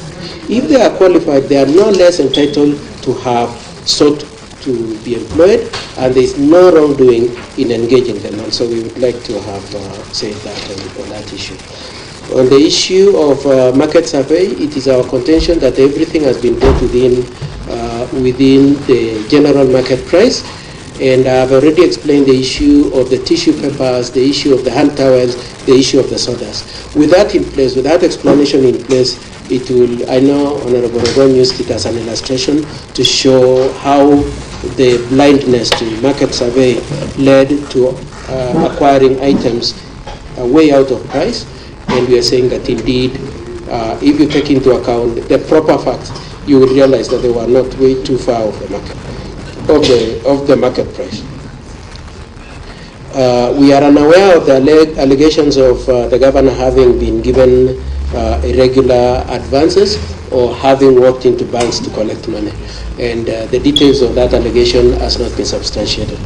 Now I'd like to discuss the two items raised, that is the issue of NAFDP, CDP and FLOCA together.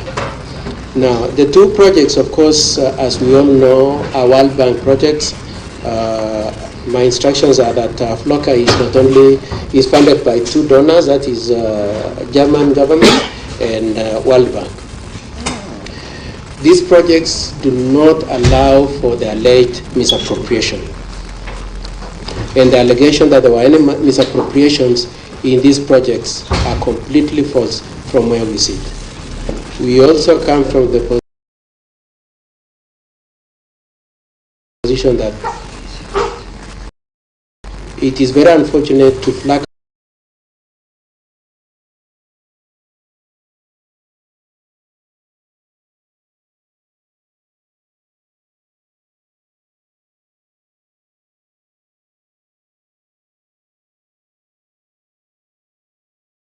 out a project as good projects as this as part of the impeachment, and it can only be intended to drive out the donors who are supporting these projects when there is no justification. All these projects are managed by donors, and they are governed by donor controlled regulations. They provide the regulations, and they also provide very rigorous audits. Part of the audits is accounted for or has not been properly done, the next phase cannot be done. And so that those checks and balances by the donors are foolproof against any manipulation and abuse.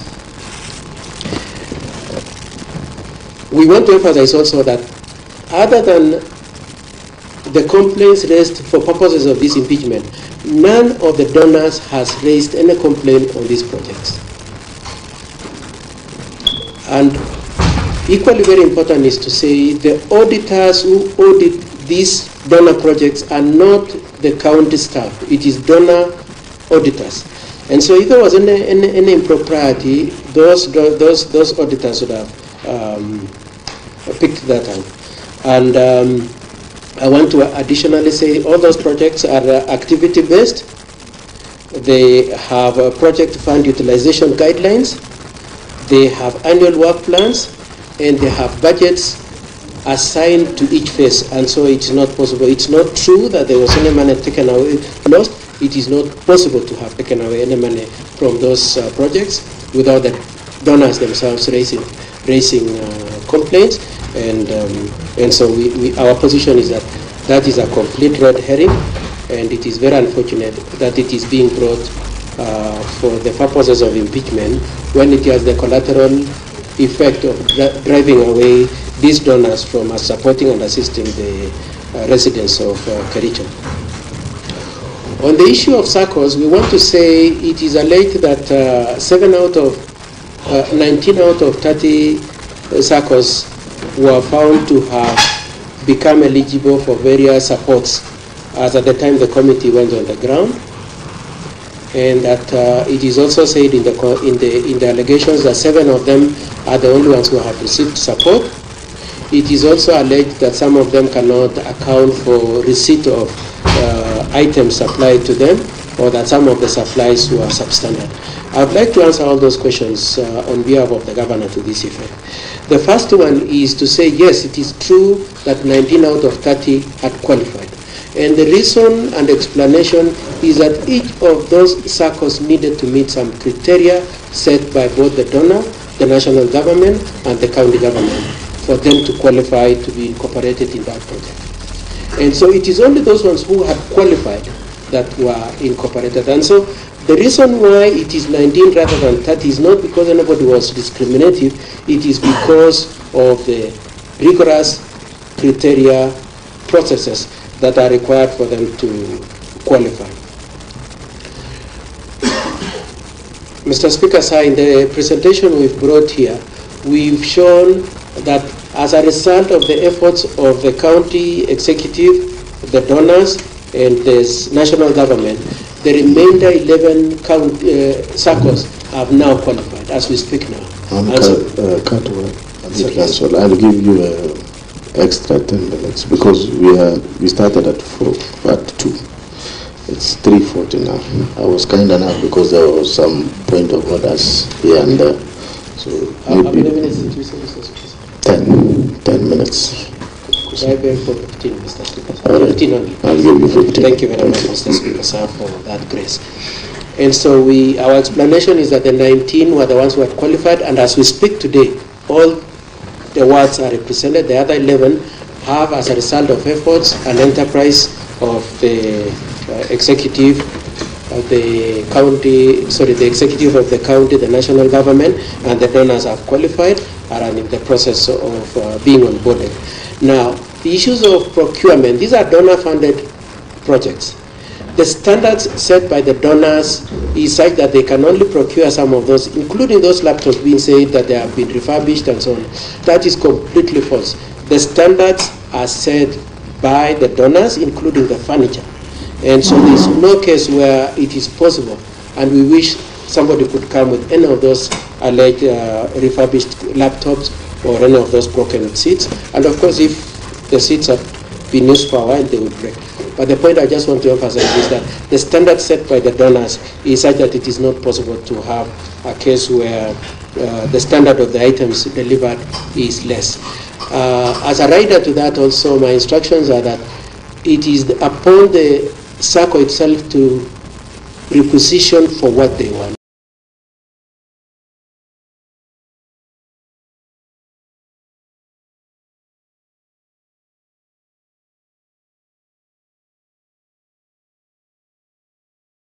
If they want a table, if they want a chair, if they want a walking stick, it is them to say, we are requesting that you supply us with this. If they want an office, it is them to requisition for that. And so it is only supplied to the extent to which they have requested. So it's not like you wake up one morning and you say you want to distribute pens like it was done this morning in this hall, or that you wake up one morning and you say you want to distribute shorts. It is per need. It is based on the need of the SACCO, the requisition for it, it is applied, and they acknowledge it. And the position we have is that each of them has records of the receipt of what was applied to them. Mr. Speaker, sir, in view of the time you've given me, I would like to raise the arguments on those two projects. That's FLOCA and NAFDP at that point. The issue of the projects which are said to be skewed, Honorable Okon could let them bad fly. People have already shown that it is not true.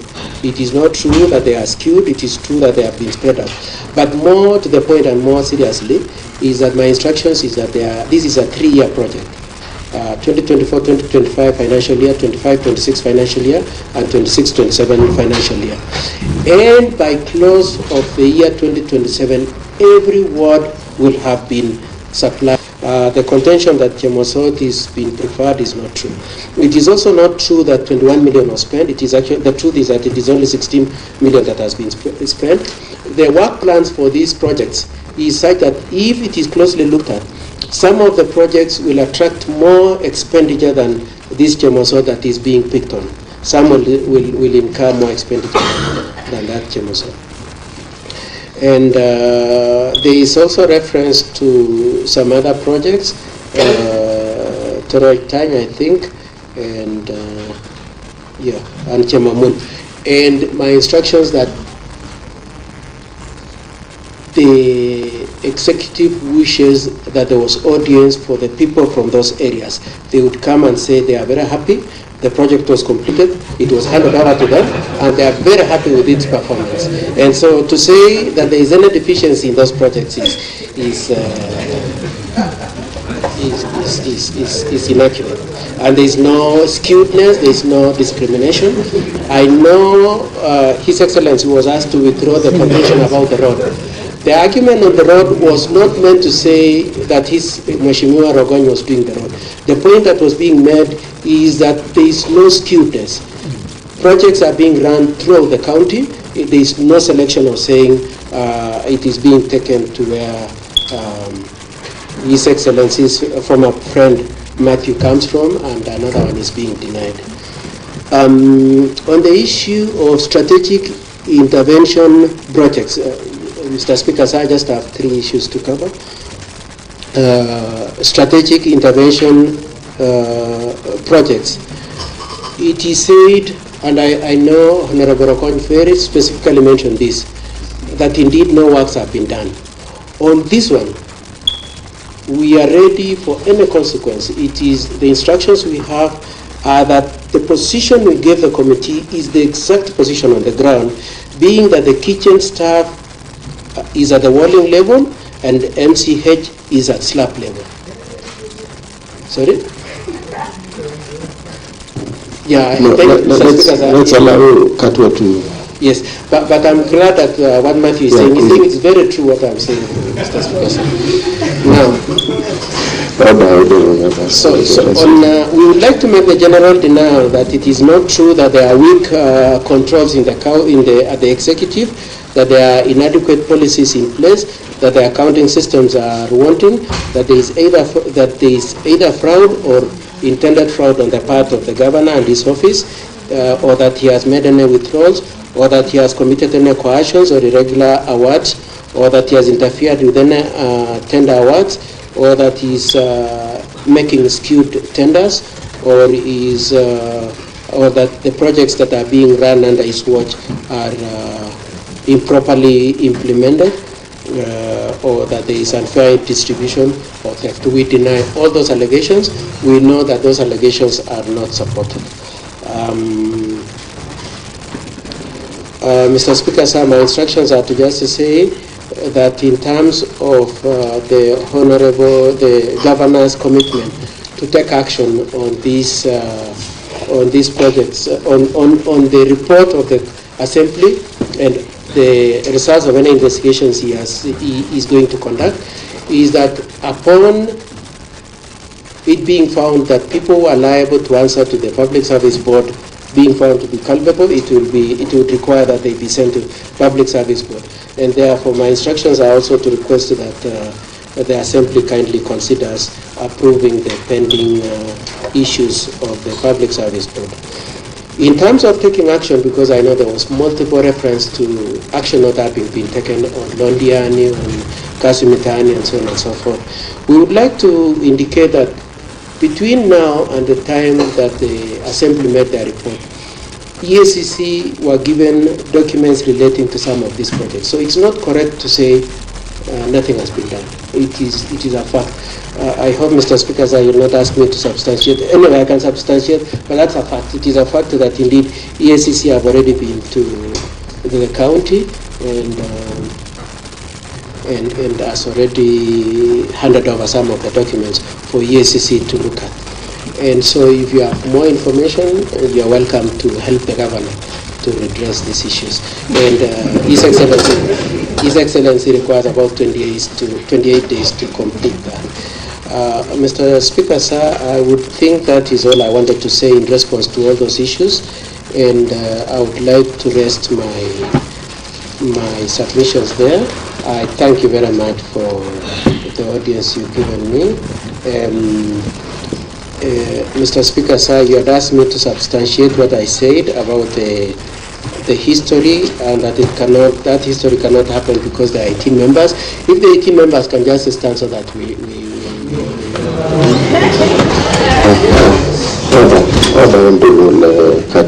Mr. Speaker, sir. You cannot give direction. In fact, even the honorable members themselves, you know, you are out of order. I cannot even expect you to take directives from Honorable Katwa. You are out of order. You are out of order. Katwa, you are out of order. Okay. Mr. Speaker, sir, I want to thank you for the courtesy you've shown us, the time you've extended for me. I really appreciate it. I thank all the honorable members. Arguments were made about me being part of this assembly.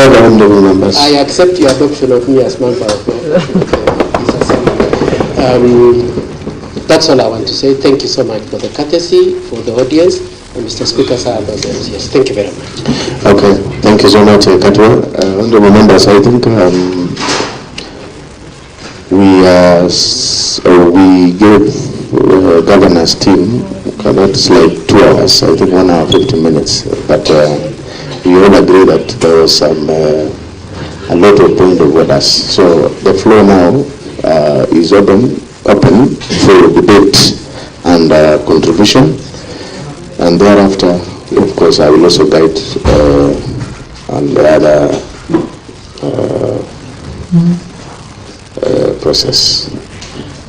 Honorable members, the floor is open for debate and contribution. The leader of majority, the leader of majority.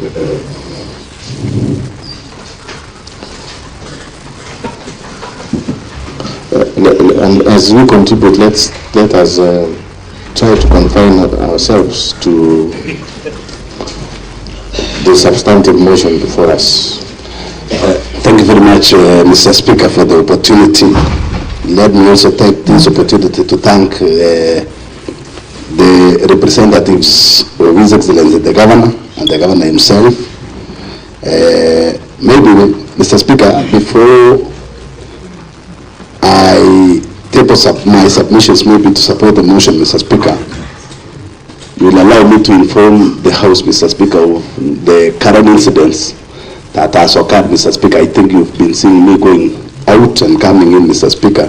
It's because of some very serious emergencies, and this will concern the safety of the honorable members. Maybe before you decide, before we finish discussing this motion, it is good to take note that our gate B, Mr. Speaker, I was called upon by the Sergeant at Arms together with the security teams that, and I read the statement, Mr. Speaker, that at around 10:50 a.m. this morning, an unfortunate incident occurred within the precincts of the County Assembly of Kericho. A vehicle registration number KAH-075Y, a county government vehicle, boarded and accompanied by close to 50 goods, Mr. Speaker, driven by non-Tiber, because it's a government vehicle, Mr. Speaker, rammed into Gate P of the Assembly. The vehicle is mounted with public address system, which is always used by the Governor's press team. Mr. Speaker, Assembly officers manning and other working in the kitchen were almost injured, Mr. Speaker, as they scampered for safety. Over 10 police officers who witnessed firsthand the incident. We wish to thank the National Police Service officers who acted promptly toward the attempt, which aimed at forcing their entry in the Assembly and causing injury to the honorable members of the County Assembly as well as the staff. We further wish to thank especially the DCI department, Mr. Speaker. They've told the vehicle that is normally used by the county executive, that vehicle, KAH, it is used for public address issues, Mr. Speaker. It has been told to the police, and the goods has been dispersed, and so far, 5 have been apprehended, and they are in the custody, Mr. Speaker. So it is good for the information of your own safety that this is a weighty matter, that you need to be very careful, even as you move out, because if you see these people trying to come, run into the gate, Mr. Speaker, we have the kitchen closer to that gate, so it is always good maybe for the honorable members and the staff of the County Assembly that even immediately we finish on this, it is a security matter, Mr. Speaker. Mr. Speaker, allow me now, Mr. Speaker, maybe the concerned committees, Mr. Speaker, since it is a county government vehicle, Mr. Speaker, we know the issues of work tickets. It is signed always by the chief officers, Mr. Speaker. We have the transport officers and the activities of that vehicle, Mr. Speaker, when it comes to the issue. We need, maybe immediately after this, Mr. Speaker, we take the actions to that effect, Mr. Speaker, because it's something that touches on the lives of the people. Now, Mr. Speaker, in supporting the motion, Mr. Speaker, of today, Mr. Speaker, one, the motion mover, Mr. Speaker, has elaborated on so many things, Mr. Speaker. It should not be diverted, Mr. Speaker, that the key reason why we are here today, Mr. Speaker, I want to decline or oppose what His Excellency the Governor said about the whistleblower, Mr. Speaker. The whistleblower, if you see, we have the rights to information, Mr. Speaker, to address and the likes.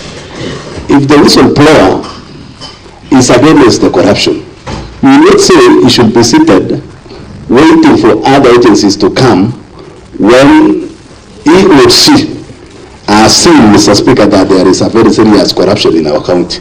Mr. Speaker, I'm in the budget committee. In many times, Mr. Speaker, we try to get even a small figure, a small amount, Mr. Speaker, to take to our people. When you see a total investment, Mr. Speaker, close to 85 million, it's not a small thing, Mr. Speaker. Mr. Speaker, I'm the leader of majority of this county assembly. And in this case, Mr. Speaker, our party leader, who is His Excellency the President, while in Mutembei, Mr. Speaker, pronounced himself on issues of corruption, Mr. Speaker. He talks of coercion and corrupting various committees of different houses, Mr. Speaker, to condone the corruption. And indeed, Mr. Speaker, he distanced himself on these issues of corruption.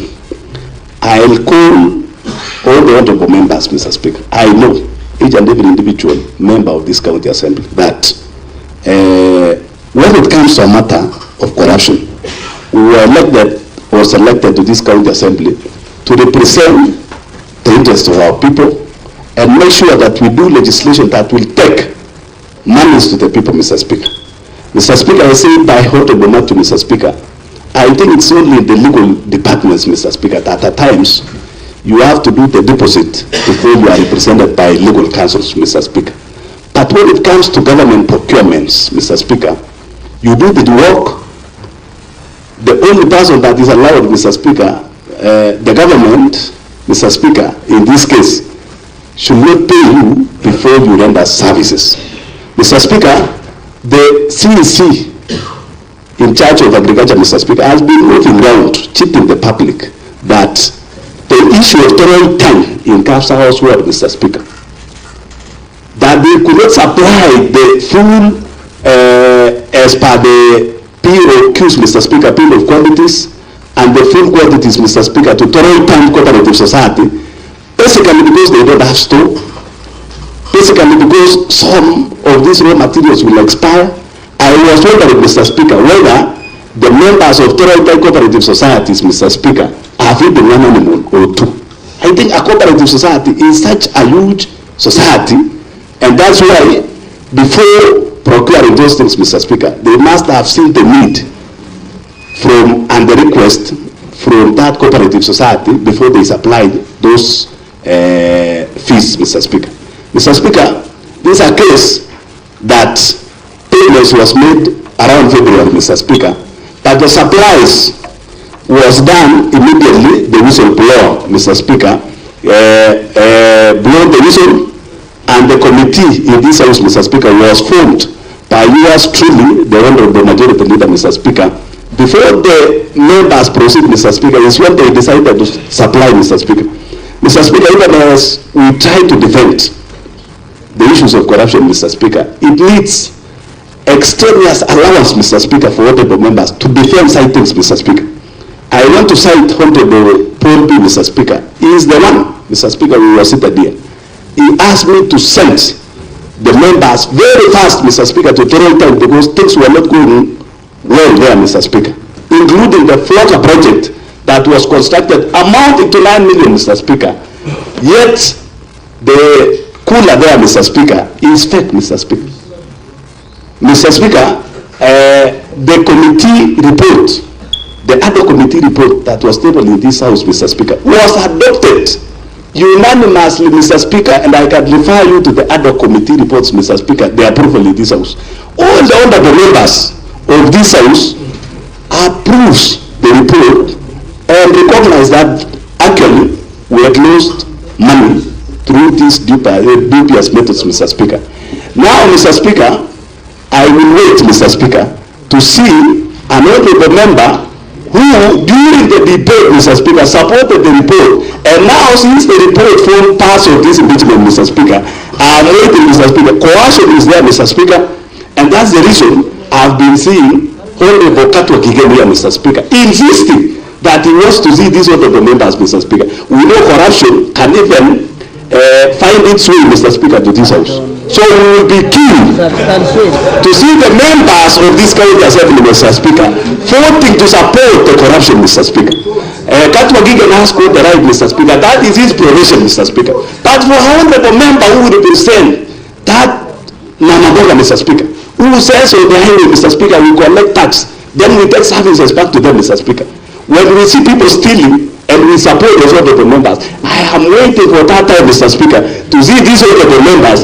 That's why yesterday, Mr. Speaker, I said, indeed, and I was quoting, Mr. Speaker, that during the election of the speakers of the county assembly, which you are among them, Mr. Speaker, I remember there is one honorable aspirant of the speaker that time, Mr. Speaker, locked close to 31 members of this county assembly in Kisumu, Mr. Speaker. But coming to real voting in the house, Mr. Speaker, the speaker got only 12 votes, Mr. Speaker. So I will not be surprised, Mr. Speaker. The reason why these people are insisting on different methods of voting, Mr. Speaker, is because of coercion and corruption that have found roots to this house, Mr. Speaker. Therefore, Mr. Speaker, you will allow me, Mr. Speaker, Mr. Speaker, protect me, and I will give you to speak. So this is what I continue to prosecute your point. Everyone members must learn to tolerate. Mr. Speaker, we have your time. We had a refurbishment of county council houses, Mr. Speaker, that now the county government houses, Mr. Speaker. You know the issues of asbestos, and the lawyer Katwa Kigen knows the effects. According to the research, it has been found that the asbestos, Mr. Speaker, that's the reason immediately we remove, Mr. Speaker. We bury them almost 8 feet down the ground, Mr. Speaker, because it infects the human being with the issues of lung cancer, Mr. Speaker. And for that reason,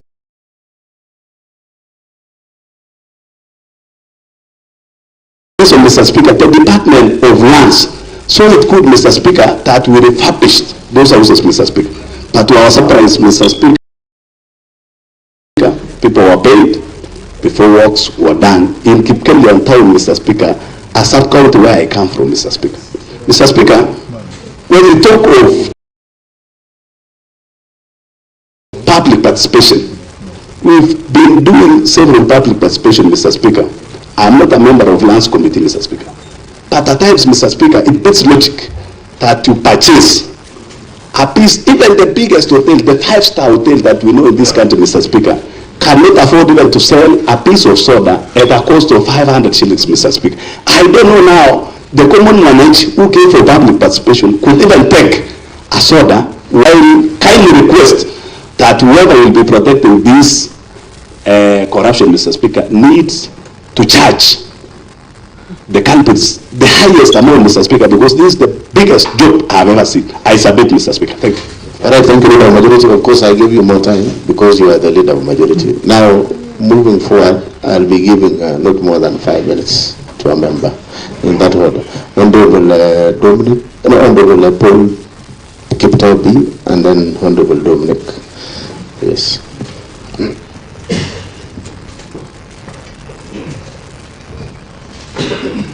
Let us stick to 5 minutes, and you restrain yourself to the matter of the motion. Thank you. Yeah. Thank you very much, Honorable Speaker, for allowing me this chance to speak on behalf of people of Kapsaos.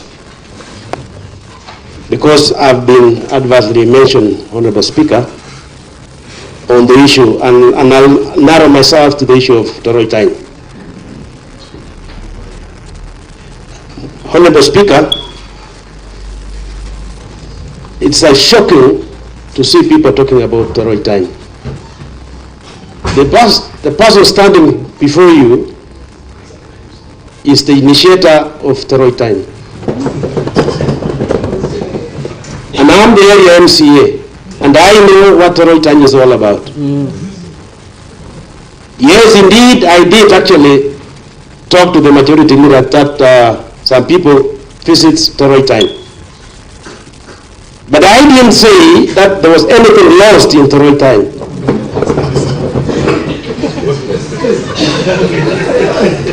And indeed, Honorable Speaker, with the report that was tabled by the ad hoc committee, yes, I did support it in full. But I wanted governor to be given time to implement the recommendations made by that committee. It's not about, impeaching governor. Yes. And that is my stand. Yes. Several times, Honorable Speaker, as I stand here, we have about 600 members. And initially when we started, we had relocated to someone's quarters. In the previous program, that is the Kenya Climate Smart, funded the society.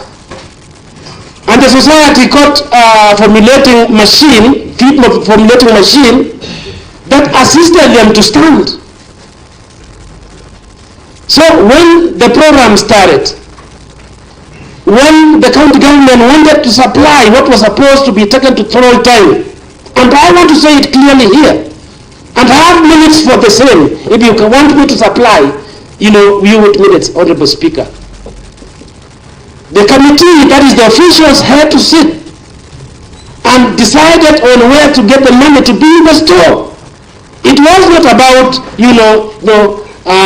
there was some embezzlement of money in Toroi time.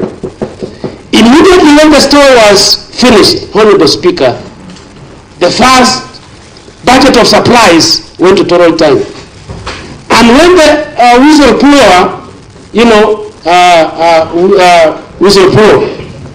the next batch was supplied to Toroi time. Number two, Honorable Speaker, the cooler which was supplied to Toroi time. No layman, we doesn't understand, what the right cooler is.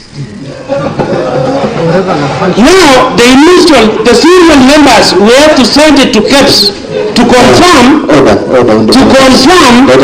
cooler that is in Toroi time is the right one. Yes. And, Honorable Speaker, when the day report fellas visited Toroi time, and the KCC fellas, they did confirm that the same cooler has been supplied to many places in Pomet. Yes. And that is why we had to accept, and as we speak right now, Honorable Speaker, the cooler is working, and the farmers, have supplied milk to the same cooler, and now KCC are collecting milk from the same society as we speak. And that is why I said yesterday, or the day before yesterday, that the farmers are working very hard. Gentlemen, let's not do politics. You're doing politics. This is politics, pure politics. It's me who understands Toroi time more than you. Don't talk of something you don't know. Yes. Talk of Kerimoi. You almost close Kerimoi.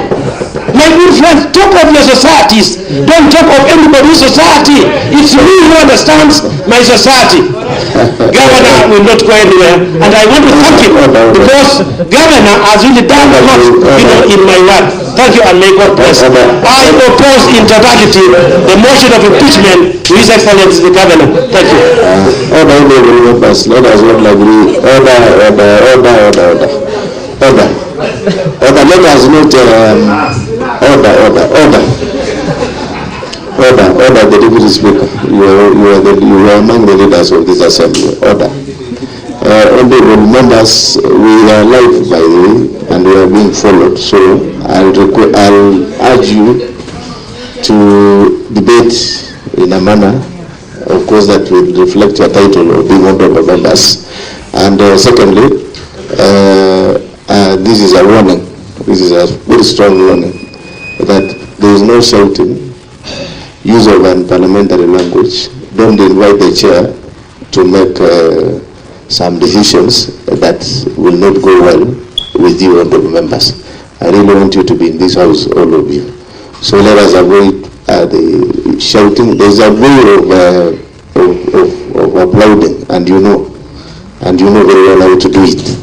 But the standing orders does not tell us that you should shout and say yes or all those things. So let us debate with decorum, and we stick to the timeline.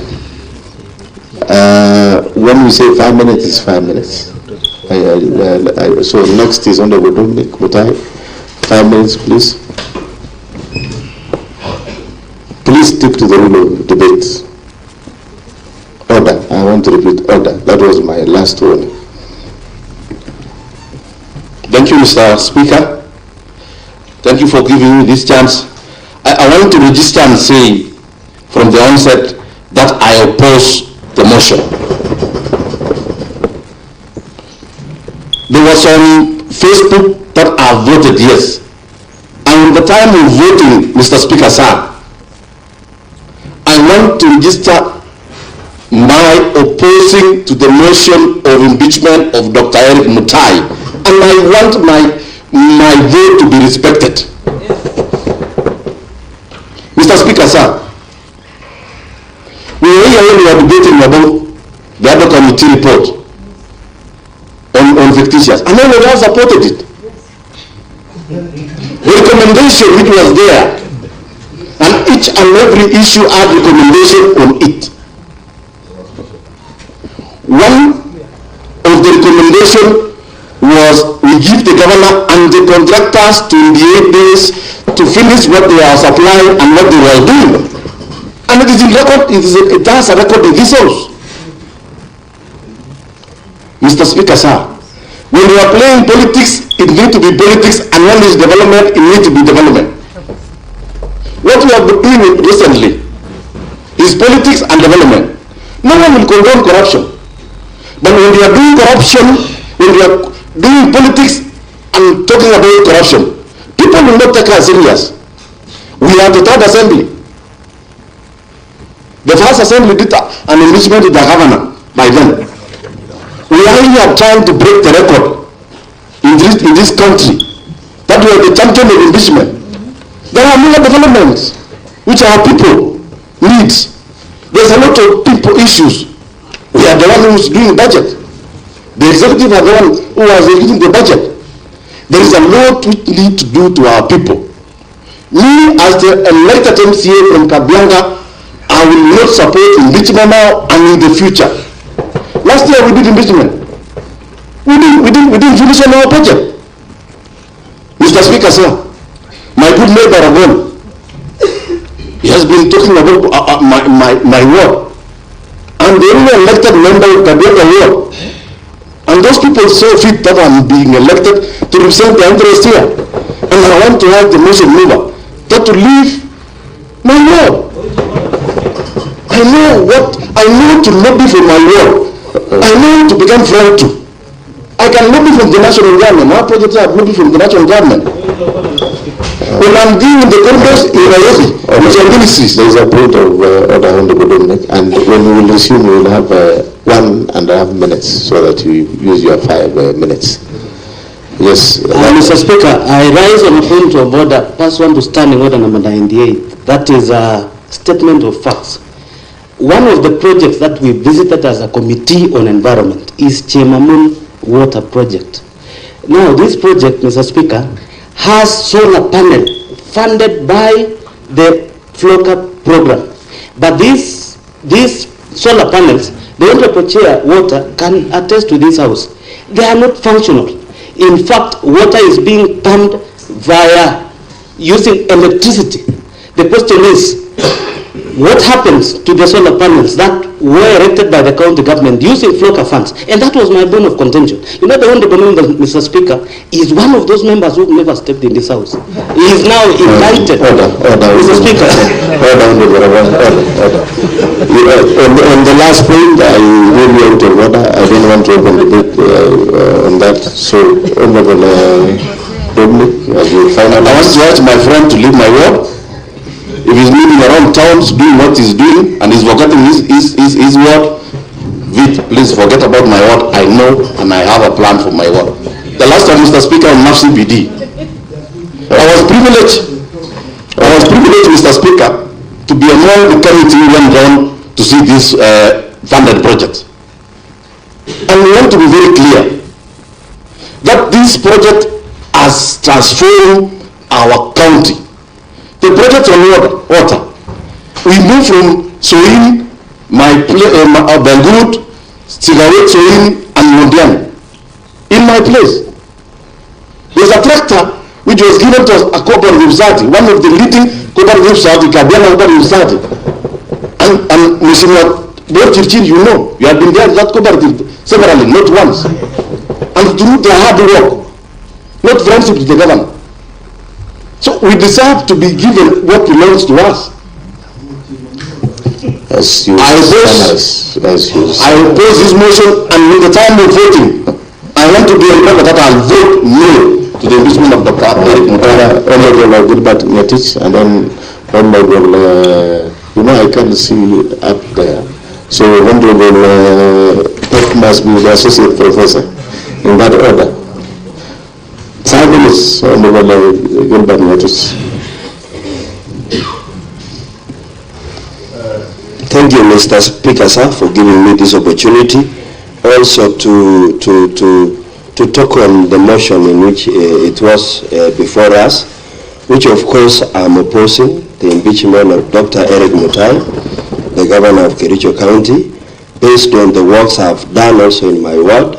Surprisingly, Mr. Speaker, I was impeaching the last time. By then, I have a reason to this loving Mr. Speaker should be explained here. The reason as to why I was doing the impeachment last time, I had no projects which were going on. Mr. Speaker, the Kishara dailies, which was benchmarking from Toral Time, Mr. Speaker, I'm hearing the condemnation of Toral Time. But the Chrome Kishara dailies benchmarked in Toral Time, Mr. Speaker, sir. And they brought goodies, and we've really progressed. I have members in Kishara dailies that goes to 700 members, Mr. Speaker, sir. And we are collecting over 2,500 milk, Mr. Speaker, sir, as we speak today. I'll be very keen, Mr. Speaker, when we reach a level of having a supply of a cooler. Mr. Speaker, when we were discussing over the report, I have heard of the tapping of that cooler, Mr. Speaker, for it to function. But today, Mr. Speaker, the area MCA is actually breathing and confirming that the cooler is functional. Mr. Speaker, sir, the contradicting statements which are really existing in this house, Mr. Speaker, should also be in the very other way. I heard the very president, the very talking the president did in Homa Bay, and he said, Mr. Speaker, let the legislature not also force the executive to indulge in corruption by demanding funds for them to write a report, Mr. Speaker, sir. Remember, corruption is a two-way thing. We have been told by majority. That is what the president said, Mr. Speaker. Yes, there is a point of order, Honorable Gilbert. There's a point of order. As you receive, you have 2 minutes. Yes. Thank you, Mr. Speaker. On statements of facts, Mr. Speaker is saying that the committee demanded, I think, money so that they write a report, Mr. Speaker. So let him table that evidence, Mr. Speaker, if he has the evidence. That is standing order number 98, Mr. Speaker. Okay. The substantive evidence, Mr. Speaker. You know, those are very grievous allegations that is being labeled against the county assembly, Mr. Speaker. These are House of Rules and Procedure, Mr. Speaker, and House where we do oversight, we represent and we legislate on behalf of the people that sent us here. Okay, Honorable Gilbert Ngetich, is that what you say?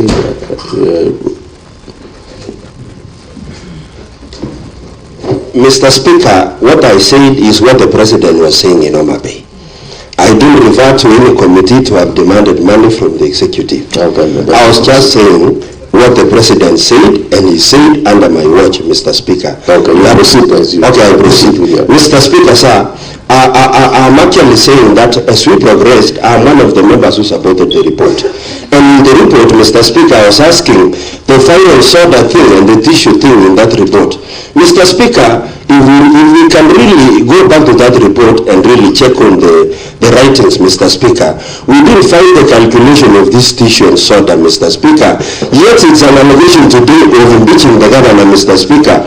And that time, the governor was given 28 days or 14 days to act on the report, Mr. Speaker. And we expected the governor to work on the report. If even the report is at the table of the governor, the impeachment motion has been planned. Mr. Speaker, we want this county to progress well as we refused corrupt members who are in the county government, Mr. Speaker. I think the governor has the report as we speak, and he has that time of 28 days to act on the report. In the actual sense, Mr. Speaker, there is nowhere where the governor wanted the bank to really withdraw the money. There is nowhere where the governor really signed a procurement process to really do some work. There are some people who really did this work, and we have them at the offices as we speak. It is high time that we give this governor time to act on the report which the other committee made for the works to run well for this county as we clear our term. Mr. Speaker, sir, this is the reason as to why I really not support the impeachment, and then when it comes to the time of voting, I will also vote no. Thank you so much. Okay, thank you. Dr. Herman.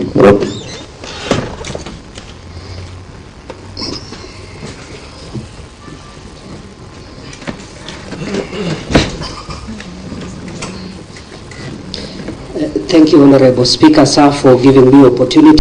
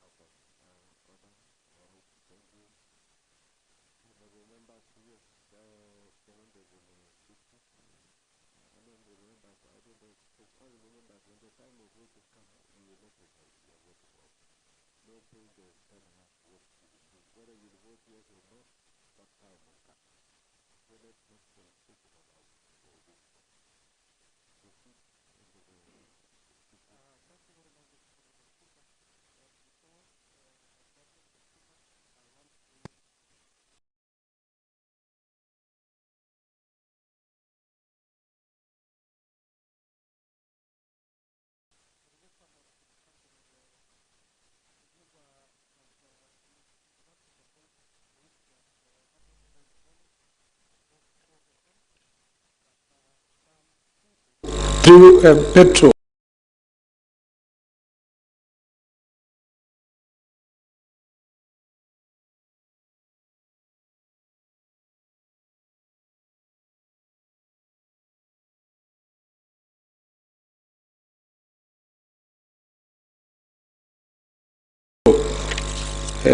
Towards the county assembly of Kericho, and thereafter, just hardly about 2 hours ago, there was a vehicle that rammed into the gates of our county assembly. That is gate A, not gate B. What the honorable majority said, I wanted to confirm that this is gate A, and we want to thank the police officers who have actually swung into action and arrested and told about 5 people who actually happened to have been in the same vicinity where that incident happened. Mr. Speaker, I want to start by saying clearly that I want to support the report that has been ably tabled by Honorable Rondon, stating very clear on various grounds. Mr. Speaker, I have listened from the inception of these sections. Mr. Speaker, I want to start by probably putting forth the report on Londiani. Mr. Speaker, the Londiani victims, Mr. Speaker, as has been ably said by the procedural world, the motion mover, so that we lost a lot of several people, about 54 people, Mr. Speaker. And I think justice denied, justice delayed is justice denied. To date, Mr. Speaker, the report that was ably made by, and passed by this Honorable House has not been acted upon. That is my ground. There's nothing that has been acted, Mr. Speaker.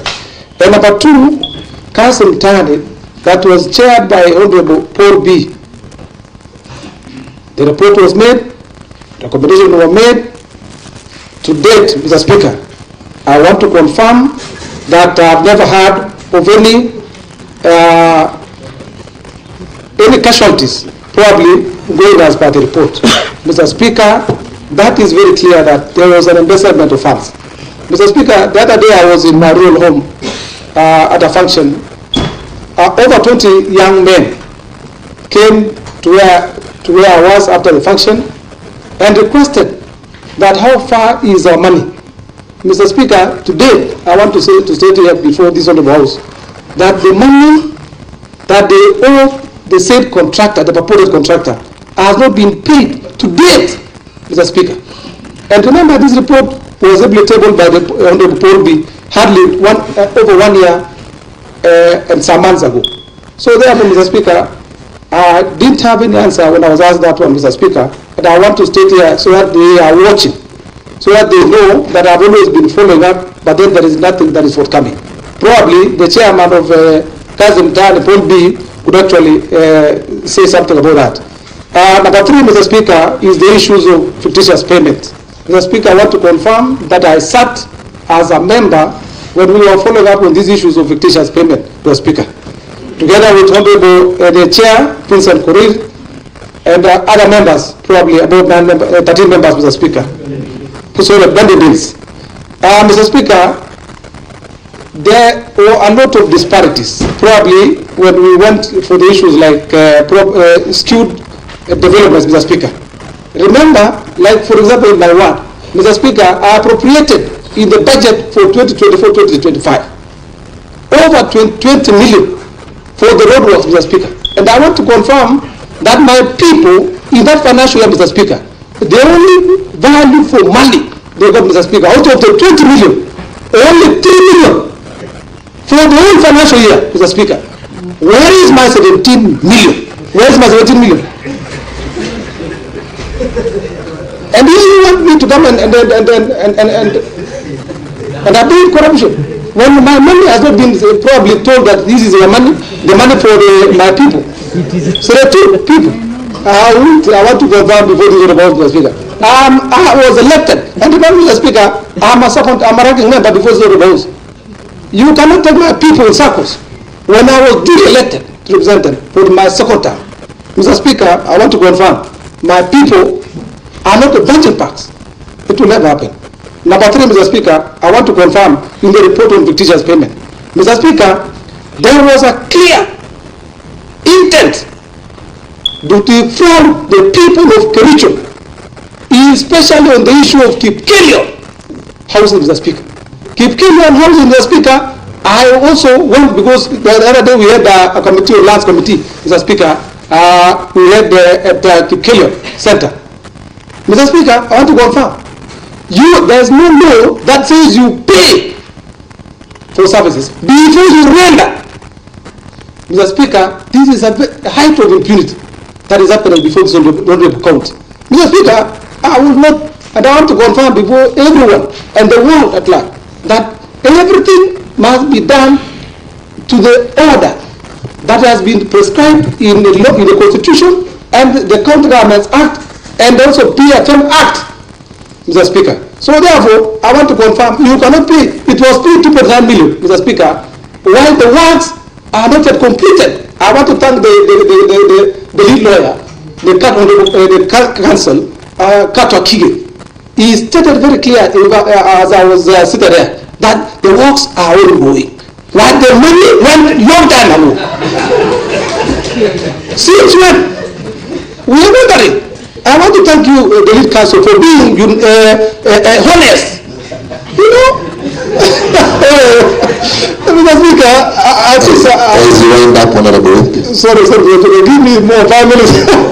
I think I have several things in my mouth, Mr. Speaker. I want to divulge all of them today. So, one more minute, I'll give you one more minute. Last thing, Mr. Speaker, is the issue on NAFDP. Mr. Speaker, NAFDP, we've been told by the Honorable Mover of the motion, that is 281 billion. As to where 281 million went, I want to confirm. Mr. Speaker, the only thing that I have seen in my world is only the drawer and the chair. That is broken. Remember the other day, the Honorable Excellency, the Governor, launched their project in a stadium. 1 million, they were saying 1 million per wall. I think it is like that.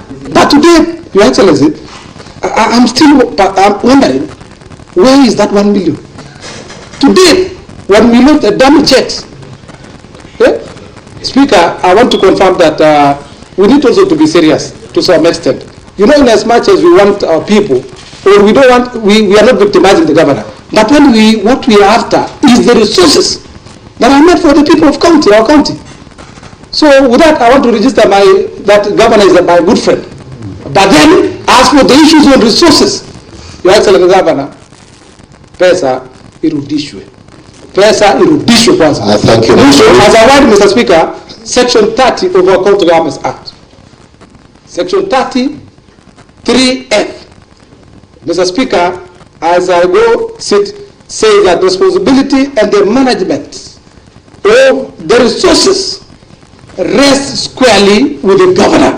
That is, County Government Act, Section 30, 3F. Responsibility and the management of the resources rests with the governor. I support. Thank you very much, Honorable. I give this opportunity to the Honorable Philip Mutahi.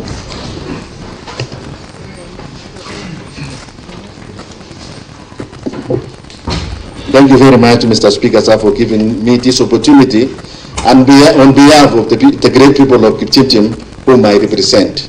Mr. Speaker, sir, I just want to start by, I want to say I started my journey today from my home area, Mr. Speaker, sir. And I was coming from home to this great assembly. A great pastor, friend of mine, who is a voter in Kipchirchir, told me this, quoted a verse in the book of Israel, chapter 10, verse 4.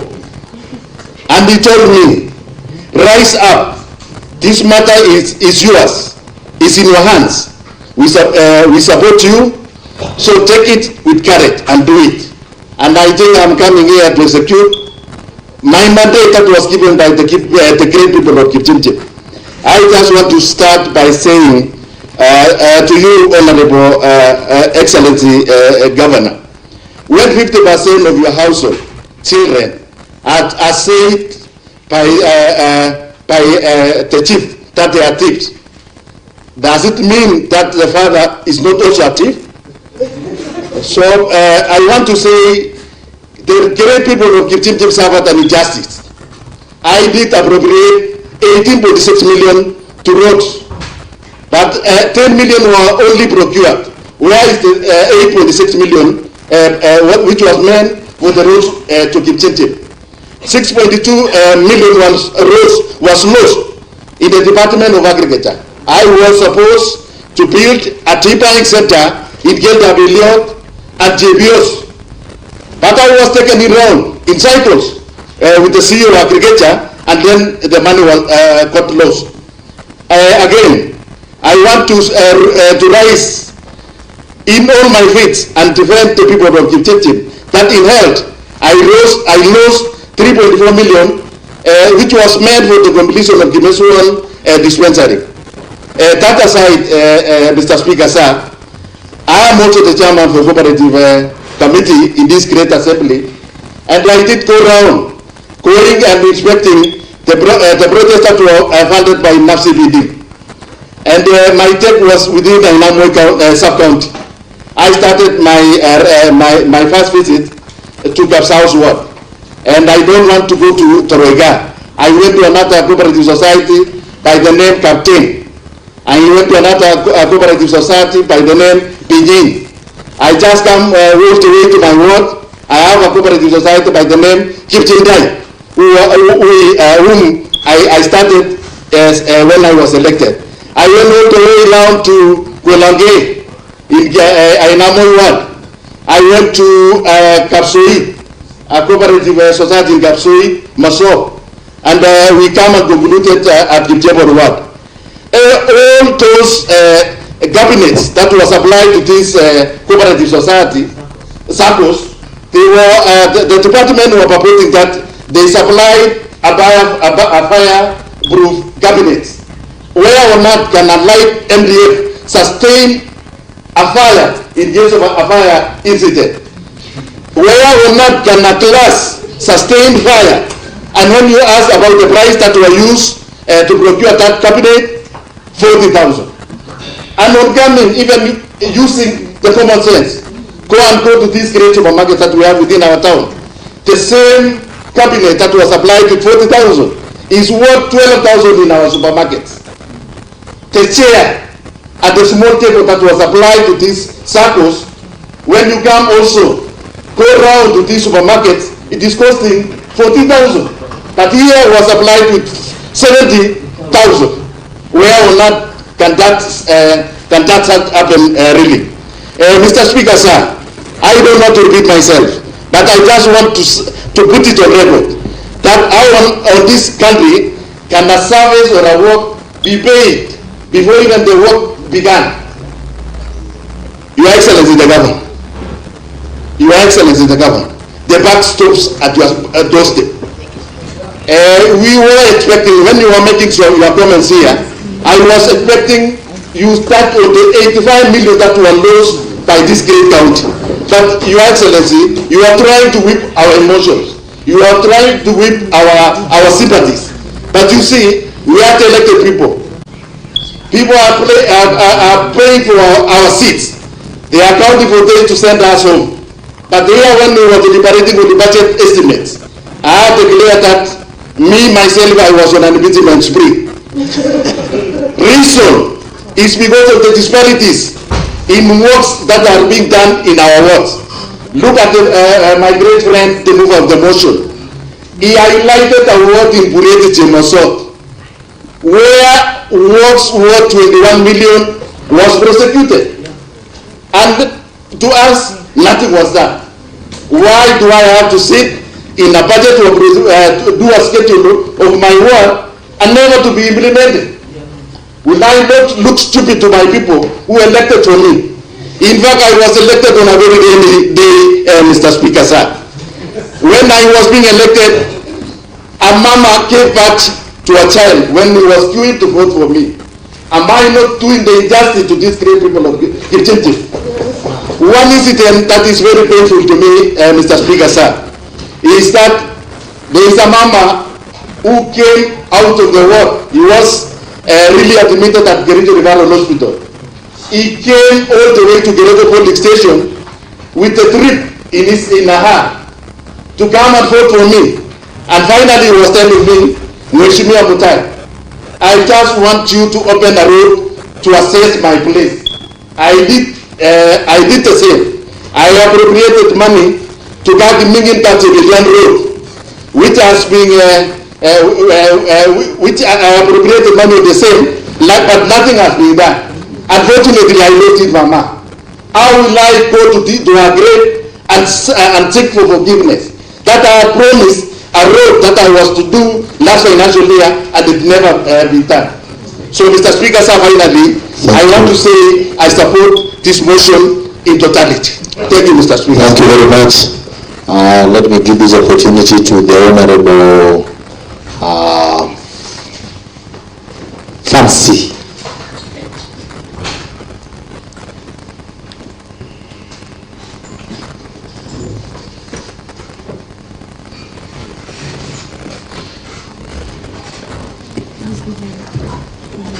Thank you, Mr. Speaker, sir, for giving me this chance. I'm a nominated member from Shaik, but I belong to Kericho County. I'm saying this because I represent the gender top-up, not impeachment top-up. And I'm saying this because when it comes to impeachment, as nominated, we are held ransom. We are told, come and sign here. But when it comes to resources, Mr. Speaker, sir, we are not there. I'm standing here because I'm suffering since the last impeachment, Mr. Speaker, sir. I was robbed of my responsibility. To date, I don't have any responsibility. And again, I take care of myself because I really need to speak here. Because at some point, someone will say, Fancy didn't attend a sitting. So I'm here really defending myself. But since last 1 year, I have not received any salary, Mr. Speaker, sir. So I want to say no to this motion because, yes, I will say no to the motion because I am part of the committee of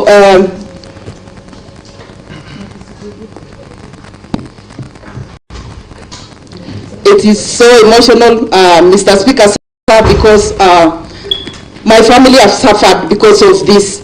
I was part of the committee, but not the other committee, for by Honorable Philip Mr. Watts, and I was Honorable Philip, and I defended this report. The recommendation which were made, Mr. Speaker, sir, which were there, I really supported it because one of the recommendations which were given was forensic audit to be done in 28 days. That is what I supported, Mr. Speaker, sir, because I really needed the county executive to be given time so that they execute on the same report. But Mr. Speaker, sir, in that afternoon, the motion of removal of Dr. Erick Mutahi was tabled here in this house, Mr. Speaker, sir. And I said, I'm going to vote no for this impeachment because of that. Mr. Speaker, sir, it is the same house. I said, let us be honest to one another. It is the same house which vetted these CECs and the CEOs, Mr. Speaker, sir. But it is the same house. I can remember one of the impeachment we did for CS board, Mr. Speaker, sir, because of the Londiani issue. We impeached one Dr. CS board and he is home now because of the actions which happened in Londiani, Mr. Speaker, sir. Then how comes it's now the governor who did that, who did this? It is all of us, Mr. Speaker, sir, who are doing this. So I'm calling upon the leadership of Kericho County. We need to do something. We need to sit down. Impeachment is not the last resolution. We got to sit as members of County Assembly, Governor, our Speaker, maybe the members of Parliament, and led by our Senator, and let's forge ahead. We love this Kericho County. When you go to abroad, you are asked, when you are coming from Kericho, they know Kericho as a tea-growing Kericho County. Mr. Speaker, sir, we love this Kericho County. We love our people. We love our voters, Mr. Speaker, sir. I stand here on behalf of the women of Kericho County and oppose this motion completely. I thank you, Mr. Speaker, sir, and I submit. Okay, thank you, Honorable Fancy. The immediate chair has informed me that you made an allegation that you have not received salaries for the last 1 year. You know,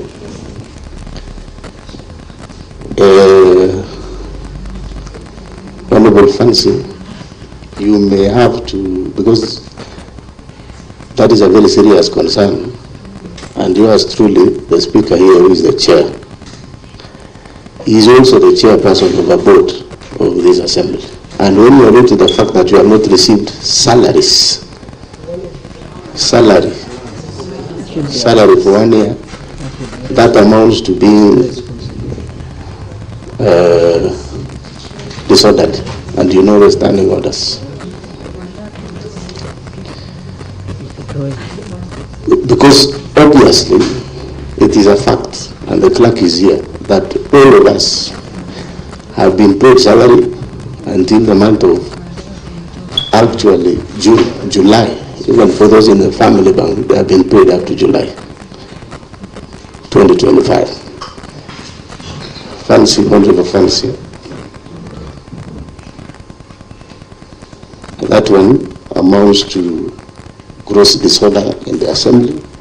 Standing order number 114D, deliberately giving false information to the assembly. And I therefore ask you to withdraw immediately from the chambers, from the precincts of this assembly, for the remainder of today's sitting. Order, Sergeant at Arms.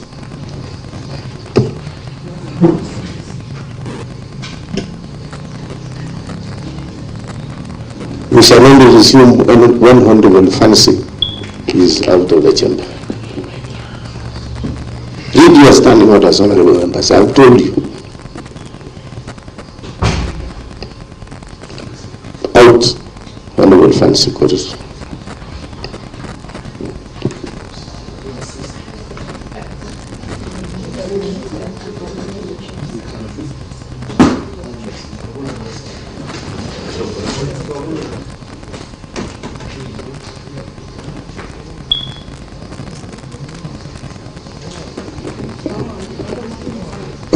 When the members will proceed,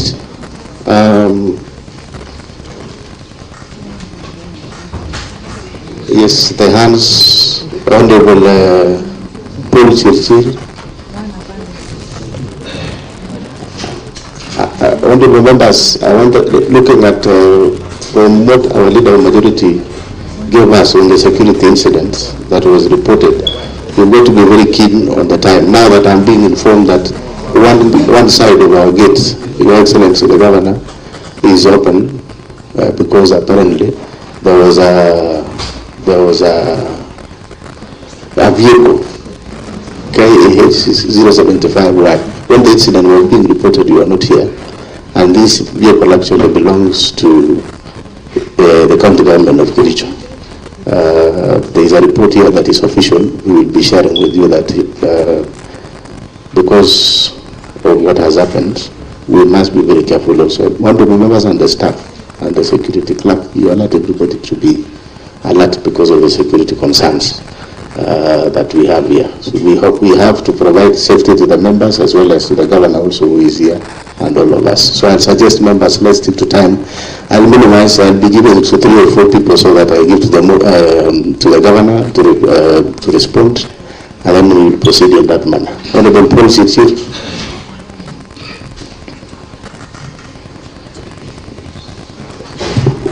Thank you very much, Mr. Speaker, sir, for giving me an opportunity to speak on behalf of the people of Kapsoit, who they've given me an opportunity to represent them twice.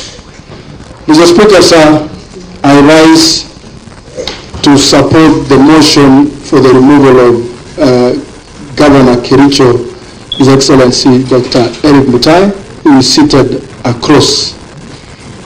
Mr. Speaker, sir, why am I saying that? He has been accused of 5. Number 1, gross violation of the Constitution of Kenya. Number 2, gross violation of various national and county laws. Number 3, serious reasons for believing that the governor has committed crimes under national law. Number 4, Mr. Speaker, sir, abuse of office. And number 5, gross misconduct. Mr. Speaker, sir, the governor for Kericho was sworn in on Thursday, the 25th of August 2022, in a ceremony in Kericho Green Stadium. The oath of office was administered by Lady Justice Roslyn Korir. Mr. Speaker, sir, all of us elected and appointed members, whenever we are elected, we sign a Code of Conduct and Integrity Declaration form. And in that declaration form, it has all the details. It talks about integrity and honesty. It talks about accountability to the public. It talks about fairness and equity. It talks about conflict of interest. It talks about public trust, political utility in administration. And number 7, respect for the law, leadership by example, and confidentiality. And then there, the governor signed, which we all of us signed. I want to draw the attention of number 3, or number 2, accountability to the public. Mr. Speaker, sir, he signed and he said, I shall be accountable to the people of Kericho County and ensure that public resources are used prudently and only for lawful purposes. Number 3, Mr. Speaker, sir, he also said, and he signed, fairness and equity. He said, I shall treat all individuals and groups with fairness, equity, and impartiality, regardless of gender, ethnicity, religion, and political affiliation. Mr. Speaker, sir, the truth has been the opposite. We are here because of a very serious matter touching on loss of public funds. How have we lost the public funds? The governor is the CEO, the chief executive of this county. There are very serious allegations against loss of funds through 5 cooperative societies. And the societies are here, I have listed. They are Cheregu, which is in Chebei Ward. Chebei Ward is represented by Honorable Francis Terrell. Raw materials in form of soya, maize jam, and a few were purportedly supplied. The member is here. The very few were supplied, but payment was made for the talent that would have been supplied. And the Honorable Katwagigen has acknowledged that not all has been supplied. Mr. Speaker, sir, we have thorough stand. The Honorable Paul Kiptor B, he's here. There is a delivery for 10 tons of raw materials, sunflowers, cotton cake, soya, maize jam, wheat bran, a total of 10,560, which is equivalent to 10.5 tons, against 27 tons that was paid for. That is proof that money was lost. We are guided by national laws, PFM Act and the procurement law. There was a breach of both laws, and the governor takes ultimate responsibility. Mr. Speaker, sir, the Honorable Ruskebe is in Mondiani. Ruskebe Corporate Society is in Mondiani. The Honorable the Honorable Sigilai is here. And he confirmed that not all was supplied despite being paid for. Concierge time in Sigai, the Honorable Rogon is here, the move of the motion. Not all was supplied, but payment was made, which is contrary to the PFM Act and the Procurement Act. Kibagenge in Little. Mr. Speaker, I wish to draw your attention. This is a society that was closed a few years ago. The Honorable Vincent Kirui is here seated politely in a corner while his people are suffering in Little, Mr. Speaker, sir. the society was closed. Goods purported supply. What is that?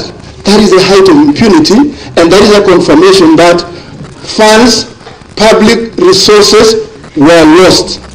Mr. Speaker, sir, we invited chief officers who are accounting officers and who are AIA holders, Mr. Speaker, sir, before this House to appear before the Committee on Ad hoc. Mr. Speaker, sir, we examined them under oath. They took an oath. They confirmed that what they were saying was true and true indeed. Mr. Speaker, sir, I am surprised that Katwa Gigen is telling this Honorable House that 2,750 for tissue. We've tried to make some calculations, but it does not enter each other, Mr. Speaker, sir. It doesn't make sense, Mr. Speaker, sir. It is like telling us that one tissue was bought at 1 shillings and 75 cents, which is not practical. We will take what was supplied to this House by the chief officer who we examined him under oath. Mr. Speaker, sir, I wish I had all the time. The chief officer for roads will appear before this committee, will appear before Ad hoc committee, Mr. Speaker.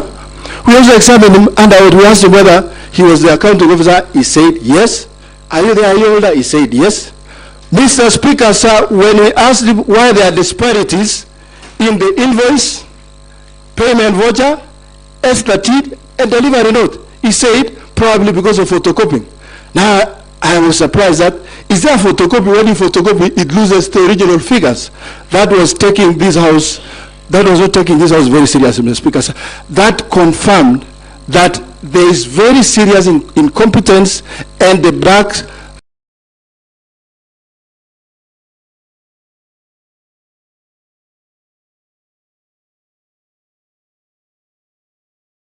stops with the governor who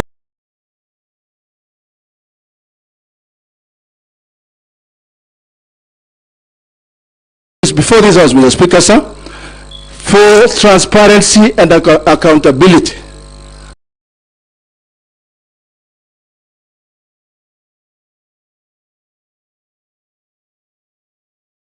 To happen in this county, Dr. Mutahi must go. Mr. Speaker, sir,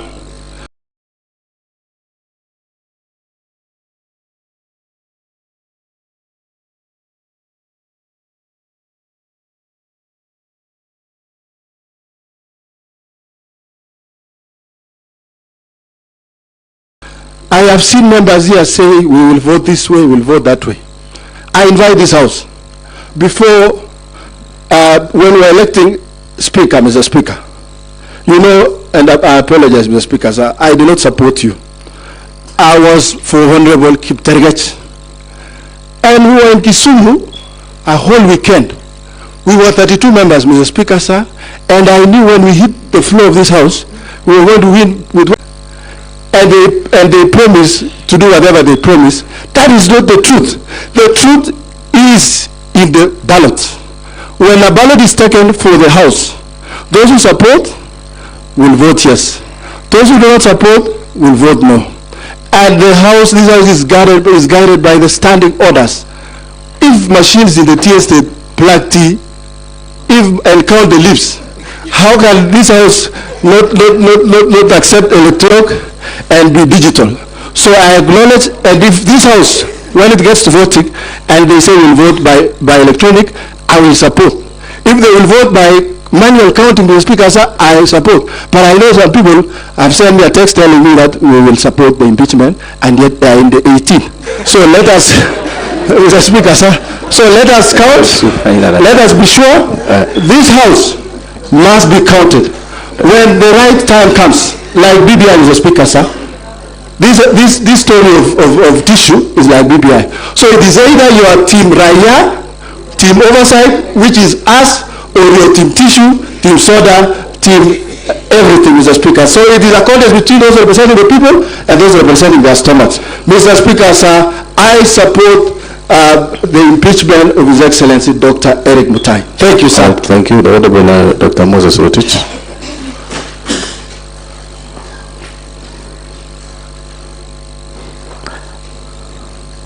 I'm picking only 2 more as per my directive, so Thank you so much, Mr. Speaker, for... Order.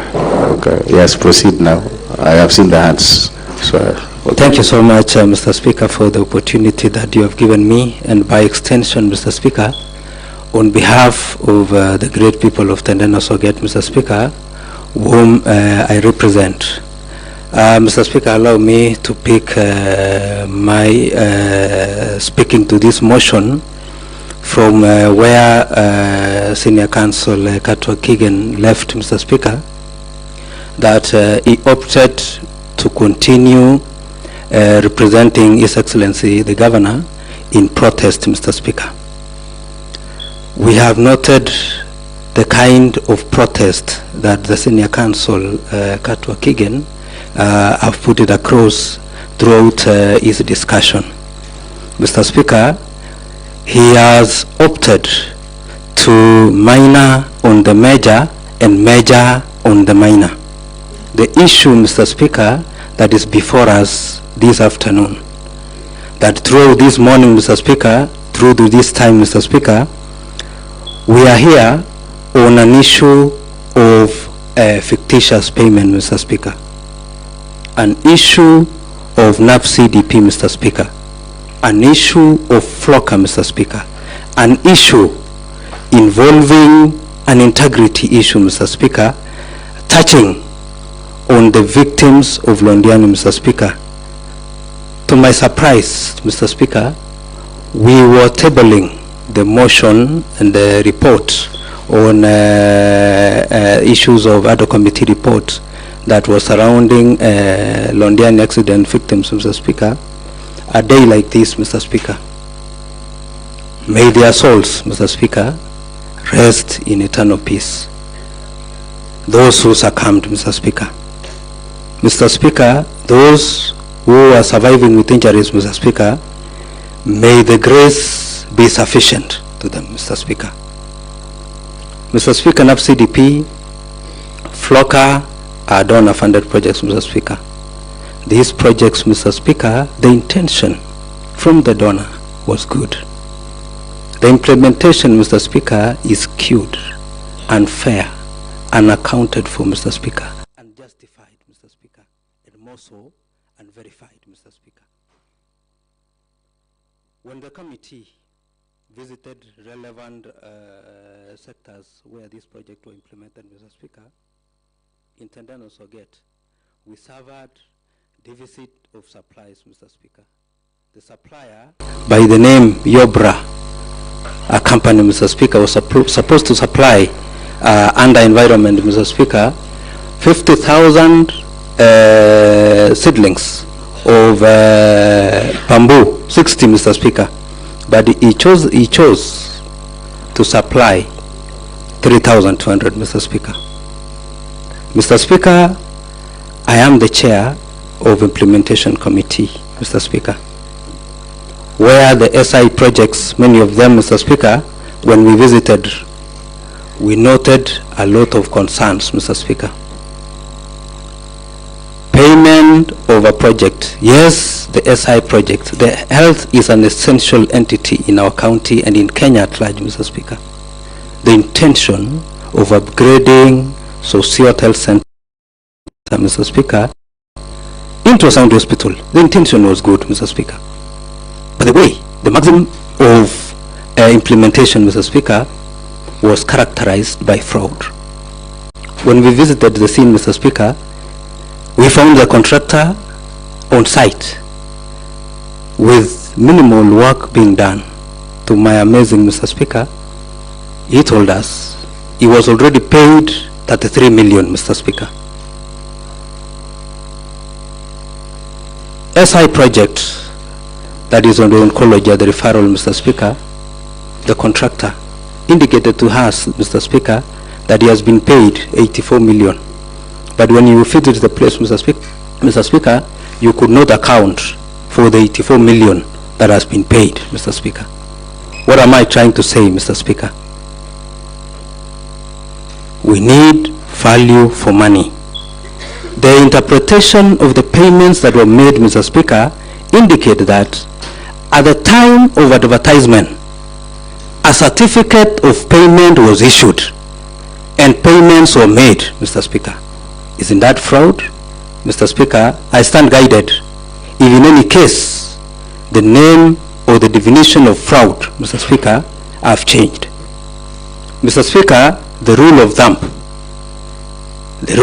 indicates, Mr. Speaker, that for one to do business with government, Mr. Speaker, you first supply the service for you to be paid. Mr. Speaker, it is important to note, Mr. Speaker, and I'm on record, that in Kipkelion, Mr. Speaker, the service of renovating the houses, Mr. Speaker, was not done, but payments was already made.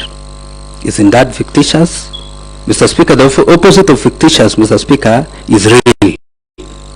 His Excellency, the Deputy Governor, came out, Mr. Speaker, to whistleblow. It is his right, Mr. Speaker. It is within his mandate, Mr. Speaker. And I borrow his leave that when you don't condone the nitty-gritty that is happening in a department, Mr. Speaker, it is important to recuse and become a whistleblower or even a state witness, Mr. Speaker, so that at the end of the day, when the D-Day come of accountability, Mr. Speaker, you will not be invited as a perpetrator, Mr. Speaker, but a witness of safeguarding the public resources. Mr. Speaker, I used to end by saying, Mr. Speaker, that Section 30 of the County Government Act, 3F, Mr. Speaker, the highest responsibility lies with His Excellency the Governor, simply because he is the CEO, the Chief Accounting Officer of every department of this county. All the CEOs are answerable to him. All the CECs are answerable to him, Mr. Speaker. I wish to say that in any case, I support this motion in totality, Mr. Speaker, because last financial year, Mr. Speaker, I'm a sad man, and also on behalf of the great people of Tandana, Mr. Speaker. On many occasions, I have found myself in the line of history not to be in support on many occasions of His Excellency the Governor. Honorable Gilbert was in another camp last time, Mr. Speaker. But because of selective procurement, Mr. Speaker, people of Tandeno voted. We had 6 ballot boxes, Mr. Speaker. Mine was the below one because we believed in bottom-up economic transformation. The bottom-up, Mr. Speaker. Many of the voters started with me, Mr. Speaker, as the bottom leadership at the grassroots level, Mr. Speaker. Am I not a madman, Mr. Speaker, to support impunity in this county, Mr. Speaker? Atrocities, Mr. Speaker, where the great people of Tandana, Mr. Speaker, are netted with revulsion, Mr. Speaker, are netted with a negative effect, Mr. Speaker. Philosophers, Mr. Speaker, indicate that there is what we call the negative reinforcement, Mr. Speaker, and positive reinforcement, Mr. Speaker. We have noted some CEOs, Mr. Speaker, to whom they are accused in this department, Mr. Speaker. They are transferred to another department, Mr. Speaker, and again they are transferred to another department after messing up, Mr. Speaker, with the department. The rule of thumb, Mr. Speaker, the best performing are rewarded. When you reward the best performing, Mr. Speaker, you subscribe to a tune of positive reinforcement so that others could emulate, so that others could follow the steps. But when a siphonner, Mr. Speaker, of public resources, Mr. Speaker, is rewarded, the net effect is a negative reinforcement to even other departmental staffs, Mr. Speaker.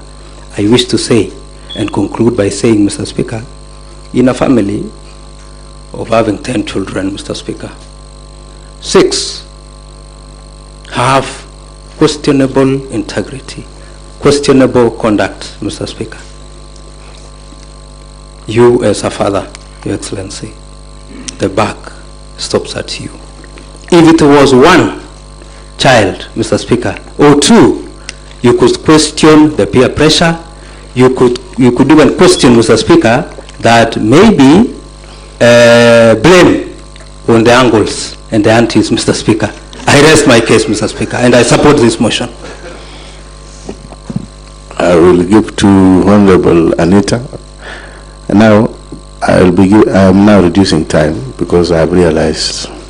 So we'll be doing 3-3-3. Honorable Anita and then Honorable Matthew. Then I will finalize with the Honorable Cheriot Betts. Then Thank you, Mr. Speaker, sir, for this opportunity to also contribute. And Mr. Speaker, sir, my ward being one of the wards that has been mentioned adversely in this report, Mr. Speaker.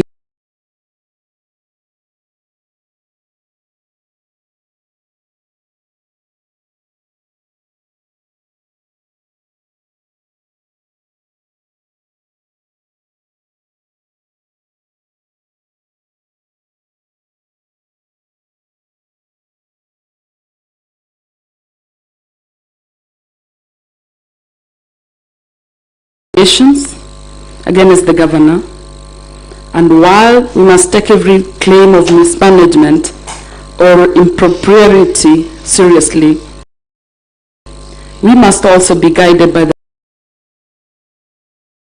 the principles of due process, justice, and the verifiable truth. The proponents of this motion have presented a case, Mr. Speaker, sir, that upon a careful scrutiny, it is thin on irrefutable evidence. Instead, it appears to be built on foundation of political malice and misunderstanding of our complex challenges facing any county government.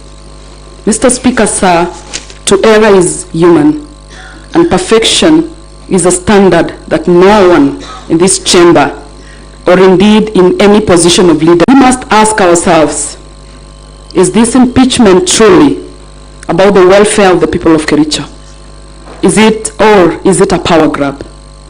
Is it a genuine effort to hold the executive accountable? Or is it a political motivated witch hunt designed to destabilize our county for personal gain? My considered opinion, Mr. Speaker, sir, is that it is the latter. I want to speak today as a mother and the only woman elected in Kericho County. Let us consider the progress we've made under the Governor Mutahi's leadership. In a short period, we have seen tangible strides in our healthcare sector. There have been mentioned here that there are so many developments going on in our different hospitals. We have the new facilities that are being equipped. Our agricultural sector, which is our backbone, also has received an economic boost, as indicated even in the NAFDP projects. We have witnessed renewed focus even on our youth empowerment. We talk about Equalizer program that supported our youths to go through training in different technical or polytechnics in this county. These are not the actions of a leader who is following the people. These are the actions of a leader who is committed to progress. Furthermore, as I finish, Mr. Speaker, sir. I know you know your standing orders very well, that unless with the permission of the Speaker you can be reading something, a statement. However, let me allow you to summarize as you finish. Thank you, Mr. Speaker. So since today was an electronic, we were told we were going online on everything, I decided not to write on a piece of paper, but to type them on my phone. I'm sorry, Mr. Speaker, sir. As I finish, Mr. Speaker, sir, an impeachment is not a simple matter. it will plunge this county into a period of prolonged political instability and administrative paralysis. Our development projects will stall, investors' confidence will plummet, and the very fabric of our society will be constrained. Do we want to sacrifice these gains as we have made an altar of political expediency? The alleged issues, Mr. Speaker, sir, could be addressed through other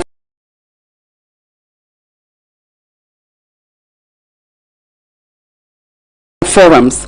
We have constructive ways of doing this. We have the anti-corruptions. We have the oversight committees that we have. We have some robust legal systems that could address this.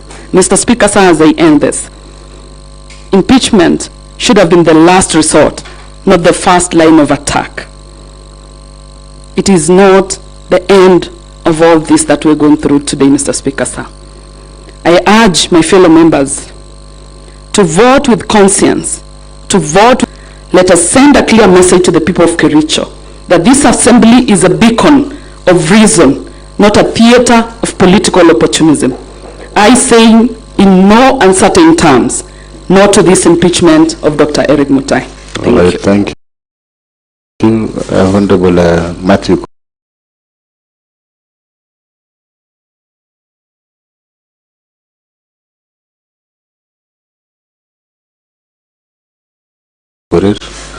I hope your 3 minutes will not be 8 like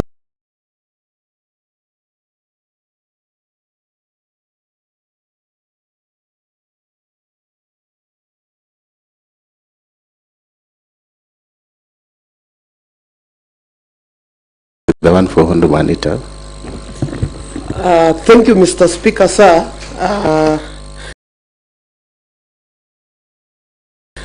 Giving me 3 minutes. If I'll ask for extra, you will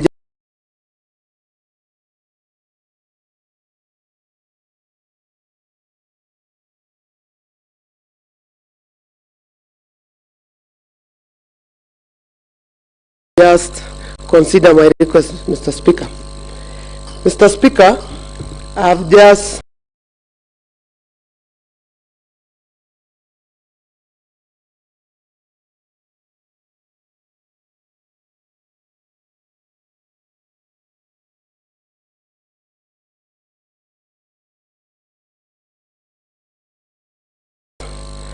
been following the proceedings here, Mr. Speaker, and I've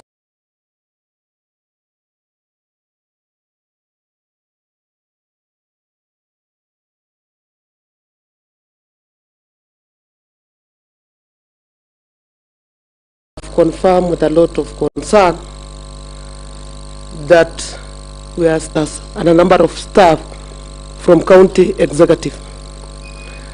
And I'm happy because Katwa Kiga now is knowing that having the 18 who are standing, they cannot even defend what they were taught to come and defend. Mr. Speaker, when the governor was given an opportunity, Your Excellency, I was waiting and I was eager to listen that the governor is explaining where's 85 million.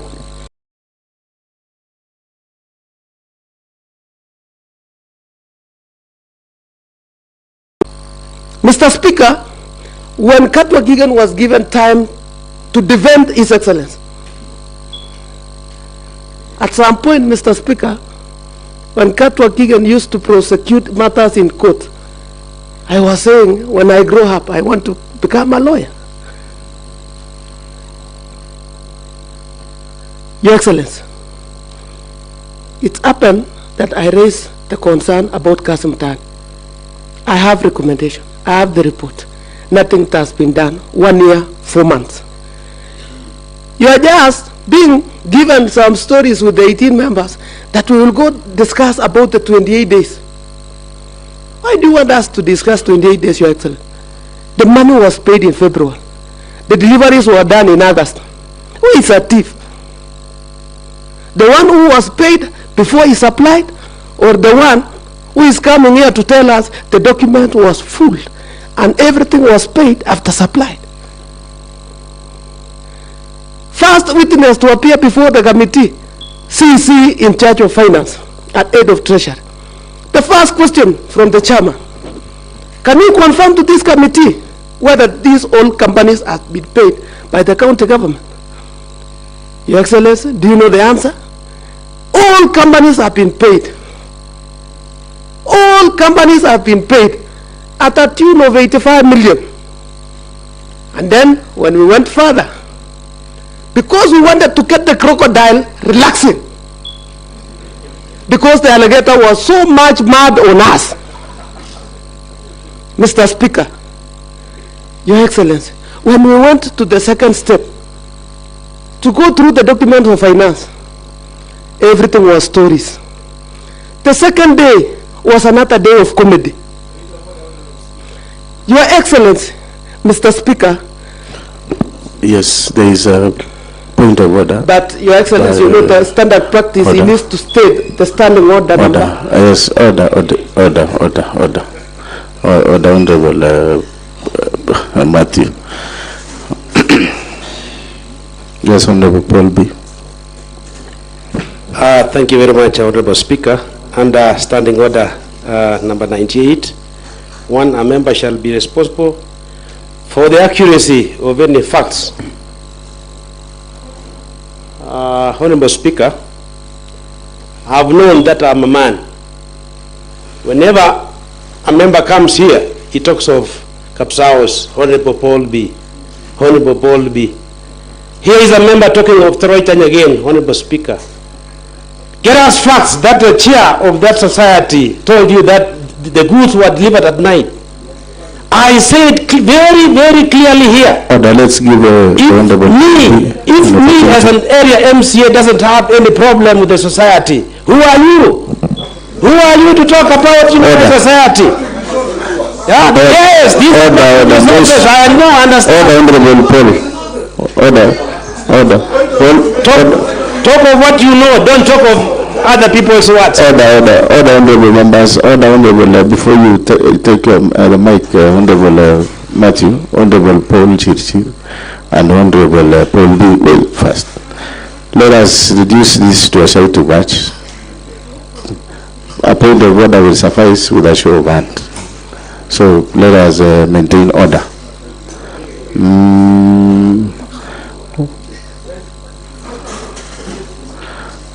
Order, Moses, you are in a point of order.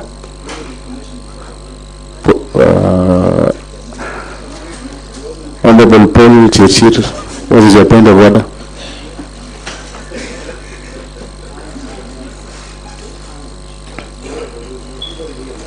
Mr. Speaker, sir, this first time member of the County Assembly, I think he needs to be taken for further training, Mr. Speaker, sir, on proceedings and standing order for this County Assembly. Whenever budgets are approved by this County Assembly, budgets are approved, it belongs to the whole county. The same way Honorable Dominic should be informed that the money that was taken to Chimamul is not his money. It is money for the people of Kericho County. The same thing that the money is taken to Tarek Bolby's ward. It is not his money, it's the people of Kericho's money. That is why we must protect our county resources. So you need to be informed. Thank you very much. All right, thank you. Honorable Matthew, you finalize?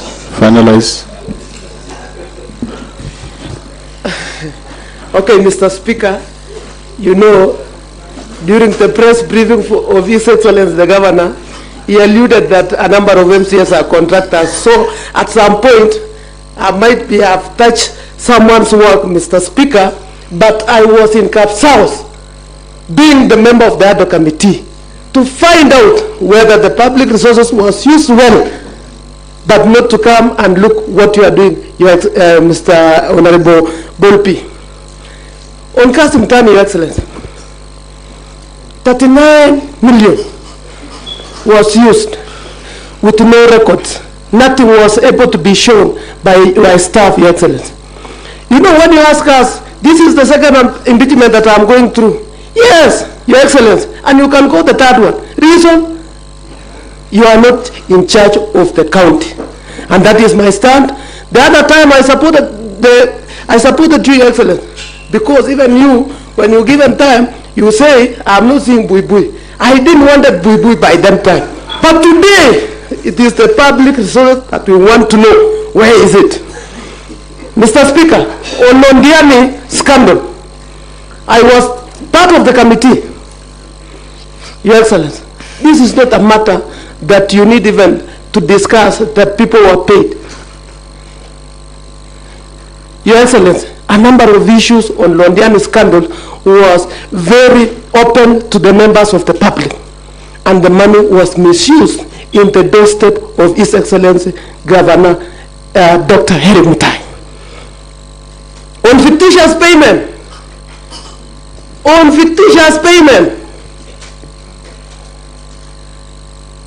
Katwakigan confirmed that though that the money was paid to a contractor, but there is work that is going on.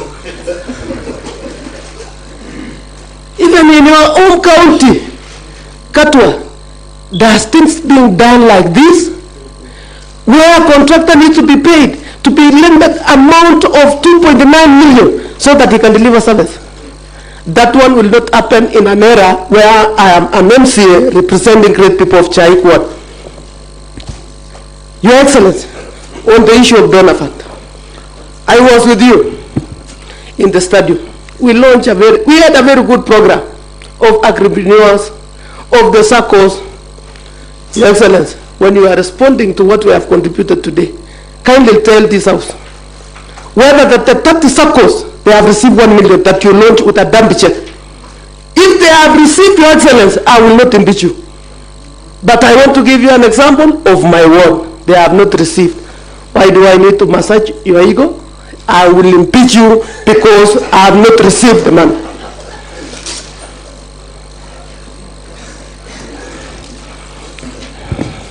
Your Excellency, Katwagigan has given us also another version of the tissue.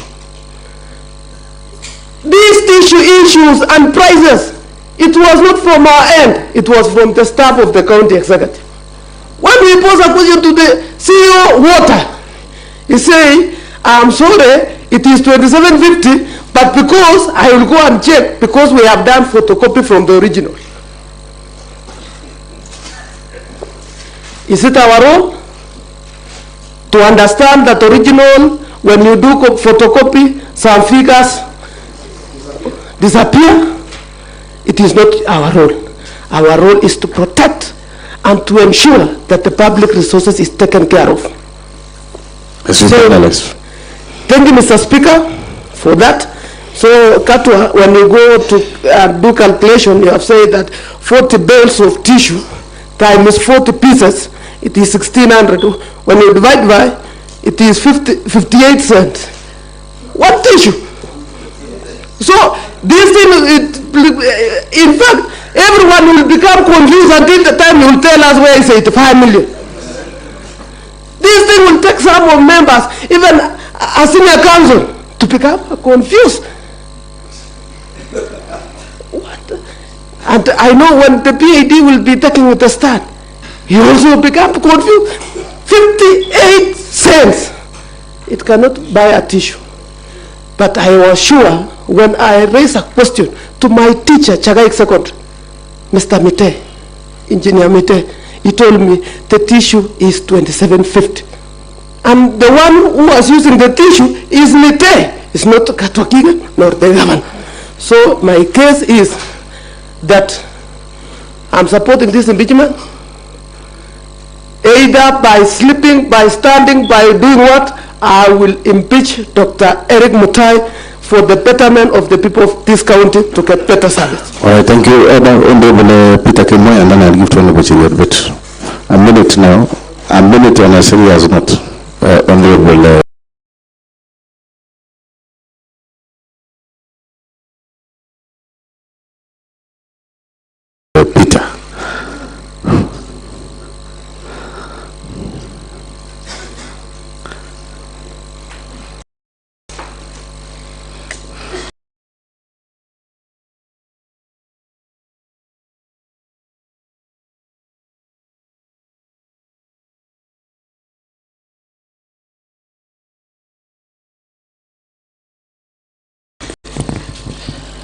Thank you, Mr. Speaker, sir, for the opportunity you have granted to me. We are here to support this motion of impeachment because of the reasons that most of our honorable members have shared. And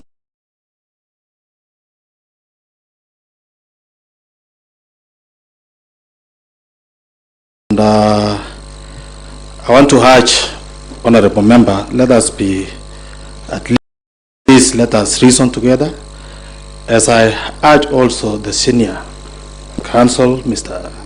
Katwa, that this is Kericho. And we are crying for the resources of Kericho.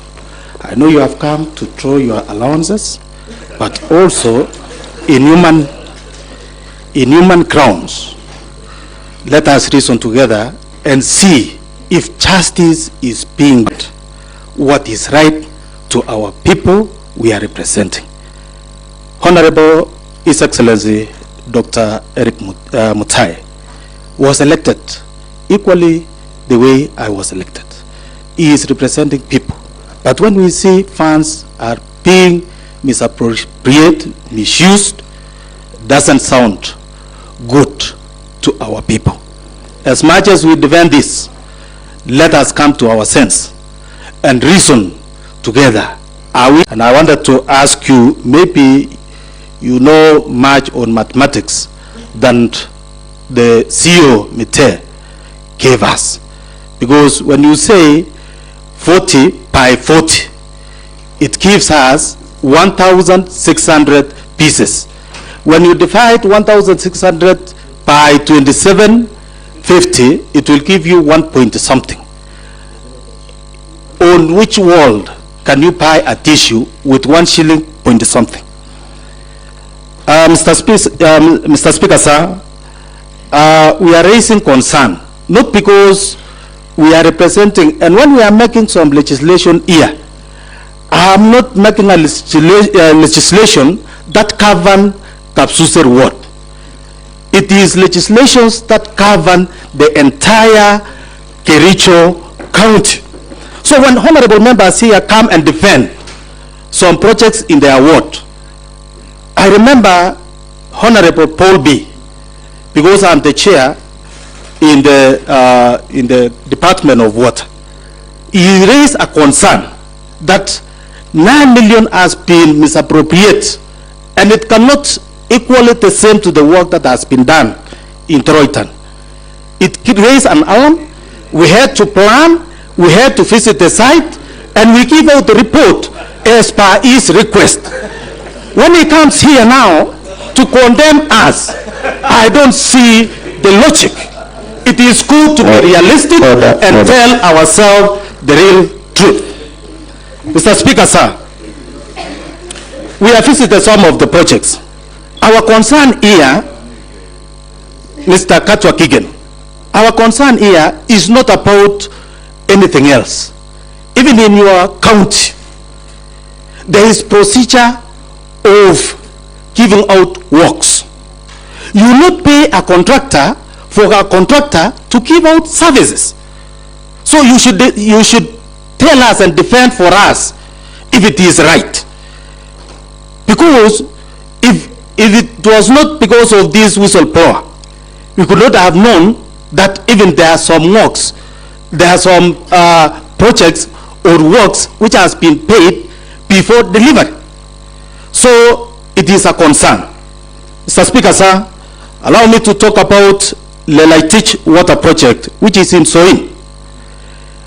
The project manager who came here say that when there is 0 point something works which has not been completed, it is counted as 100% complete. Does that make sense?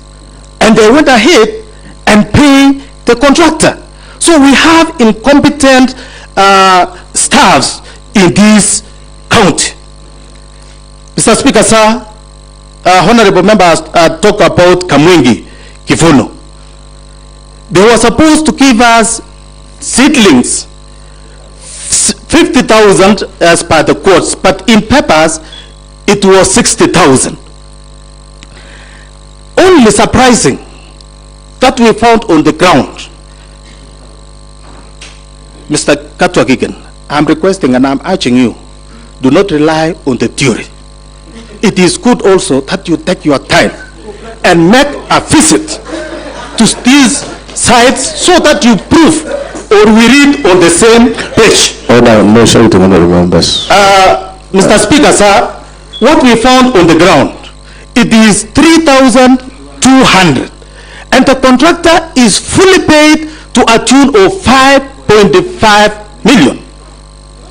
Mr. Speaker, sir, in Kaitui, the project is 100% complete, yet they have not supplied the water pump and also the pipelines. Those are facts. Kibrengwe project, which His Excellency talked about, it is a very good project, but it is not functionable, Your Excellency. How I wish that you also visit the site, because it doesn't have the treatment plant, it doesn't have the water pumps. So those people, the project is very good. In fact, most of the people who are there say maybe it was a project for beautification in that area. It sounds very bad. Your Excellency, I'm urging you that you visit the site, you witness for yourselves, so that when we are talking about these things, we shall be reading on the same page. Katwagiken, you talk about Chemosot having a project of 16 million. I want to put you right that 3 projects has been done in Chemosot under Flock. And all these 3 projects come to a tune of 21 million. As the chair, and I want to confirm to you, the leading word under the funding of the Flock is this word called Chemosot. Mr. Speaker, sir, I want to come to NAFDP. Your Excellency, it is you who called our people to Kibrugut Stadium and launch. It is a very good program that can assist and improve the economy of our county. But up to date, the whistleblowers are these people or the committees who are running these NAFDPs in wards that they have not received money up to date. Mr. Speaker, sir, it is good that we do as per our words. Mr. Katwagigan, thank you, Mr. Speaker, sir. You talk about that every ward had to make some requisition. I want to ask you that you provide to this house the documentation from each and every ward as per their request, because that is what comes from your mouth. Every ward, every circle had to make a requisition. You talk about either wheelchair or the walking stick or what. It is good that you provide for us with evidence, the documents on each and every ward as per their requisition. Mr. Speaker, sir, I want to say that I'm supporting this motion because, Your Excellency, there is a lot of impunities in our wards. And in many cases, I've shared with you. We are here, your name as a slogan name is Equalizer. You were requesting our people in Kericho County that you will treat everybody equally. But there is a lot of variation. How I wish you could have adhered to your slogan name. We could not have been here today. So I stand here to support this motion. Thank you, Mr. Speaker. Okay, thank you, Honorable Peter Kimoy. Honorable Maritim, you are always a 1 minute man, and I have seen your hand several. Is it a point of order or you want to contribute? A minute.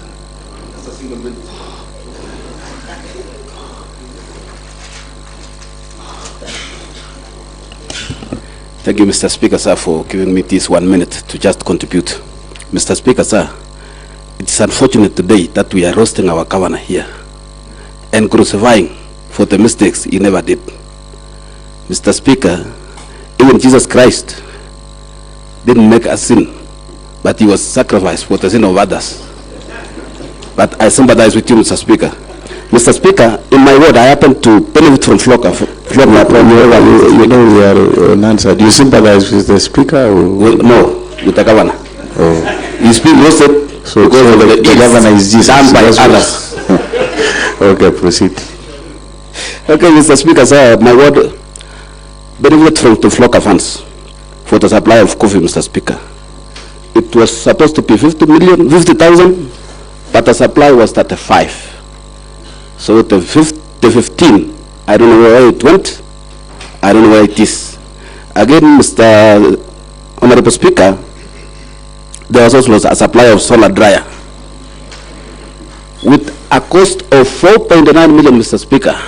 And during my research, Mr. Speaker, I have asked, a solar dryer can cost 1.2 to 1.5, but this one was 4.9.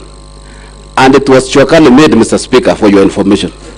So I don't know why these people decided to loot our county with no value for money. Mr. Speaker, again, Mr. Speaker, I have been always agitating into water department, Mr. Speaker. I have a borehole in Gypsy, which was done solarization in 2023-2024, and it has never been paid to date. And surprisingly, Mr. Speaker, this borehole has two names. That is Polytechnic borehole and Kamaisha borehole, and it is one borehole. Has two different award letters. Has two different PQs. When I inquire from the department, they just take me into circles. But I got information they wanted to pay it, the one with the Mahewa one with 4 million. So, Mr. Speaker, this county should be saved. Otherwise, Mr. Speaker, let these people who did this. Again, Mr. Speaker, I forgot, there are a lot of injustices. Mr. Speaker, we are pondering with Giptegan, Mr. Speaker, Honorable Pompi, Mr. Speaker. And in this word, Mr. Speaker, he has done more than 12 roads. I have done 3. So I don't know where the discrepancy is coming from. I don't know what Honorable Pompi did to this county. But Mr. Speaker, let all these perpetrators be brought to book. Thank you. Finally, Honorable Deputy Speaker, Chariot Boots. Order, Honorable Members. Order.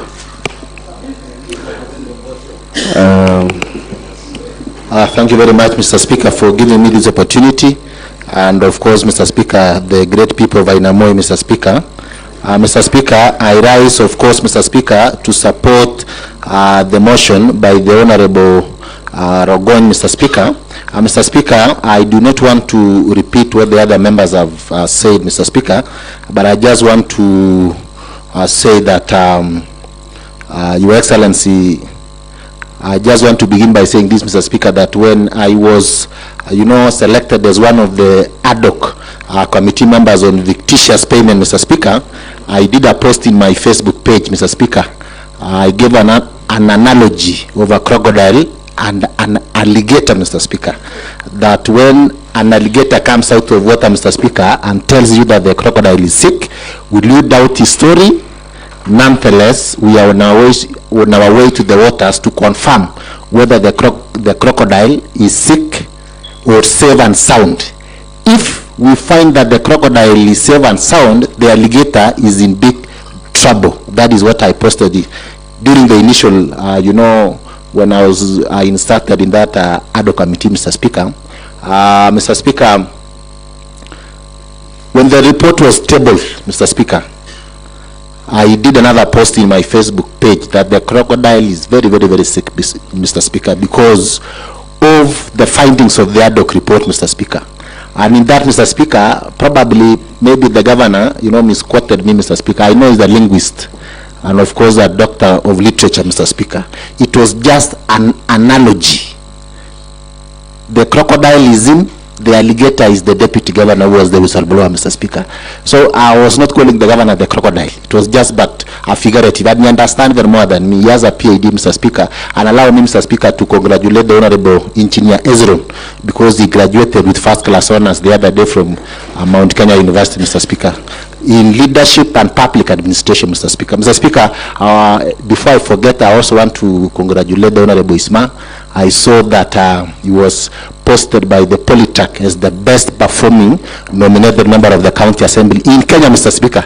It's because of the social work that he does to his people of Kaptugorwet, and we wish him well, Mr. Speaker. Mr. Speaker, when the report came, Mr. Speaker, that is exactly what I posted, Mr. Speaker. And somehow the governor took offense.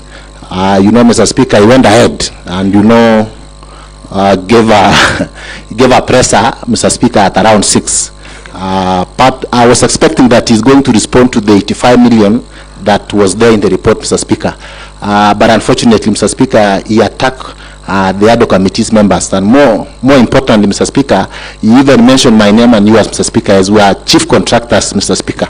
And you know, Mr. Speaker, I am a son of a pastor, Mr. Speaker. So I forgive the governor because he is very aware that I am not a contractor. I have never done any contract in this county. For the 13 years, Mr. Speaker, I have the benefit of being the longest serving members of the county assembly. I have seen people coming and going, Mr. Speaker. And I'm yet to see very many this coming election, Mr. Speaker. Mr. Speaker, I know the governor, I do not victimize him because he was under duress, you know, under pressure, because I heard there are a lot of people at the background shouting, yes. So, you know, that is politics, Mr. Speaker. But I want the governor, if you get us an opportunity, Mr. Speaker, to do a background check or who is the contractor. 2 months ago, we went with the governor to the same facility, Mr. Speaker, and the contractor was there, Mr. Speaker. In fact, I was very tough on the contractor because he hasn't finished work, Mr. Speaker. The reason he was saying is that he has raised a lot of, you know, certificates of payment, but the county has not honored payment of those certificates, Mr. Speaker. Therefore, he left side, Mr. Speaker. So, the work there, the governor is here, Mr. Speaker, is 95% done. Contractor paid 50%. Mr. Speaker, when you come to the county referral, we have an oncology that we funded with 340 million. 86 million already paid. Nothing has been done in the county referral oncology, Mr. Speaker. Go to Societe, Mr. Speaker. Just foundation, 33 million paid. Just for foundation, Mr. Speaker. So, Mr. Speaker, what I'm saying, Mr. Speaker, is I was waiting for His Excellency the Governor, with all due respect, Mr. Speaker, probably to say that, you know, I have just, in fact, he was telling you, received the report of the ad hoc, and you know, the members of the ad hoc have, all of them are contractors, but you know, I understand it was past 5. You know, past 5, Mr. Speaker, you can never know where someone goes after 5, Mr. Speaker. So I give the governor the benefit of doubt, and I have forgiven him, Mr. Speaker. If he gets an opportunity, probably, Mr. Speaker, he will expound on that. And you know, when you want to get to know the contractor, you search for the CR12 of the company. It will tell you who the contractor is, who the directors of the company is, Mr. Speaker. And that will tell the people of Kericho and the people of Inamoi that probably personally I've never done contract, Mr. Speaker. And I'm the long-serving member of the county assembly, Mr. Speaker. But then probably after, in my next life, Mr. Speaker, probably I'll be a contractor, but not now, Mr. Speaker, because I know of the consequences of the conflict of interest. Mr. Speaker, we start here, Mr. Speaker, and we gave a very good report. Report as it is, Mr. Speaker. I was part of the members of the ad hoc committee, Mr. Speaker. When I was seated here, Mr. Speaker, when we were looking at these cooperatives that were supplied with these raw materials, Mr. Speaker, in fact, I was surprised that one of the cooperative societies that were supplied, but it was not under investigation. In fact, the CEO was telling me that Kerimoi Dairies is one of the beneficiaries, and I never knew. I went back there and I called the director. He told me we received for Kerimoi Dairies in November last year, Mr. Speaker, but payment was done on February, Mr. Speaker. So the member representing the great people of Caps House, a very good friend of mine, Mr. Speaker. I remember I campaigned for him. I almost lost my life, Mr. Speaker, when I was campaigning for the Honorable Paul B, because I was involved in a road accident group. 2 a.m. at night, Mr. Speaker. We went to his Toroy Time. Toroy Time will always be on the news for the remainder of this time, Mr. Speaker, until they receive their full. Mr. Speaker, someone is writing to me. In fact, they are showing me pictures of the same society. I didn't go to Caps House because I'm a member of the county assembly. I just went there because I was a member of the ADOC. And I wanted to assist the people of Ainamoi. Mr. Speaker, if the Honorable Paul B fails, Mr. Speaker, even the people of Kapsa House will ask me, where were you at your campaign? Seriously. In fact, my vehicle was towed at Kapsa House Center, Mr. Speaker, trying to save the Honorable Member, Mr. Speaker. But I'm very happy because he is now here, Mr. Speaker. He will defend himself probably in the next election. But, Mr. Speaker, I went there. One, I was a member of the ADO committee. What we found there, Mr. Speaker, I think the right time, Mr. Speaker, is a crime scene. Because one, I heard one of the honorable members here saying that the lightning will not visit a family twice, Mr. Speaker. This Toroi time has been visited twice by the calamities, Mr. Speaker. One, Mr. Speaker, is these raw materials. Mr. Speaker, you know it pains. They did payment on 4th February. 4th February. 4th February of this year, Mr. Speaker, they did payment. On, Mr. Speaker, on 26th of July, they supplied the first consignment to that factory, Mr. Speaker. That society, Mr. Speaker. And you want us to clap and say that I'm not a member of Cap's House? We need to talk, Mr. Speaker. Here is the delivery, Mr. Speaker. This is on 26th July 2025. After the formation of the ADO committee, they rushed there, they supplied. The Honorable Paul B, when we were continuing with the ADO report, came and told me, Mr. Speaker, don't say a lot of things because I'm in charge of the ground now. They are trying to do their level best. I told him, yes, that is what we want. But you know, Mr. Speaker, money was paid before delivery of services. Katwa Kigen, from where you come from, I do not know which county do you come from. But I am very sure that whatever takes place here will never take place in your county. For all, you know, I respect senior council. So in fact, if there is a place that is a crime scene, it's the right time. That is why we will keep on repeating. When you go to the 9 million, we visited there, Mr. Speaker, and sometimes the flock are funded, you know, in that society, Mr. Speaker, 9 million. What, in fact, the Honorable Amos Birir, when he was contributing to the report, he was trending, Mr. Speaker, in social media because he was saying, you need to slap fast the cooler there, Mr. Speaker, for it to work. You know, Mr. Speaker, and whether Amos Birir is just it. What I'm saying, Mr. Speaker, is that we need to sanitize some of these things, Mr. Speaker. And we need to work very, very hard, Mr. Speaker. At issue, as always been explained here, Mr. Speaker. And you know, Katwa, it is very difficult to defend, especially. These are facts. We start here, Katwa. If you get an opportunity during your free time, just follow the proceedings of the County Assembly ADO Committee. You will get a lot of facts from there. That probably will assist you. If the governor, you know, if the governor does not make it here, it will assist you to defend him in Senate. How I wish that, you know, if it doesn't make it here, because we are going to vote, I don't know the outcome of the vote. I don't want to preempt. But then, these are money that, when we talk of some of these things, we visited most of these societies. We went there. In fact, the Honorable Chair for Water has explained everything. We went to each and every society, Mr. Speaker. And we found out some of these things were not even done, Mr. Speaker, and money was paid. So what I'm just saying, Mr. Speaker, is that why the governor is here, Mr. Speaker, is just because of Section 30, subsection 3F of the Constitution, Mr. Speaker, that the responsibility lies at the governor. Otherwise, Mr. Speaker, the reason why he's here, Mr. Speaker, is because all these other things rotate around his government, Mr. Speaker. The Londiani report, the accident report, Mr. Speaker, nothing was done. In fact, it was the County Assembly who intervened until we impeached the former County Secretary, Mr. Speaker.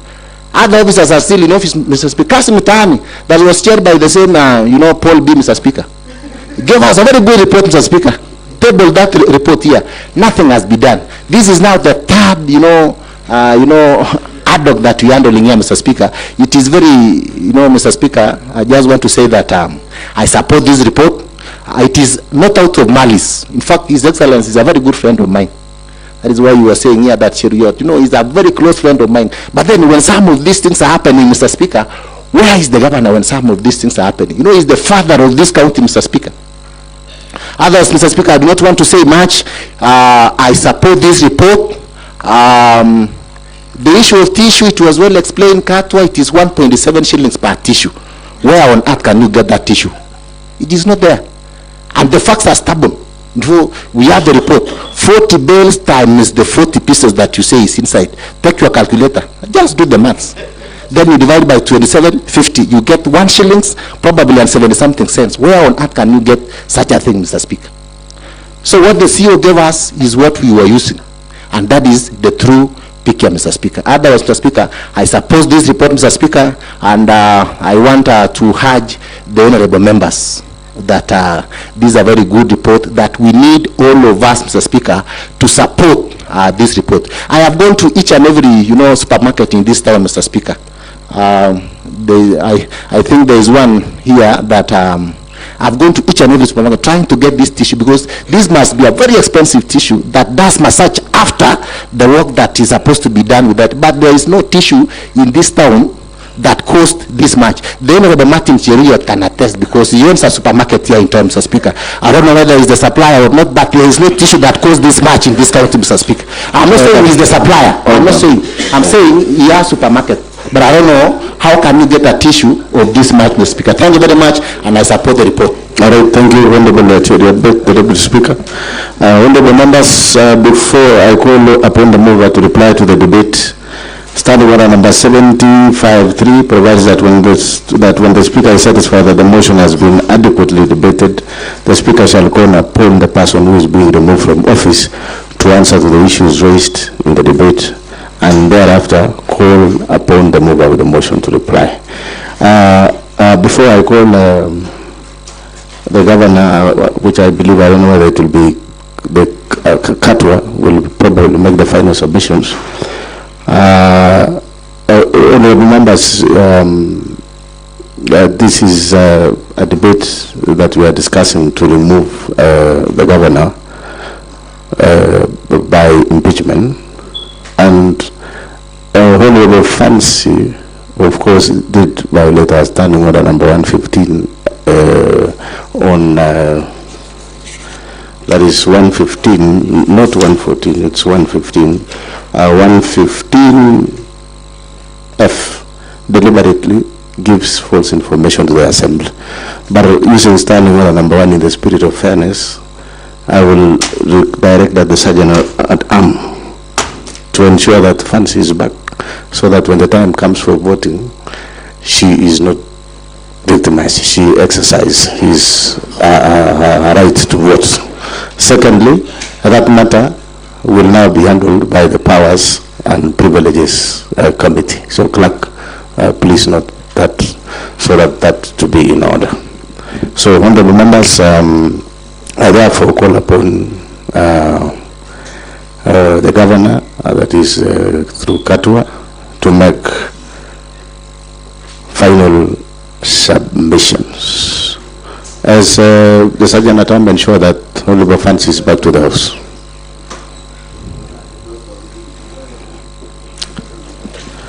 Mr. Speaker, sir, Honorable MCS,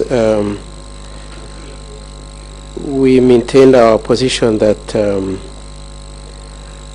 responsibility for any wrongdoing that was done should be first be visited on the people who are involved, if there is any wrongdoing, before resort to the His Excellency the Governor. The second one I wish to say is in respect to a number of members of the County Assembly have gone back multiple times to the issue of the retired CECs and CEOs, and especially on the issue of CECs. If it were to be the case, as is being argued here in support of the impeachment, if it were to be the case that there was any impropriety in changing the CECs, I would pray that the Assembly also takes their share, because the replacement of each of those CECs came here.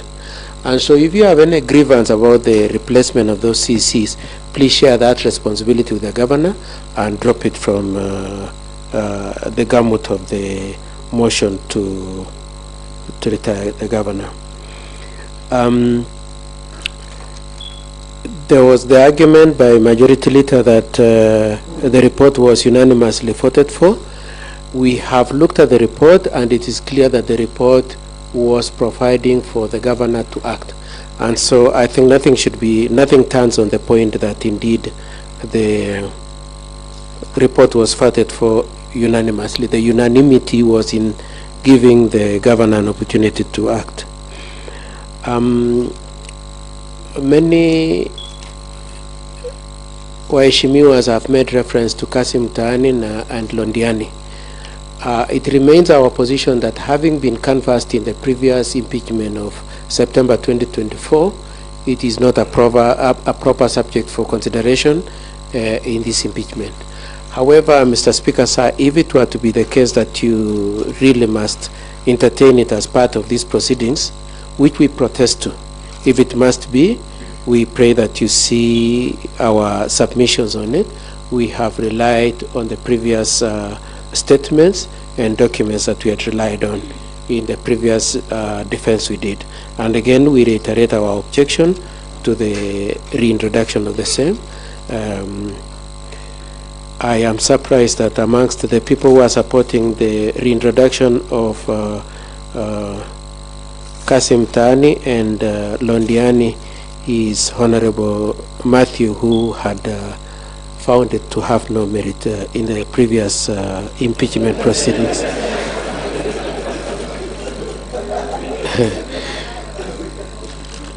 Now, moving on to a different issue. On the same issue of Londiani, we just want to flag out two issues. One is that that report was taken to court and it was quashed, and so it is of no effect. And secondly, part of the recommendations in that report was that one, Dr. Wesley Bor should step aside, and my instructions are that indeed is out of office. On the issue of Kipkelian houses, is it Dr. Norman or Professor Norman and Chief Whip and Matthew went back to it and said that I said that indeed payment was made. Okay, what I said in my previous submissions is that works have been done on those houses and some other works were going on. I left it at that. The writer that has been, the words that have been put in my mouth saying that I said payment was made in advance were not my words, and so I want that clarification to be clear, that I didn't go into the issue of payment having been made in advance. But assuming for one moment it is true that indeed payment was made before the works were done, I would like to make two arguments on that. The first one is that the person who did that should take responsibility. It doesn't have to be the governor, because he didn't sign for it. He didn't. It's not like he personally, it was brought to his attention, he looked at it and said pay him in advance. That's one. The second one is I have looked at the totality of the materials that have been brought in terms of the impeachment, especially with regard to the issues of the contractors, construction contractors. And it doesn't seem anywhere that the committee availed themselves the contracts for construction. I have particularly in mind, for instance, a contract as huge as the one for the hospital. And it is common knowledge that for construction contracts, there is provision for advance payment. And therefore, to the extent to which it has not been determined that advance payment due on constructions in terms of the payments in these projects, to the extent to which there is no address to that issue, we submit that even a payment was made, then there is need to check whether it was advance payment provided for in the contracts. And contrary to what some of the honorable members have said, that there is no case where payment is made in advance, the inverse is true, that in contracts there is advance payment, and so it doesn't necessarily follow that the mere fact that there is advance payment before the works are done, there is fault. There is need to look at the contract. However, again, I just want to put this right and this underline with emphasis that if it were to be the case that indeed there was irregular payment, then the persons involved individually should be asked to take responsibility. It doesn't necessarily have to be His Excellency the Governor.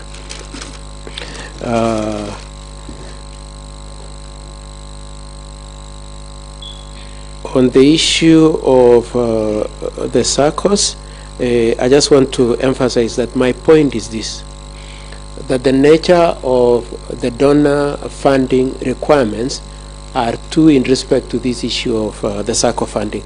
The first one is they only qualify when they meet certain criteria, and that was the point I was emphasizing. They cannot become eligible and cannot become entitled either to the 1 million or to the supplies of the procurements, until and unless they have qualified to be incorporated and onboarded into the donor funding. And at that time, there were only 19, and subsequently 11 have been onboarded. And therefore, there cannot be a question, as Honorable Matthew has said, that please show us proof that 1 million was paid to each SACCO. That cannot be the case. It can only be released when the parties qualify and become eligible on the terms and the scope of what the donors have said. However, the documentation in respect to the dealings with the SACCOs, Honorable Matthew asked me to answer that directly, are provided in our bundle at page 36, where we've listed some of the issues that we have addressed, being that you only qualify to do the procurement, to get the 1 million, and to be supported when you meet certain criteria. On the issue of the supply of soya, cotton, and maize, our point is this, that the documents we have are to the effect that the payments were made after delivery. Now, of course, I can see the point, the scornful point that is being made by Waheshimiwa, being that is a mistaken position. Now, from where His Excellency the Governor sits, if it were to turn out that indeed the payments were made before delivery, then that will result in a disciplinary and possible other sanctions. And so until that issue is determined, until His Excellency has been afforded an opportunity to act, to investigate, to determine that, it cannot be blamed on His Excellency the Governor that he was blind spotted in terms of any impropriety that is there. We are not necessarily saying that impropriety may not be there. We are saying we need an opportunity to look at them, and where we see it, we start off looking at the documents and the face of the material. We also were putting the emphasis on the point that these items are consumable, so you don't put them there and they stay there for 3 months or 4 months or so. They come and they go, and so the mere fact that you found 10 tons doesn't mean that more tonnage was not delivered. There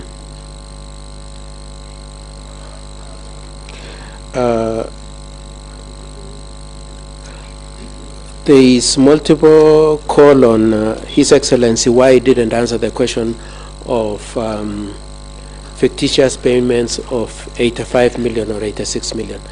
And the point we've been trying to make, and which we are making, and which we hope we've made, is that indeed, as far as we are concerned, there was value for money in respect to that amount.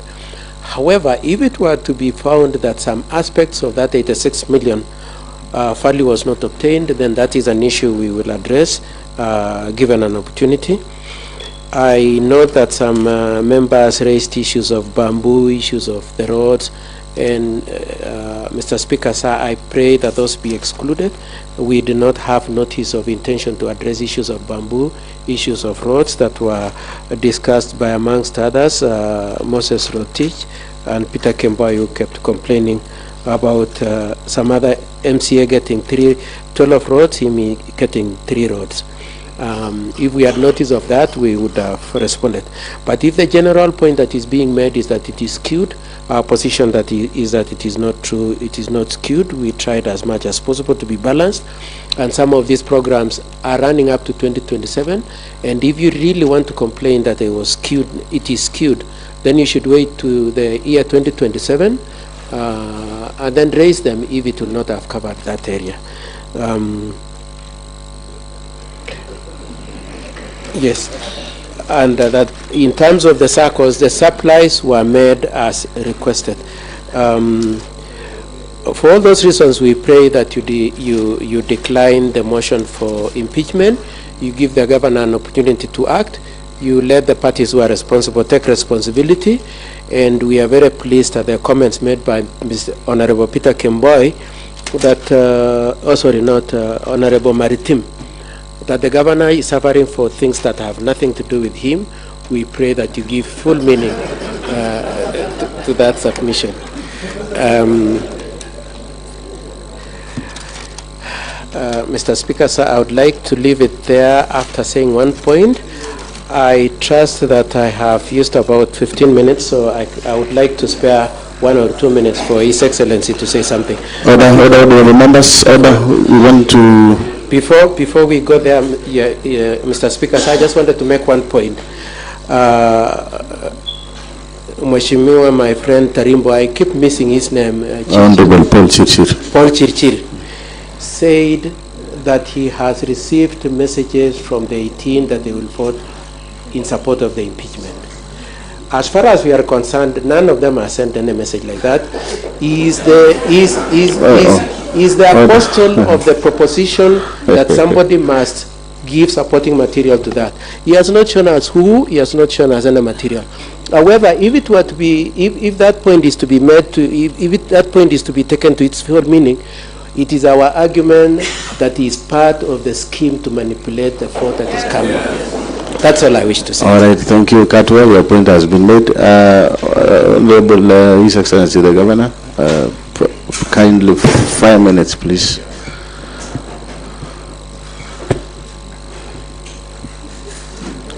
Speaker, thank you so much, Mheshimiwa Speaker. Mine will be very brief. One, I think Mheshimiwa Speaker has been good listening to debates. And one thing, while debates were ongoing here, I reckon that probably another space of time, perhaps I would have been in Parliament, because I've really enjoyed the debates here. I want to thank the members who have contributed. The insights that they have shared with us are valuable to us as government. We really want to appreciate those deep thoughts. We want to commit, Speaker, that and persuade the members that having seen all these reports that just came to my office after the impeachment has been tabled, I still want to persuade you that within the timelines that you have given in this report, that you kindly give me a chance to go and implement this report. It is possible, it's doable, and we can do it together as a team and as leaders of this county. Lastly, Speaker, I am reminded this afternoon of the great words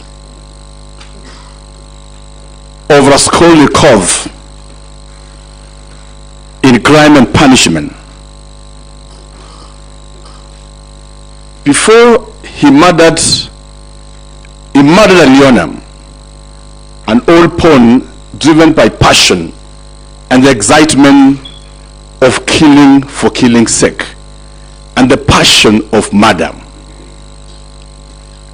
After murdering Alyona, an old pawn of 85 years, Lizaveta walked around him, and because the adrenaline of murder has been awoken in Raskolnikov in the same living space, she proceeded to kill the 13-year-old girl. When asked why she killed the old woman, she said, "I've simply killed a louse and stumbled upon a louse." But it was being driven by the passion for murder and the pity of pain inflicted to somebody else that gave him a lot of excitement. Mr. Speaker, I also conclude with these great works of Macbeth in the tragedy of Macbeth Shakespeare. Macbeth having killed King Duncan because the wife of Macbeth, Lady Macbeth, has told the husband, who was a bodyguard of King Duncan, that the dream has come to me that if you kill King Duncan, you are going to be the king. And Macbeth, Mr. Speaker, Lady Macbeth, kept telling the husband that the gods have shown me that you are going to be the king. Kill your cousin King Duncan. She refused, the man refused. Then the lady came and said, "Oh gods of heaven, come and sex me that I may be a man and vanquish King Duncan." Macbeth, inspired, killed King Duncan. He proceeded to kill any other witness there, being driven by the insatiable power game and the struggle to satisfy what he has begun. And when guilt came and consumed him, Mr. Speaker, he said, that he saw the blood that he has shed, the many that he has killed along the way, and killed because every human being has killed at some point of time. The pleasure of murder look exciting for a minute, but after some times it comes back to you. And King and Macbeth say, the gods are speaking to me that I have done crime. But he says, when I want to go back, I have waded far mile through this blood to stop the murder. I beseech this house. You murdered me the first time. This is the second time. There's been a lot of agony all over, both in my own personal life and even within all those that are close to us. I want to persuade you, all of us, that we have a chance to work together as the great people of County of Kericho. We have a chance to still make amends and sit together, implement these reports, and push the dream of Kericho County to be fulfilled in your individual wards. To every report that has been given to me, within the timelines that have been given, if God gives us a chance to move forward, we will be able to implement on this particular reports that have been given to me. Speaker, you've been graceful to us. I've enjoyed sitting in your house, and I want to appreciate all the time you have given us with our team, and we commit that God will see us through. And I had asked in the morning that under your feet, we only ask for justice. As we seek for justice to the issues at hand here, the governor today also asks just for justice. That as you go towards the critical point of voting, my still request on before everybody is that I know there are standing orders to vote electronically, acclamation, and roll call voting. As the accused, it is under your discretion on what works best for all of us. But we pray, Honorable Speaker, that if you give us the chance for a roll call voting, we'll be able to attest that this person did say this and this has, it will allay the fears, it will allay the suspicion that this and this. And I said in the morning that if my time comes to go, I'll go head high when justice has been done and when fairness seems to have been given to me as the accused. Thank you so much, Honorable Speaker. God bless you, and God bless the great Assembly of Kericho and the great people of Kericho County. Asante sana. Thank you, Your Excellency, the Governor, for your submission, final submission. Katwa, before you leave with the Governor, I want you to take this home. I know this is in line with the standing order number 70A that you were talking about. Let it be on record that this motion by Honorable Kiprotich was approved by the office of the clerk and my office because the matter was never prosecuted to its finality. And you all agree with me that even the governor himself, including your his representatives, did not even made their submissions at the Senate. So please note that, let that be on the record also, other than standing order number 70 that we are relying on, both 70 and 70A. So having said that, Katwa, His Excellency the Governor, we are of course glad to host you here. I know you normally sit on the right side, on my right side, but today you are in an unfamiliar seat.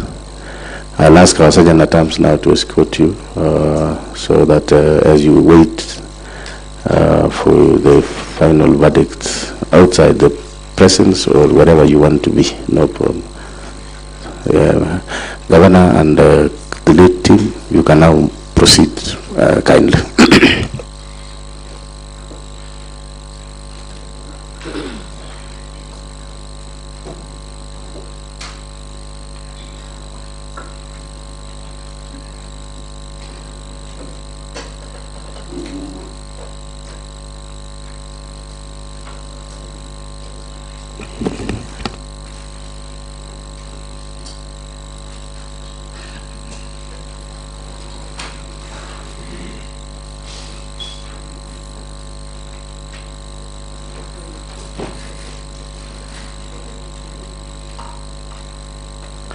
you ensure that you collect all your files.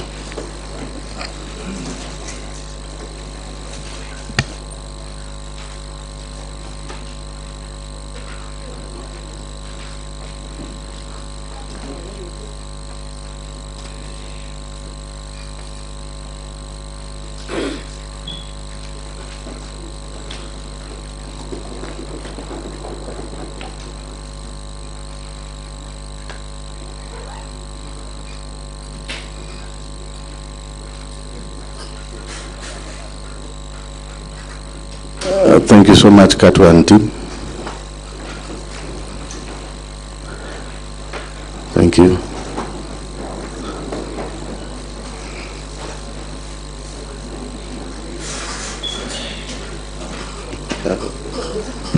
Okay, order under the members, we now proceed. Honorable members, after the submission by the governor, I now call upon the mover of the motion, Honorable Kiprotich, going to make his reply for a period not exceeding 10 minutes.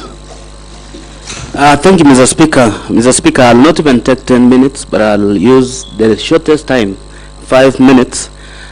And I want to thank the members for ably prosecuting the matter. Those for or against the motion, but I want to thank the members who've supported my motion.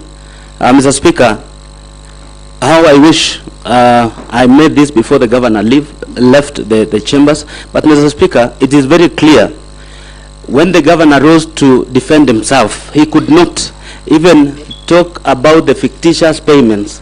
That was even the height of impunity that was overseen just the other day. Mr. Speaker, it is definite. We have so many reports here, Mr. Speaker, pending bills report that showed skewed development in the entire county. Mr. Speaker, a number of projects that members have raised, it is true, and I'm happy because the members who visited some of these projects have been able to identify the defects, and unfortunately, Mr. Speaker, all the amount of money was paid.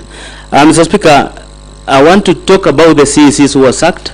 Mr. Speaker, the governor sacked the 6 CECs using standing order number 40, which was repealed by the Senate. And the reason was, Mr. Speaker, most of these CECs were subjected to undue pressure by governors, and Senate saw it fit to repeal the section and only allow this House using standing order number 31 for this House to be able to hold the CEC's account. Lastly, Mr. Speaker, for NAFDP, I'm very happy, and I want to just tell the members here, the 281 million that has already been used for the 2 financial years is not even felt anywhere in the ground. I want to urge any member here, go to that circle in your ward, find out what the 281 million should have done. The agripreneurs, Mr. Speaker, who were the people to set up the infrastructure in the entire county, no longer get any salary through the program. Mr. Speaker, these are the people who, when they were hired, signed a contract where they were supposed to get a stipend of 15,000. These people paid only the first month, and the rest of the months they never paid. Most of those agripreneurs, actually all of them, ceased going to work. Mr. Speaker, this project in this financial year is supposed to recruit additional personnel, the animal health officers. But where agripreneurs no longer work, I don't know whether we will get these animal health experts. 7 per ward will be recruited, and I don't know what they are going to do. Mr. Speaker, it seemed the governor and his legal team came here not prepared because they thought, because of a purported court order, the proceedings of this impeachment was not going to happen. But I thank God, Mr. Speaker, because there is already an established jurisprudence where any court of law in this republic cannot injunct a process initiated by this House. The decisions by this House, any verdict rendered by this House is equivalent to what the High Court can render. So, Mr. Speaker, it is important that the governor should have learned from the previous suit that the courts have no place in all the matters that we are doing in this house. Lastly, Mr. Speaker, because I don't want to take time, I'm happy. I want to clarify one thing, Mr. Speaker. FLOCA was begun in 2023-24 financial year, and then we have 24-25 financial year. The last, and I wish the governor and this legal team can present in writing whether FLOCA will still continue for 3 more years. The last financial year, where we are getting 321 million, is this financial year. If a ward like Kipchebor did not get any single project, then expect to get only 1 project out of the FLOCA. So the members who are very lucky to get more than 4 projects, I want to believe this time round you'll not be able to get anything, because already you've benefited from the project. Personally, in my ward, I was given 5,936 avocado seedlings worth 2.2 million. What I'm expecting this financial year is a water project, and now I wish I get a water project amounting to 20 million, because it will sort out the issues of water in my ward. Mr. Speaker, in the replying affidavit of the governor, he admitted, because the committee on fictitious payments, one of the recommendations was that the county government of Kericho has weak control in terms of the management of finances. And one of the things that the governor admitted in replying affidavit is that he acknowledged that we have weak control with regard internal controls. So the governor already agrees to the issues raised by the ad hoc committee members in its finding through the report on the fictitious payments. Mr. Speaker, I know there was a member here who was claiming that if we impeach successfully the governor, which I want to press on the members, let us impeach now, and Senate will not save this guy. Mr. Speaker, if we successfully impeach this governor, county government exists in perpetuity. The deputy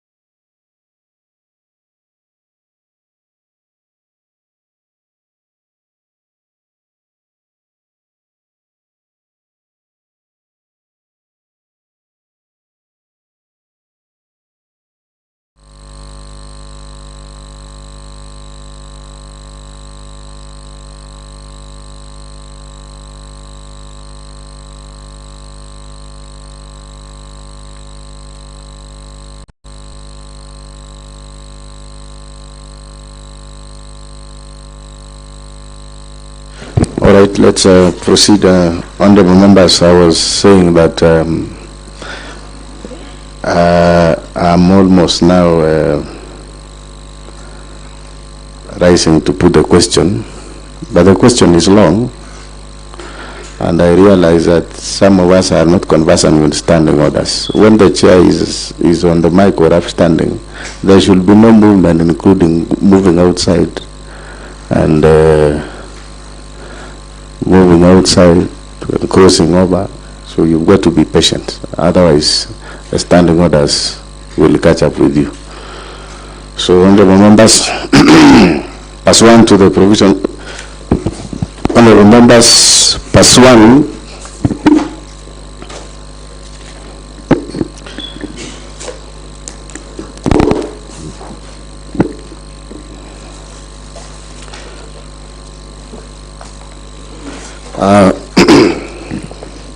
honorable members, pursuant to the provisions of Standing Order number 61-2, I now rise to put a question, which is,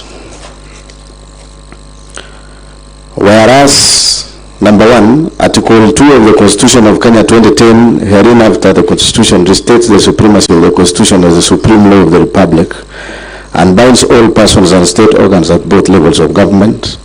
Article 10 of the Constitution, Section 3 and 16 of the Leadership and Integrity Act 2012, and Section 9, 10, and 12 of the Public Officer Ethics Act 2003 establish, among others, the rule of law, democracy, human dignity, courtesy, respect, social justice, inclusiveness, equality, human rights, probity, professionalism, non-discrimination, protection of the marginalized, good governance, transparency and accountability as part of the national values and principle of governance. Number 3, Articles 10, 73 and 75 of the Constitution require state officers at all times, whether in public or private, to behave in a manner that entirely brings honor to the nation and dignity of the office of the state officer holds and portrays selfless service based solely on the public interest demonstrated in the execution of public duties and declaration of any personal interest that may conflict with public interest,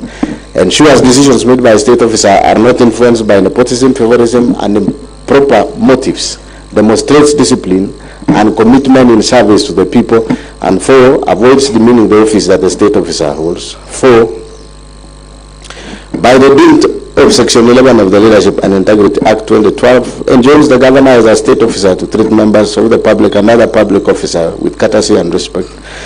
And further, by the dint of Section 34 of the Leadership and Integrity Act 2012, the governor, being state officer, is precluded from bullying any person by engaging in a behavior that is vindictive, cruel, malicious, humiliating, and is intended to undermine a person. 5, Article 73, 2D and E of the Constitution provides for accountability of state officer to the public for all decisions made in exercise of powers of the office they hold, and that accountability is a critical principle of leadership and integrity.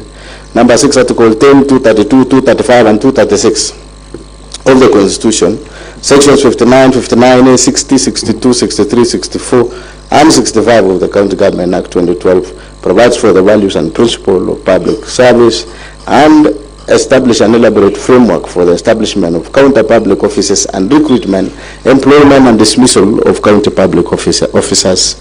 Number 7, Article 179(4) of the Constitution reaffirms the governor's position as the chief executive of the county. Hence, the Constitution and the law vest primary responsibility for decision making and ensuring the well-being of the county on the governor. This is a strong expression of county governor's commitment and expectation to provide effective leadership, strategic vision, and direction to the county in ensuring efficient and prudent use of public resources for the good of the county. Number 8, Article 181 of the Constitution, Section 33 of the County Government Act and Standing Order number 70 and 78 of Standing Orders of the County Assembly of Kericho provides for the impeachment of the governor on grounds of gross violation of the Constitution, gross violation of other written laws, where there are serious reasons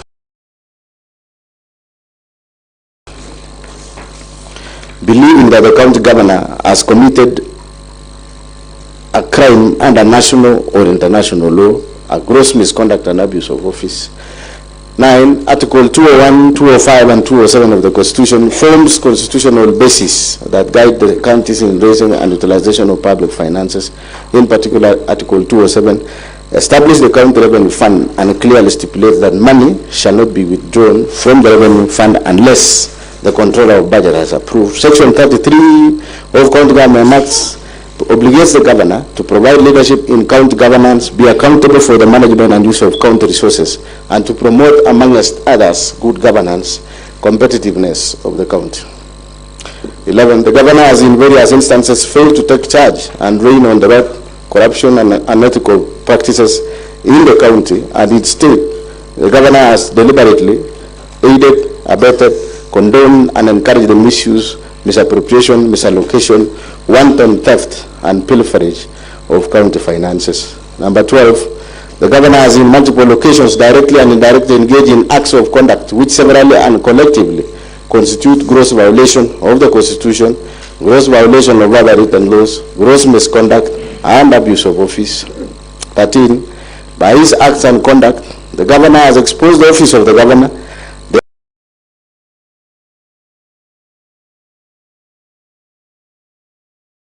the Assembly, and the people of Kericho to ridicule, embarrassment, shame, and disrepute.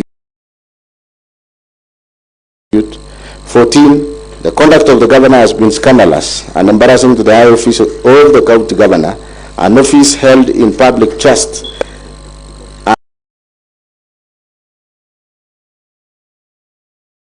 and whose authority ought to be exercised in a manner consistent with the purpose and objects of the Constitution. 15. The conduct of the governor has made it impossible for the country to be governed as it ought to be, compromised service delivery, and jeopardized the functions of both the arms of county government of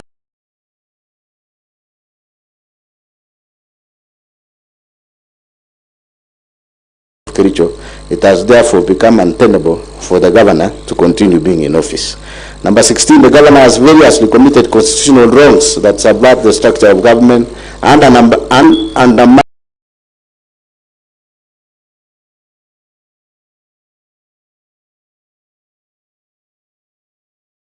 the integrity of office and even the Constitution itself.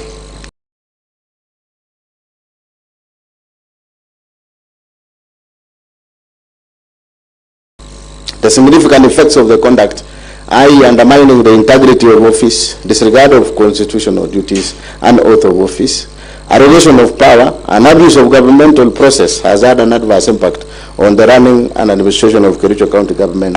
And number 17, the governor has continued to stay in office as and will continue to undermine effective service delivery to the detriment of the people of Kericho County in whose trust the governor holds the office. The Assembly resolves to impeach the governor under Article 181 of the Constitution, Section 33 of the County Government Act, and Standing Order 70 and 70A of the Kericho County Standing Orders, the Constitution 2012, the Public Procurement and the Asset Disposal Act, the Public Finance Management Act 2012, and Kericho County laws. 1. Misappropriation and misallocation of county finances. On various occasions since his election as governor and subsequent assumption of office, the governor has engaged in various acts of gross violation of Articles 10, 183 and 201 of the Constitution, Section 102 and 109 of the Public Finance Management Act, Cap 412A, and the provisions of Kericho County Rating Act, number 5 of 2019 as follows. Roman number 1, fictitious pay Constitution, and sections 102, 109, and 110 of the Public Finance Management Act 2012, and section 33F of the County Government Act 2012. The governor either abetted and or condoned the fictitious payment of goods, services, and works which were neither delivered nor done, occasioning the county loss of Kenya shillings 85,704,522.90 in A, services in West Sub County at a cost of 2,999,000. B, goods not delivered including soya beans, maize jam, sunflower seed cake, and cotton seed cake alleged to have been supplied for Kenya shillings 14,986,640. C, overpriced goods including sodas and alleged to have been bought for about Kenya shillings 500 shillings per 300 milliliters bottle, and a bale of tissue paper alleged to have been bought for for Kenya shillings 2,750 per bill of 10 tissue papers, and a hand towel priced at Kenya shillings 3,600 shillings. D. Wax goods and services alleged to have been procured for Kenya shillings 5,172,715.60 from companies including Mango Products Limited, Hildama Construction and Supplies, Brisa Construction and Supplies Limited, Prospera Ventures Limited, and IBM Pro Construction Limited without any supporting documents. Payment of contractors from the retention account of the works done more than 5 years ago, some of which companies had already been paid and therefore misappropriating county funds through double payments. 2. Some of the goods, services and works were procured without following the procurement processes. No tender opening committees were formed contrary to Section 78 of the Public Procurement and Asset Disposal Act 2015 as read together with Regulation 25 of the Public Procurement and Asset Disposal Regulations 2020.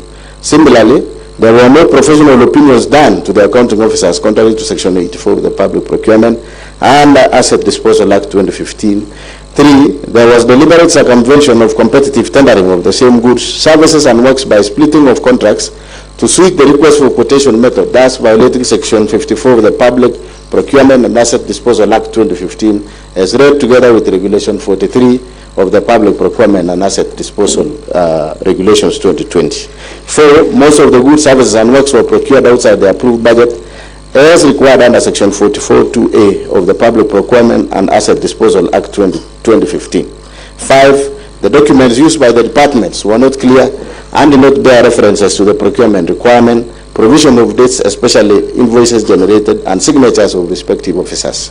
There was therefore blatant violation the provision of Regulation 68 of the Public Procurement and Asset Disposal Regulation 2020.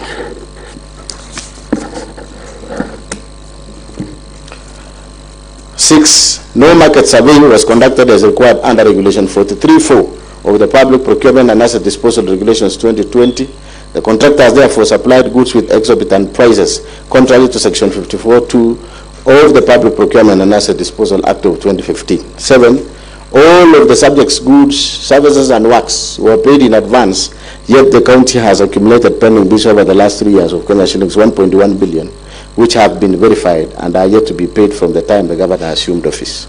8. The report of the ad hoc committee on the alleged fictitious payments, tabled before Assembly on 5th August 2025, made pertinent and damning findings and recommendations that point to deliberate failure to act, neglect of duty, and even conspiracy on the part of the governor.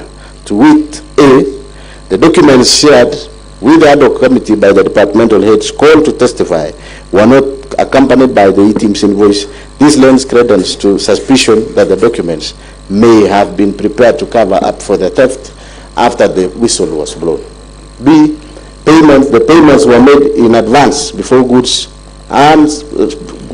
service and works were delivered or done, and as at the date of tabling of the report, some of the goods, services and works remain undelivered to date. C. Documents that were used to process payments bore the signatures that could not be authenticated. Subsequently, certain officers whose signatures appear in the same documents have denounced the documents. D. The gaps highlighted in the report point to serious governance issues, concerns and weak internal controls in Kericho County that the appointing authority, i.e. the governor, policymakers, county officers and indeed all officers entrusted to deliver services to the county have failed to do so as required. E. There was an intention to defraud the county and violations of the Constitution 2010, the Public Finance Management Act 2012, County Government Act 2012, the Leadership and Integrity Act and the Powers and Privileges County Assemblies, the Public Procurement and Asset Disposal Act 2015. Under Article 179 of the Constitution and Section 33F of the County Government Act 2012, the governor has the overall responsibility of being accountable for the management and use of resources. 10.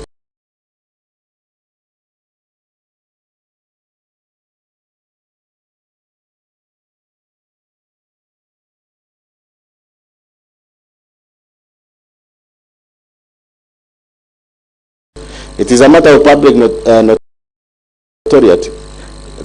that when the whistle was blown on this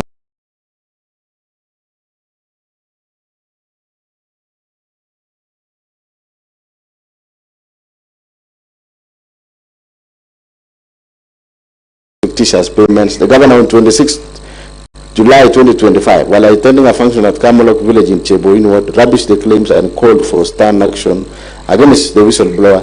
This shows someone who is either unaware of the happenings in the county or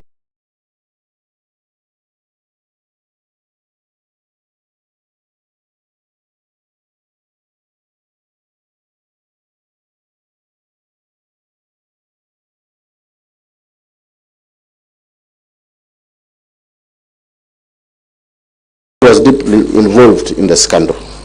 Roman number 2, misappropriation of national agricultural value chain development NAFDP funds. 11, on various dates between the year 2023 and 2025, the governor has violated the provisions of Article 10, 183, 21, 207 and 28 of the Constitution and Section 48 and 159 of the Public Finance Management Act 2012 and Section 33F of the County Government Act 2012 by aiding, abetting, condoning and or overseeing the massive looting, pilferage, misappropriation and misallocation of NAFDP funds amounting to over Kenya shillings 351 million as at 10 June 2025. From the report of the Committee of Agriculture, Livestock and Fisheries, Tourism and Wildlife on the implementation of status of the National Agriculture Value Chain Development NAFDP in Kericho County, tabled in the County Assembly on 6th August 2025, the County Assembly Fund A,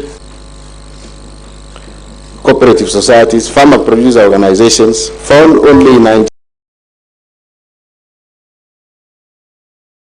out of 30 wards in Kericho County.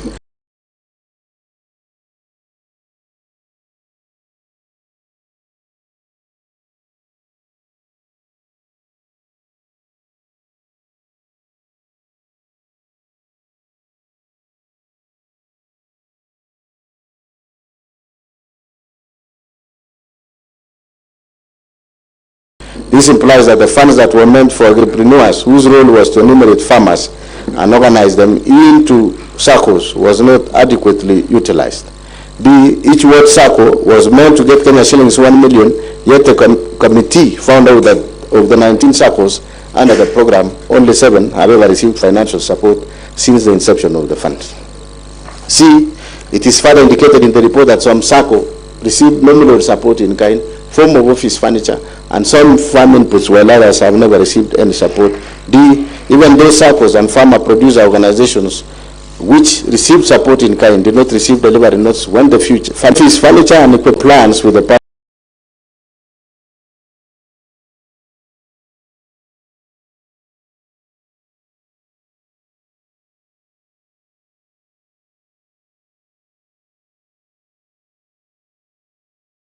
Constitution and Section 27(1)(c) and 2 of the County Assembly's Powers and Privileges Act 2017, compelling relevant banks where the funds were drawn from to furnish this house with a bank statement showing the withdrawal of the funds from 2023 to date, because there was no documents supplied earlier. Roman number 3, misappropriation of funds and unfair distribution of projects funds under the Financing Locally Led Climate Action FLOC.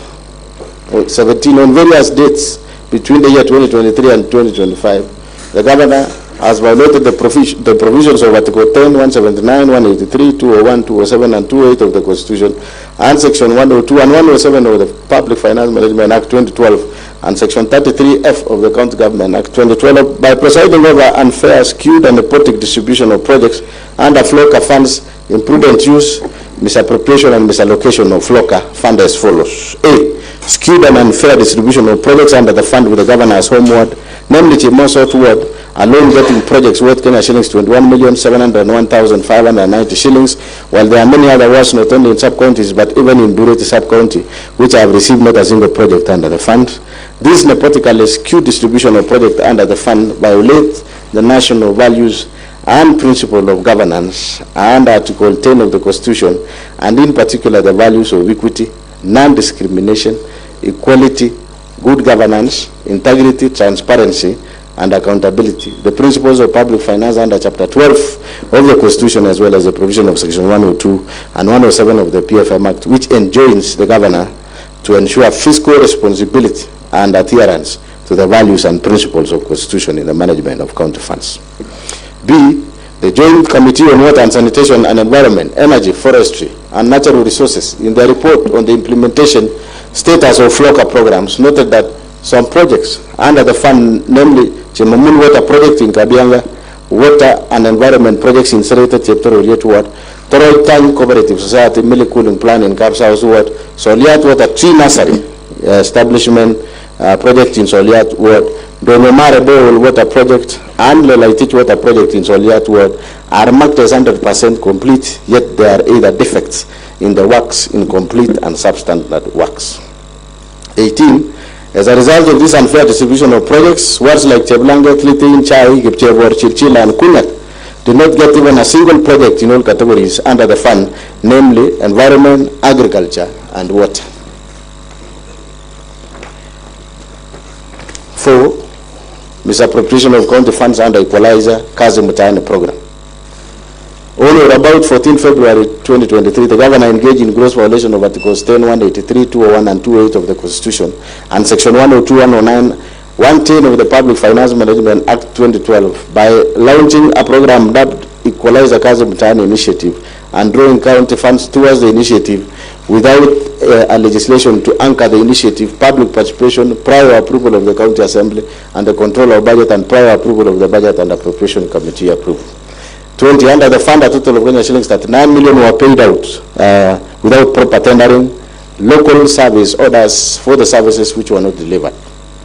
21. The county assembly's report on other committee on Kazim Tani project pointed out various violations of the constitution and the law in rolling out and implementation of the initiative. However, the governor deliberately disregarded the report and it has hitherto not been implemented.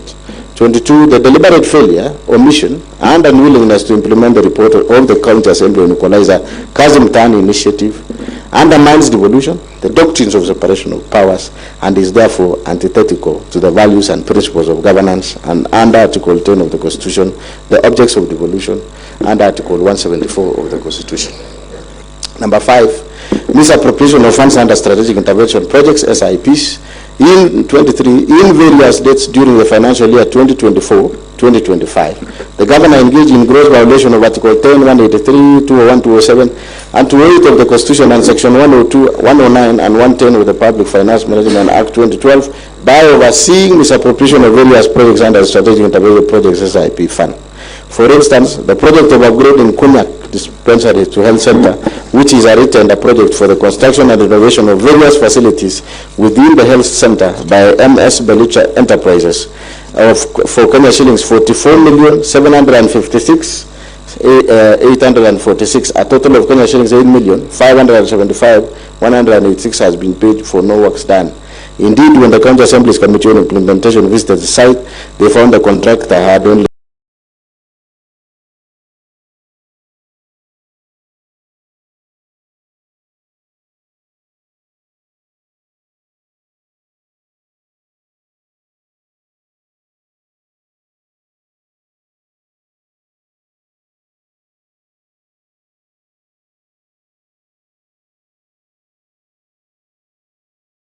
supplied materials, contrary to the Finance Department report to the Assembly that kitchen and staff house was at warring stage while MCH is at slab level. 6. Other violations of the Constitution and the law. 25, not 25. The President and former Chief Executive, the President and former County Executive Committee members and Chief Officers have variously reported coercion by the Governor to make financial arrangements, and we have Article 201 ADE of the Constitution of Kenya 2010 on principle of public finance management, and Article 226 as read with Article 227 of the Constitution by presiding over glaring irregularities evidenced by A. Irregular award of contracts and evasion of accountability,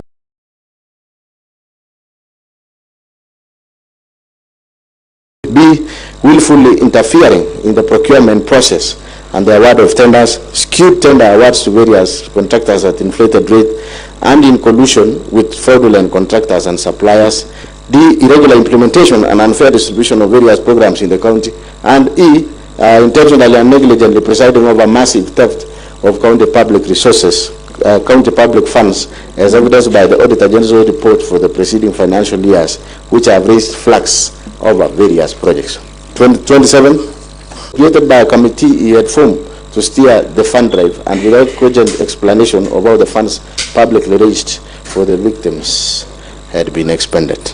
Evidence of governors' engagement, connivance and complicity in the formation, actual misappropriation, misallocation and legal withdrawings of county revenue and county finances to be found in report of other committee on alleged fictitious payment, that is KCA Exhibit 01, a bundle of sample vouchers, payment requisition, delivery notes, LSO CTC on the payments made, KCA Exhibit 02, Joint Committee report of the County Assembly on implementation status of National Agriculture Value Chain Development Project, NAFDP in Kericho, County KCA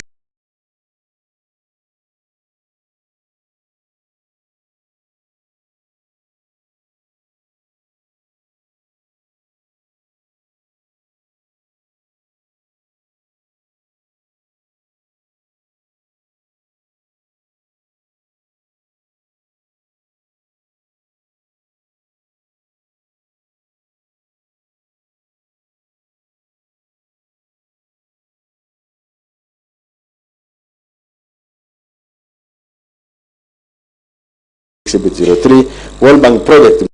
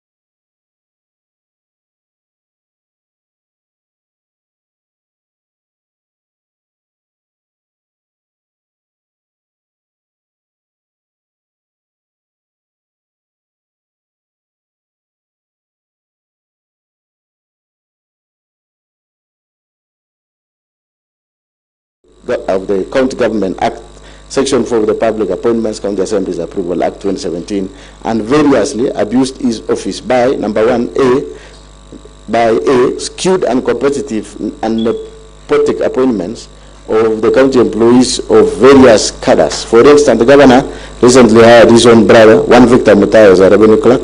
Similarly, the governor's personal assistant's wife, one Chief Kuri Masi, who was recently hired as a nurse on contract basis, was confirmed, yet there are a number of nursing staff who have been serving on contract for long without confirmation. B, illegally appointing one Mrs. Alice Bates, now judge of the High Court, as the county attorney when there was a substantive office holder, an act which Employment and Labor Relations, Honorable Lady Justice Wasilwa, affirmed was irregular and procedural and unlawful in Sang versus Governor Kericho County, and two others, petition E001 of 2023. In that case, the governor was found by the court to be in gross violation of Article 73 and 232 of the Constitution. His actions found to be illegal and unconstitutional, and ordered to pay cost of Kenya shillings 2 million and cost personally. The governor has therefore been already adjudged to be in gross violation of the law, and all the Assembly and the Senate. C, causing the advertisement of the positions of doctors, nurses, early childhood education, ECD teachers, just to endear himself politically when he knew the county government did not have capacity to hire. The applicants were subsequently not shortlisted, nor the alleged vacancies filled up. D, illegally deploying health staff by the notice dated 22nd July 2024 without any justification, authority and involvement of county service board, thus creating a crisis in health sector. E, since his assumption of office, the governor has dismissed a total of 10 county executive committee members, 6 chief officers, 2 chiefs of staff, among other senior staff, without any cause or reason, thus exposing the county to protracted litigation and the risk of huge compensation in damages. The governor has perpetuated this firing spree not for any reason but as a show of might, power, and authority, and that is where the abuse lies. Evidence of the governor's engagement, connivance, and complicity in the foregoing acts of illegal appointments, unlawful dismissals, and transfers, and usurpation of constitutional and statutory functions of county organs is to be found in Herman 1, judgment of the Employment and Labor Relations Courts in Kericho, case of Collins Sang versus Governor Kericho County, and 2 others. Petition E001 of 2023-2024, KEELRC, KCA Exhibit number 12. Abandon of notices from the governor dismissing the CECs, CEOs, and other staff, KCA Exhibit number 13. Copies of bundles of court documents filed in various cases, KCA Exhibit number 14. Number 2, subversion, discrediting, and impeding of the oversight role of the county assembly. On 3rd September 2024, the governor engaged in gross misconduct and grossly violated the provision of Article 10, 73, 75, 174, and 185 of the Constitution, and abused his office by writing to the Speaker, purporting to direct the Speaker on inter alia the timelines the Speaker should give the chief officers who are summoned by the Assembly for questioning in exercise of the Assembly's oversight mandate.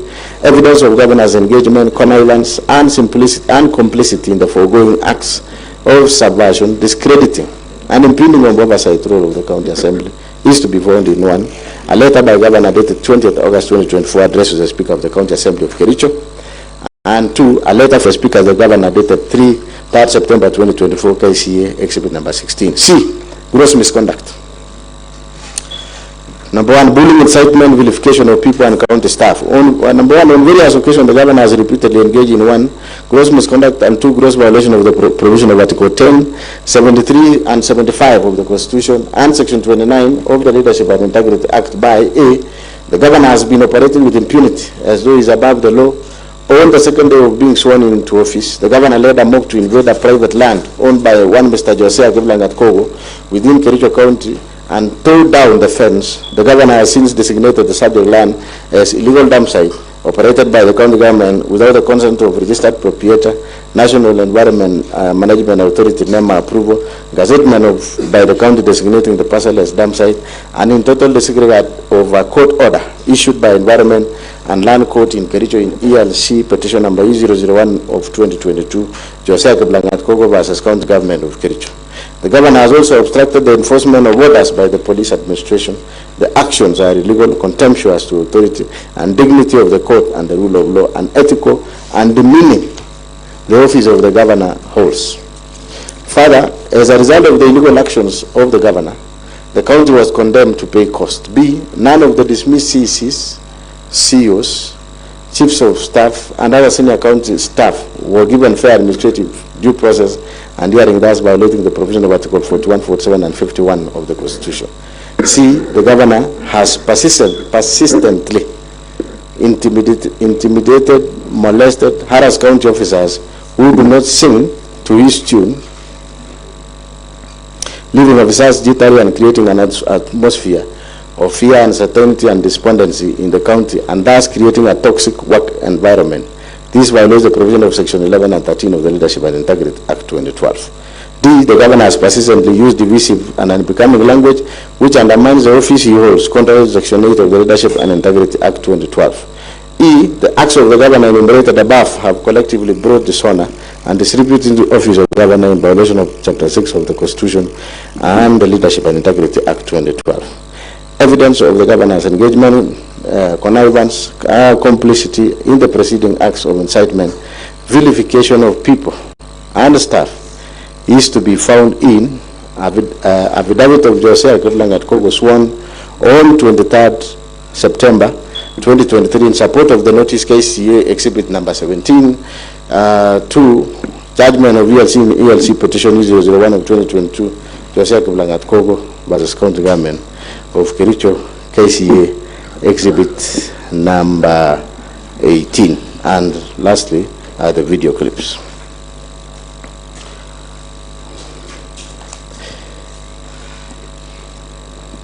So honorable members, pursuant to Standing Order number 771,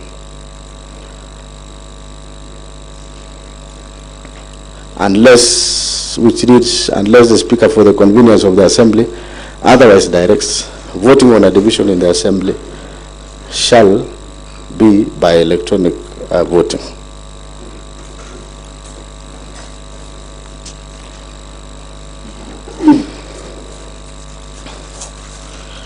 Honorable members, electronic voting, unless the Speaker for the convenience of the Assembly otherwise directs, voting on a division in the Assembly shall be by the electronic voting. 2, when the Speaker directs that an electronic voting to be taken, the division bell shall be rung for not more than 10 minutes, and the Assembly shall proceed to a vote at the expiry of the 5 minutes or such further time as the Speaker may, for the convenience of the Assembly, direct. Number 1, during electronic voting, members shall cast their votes by pressing either the yes, no, or abstain button. 4, at the expiry of the voting, at the expiry of 5 minutes or as soon as the result of the voting appears on the indicator board, the Speaker or the Chairperson, as the case may be, shall announce the results forthwith.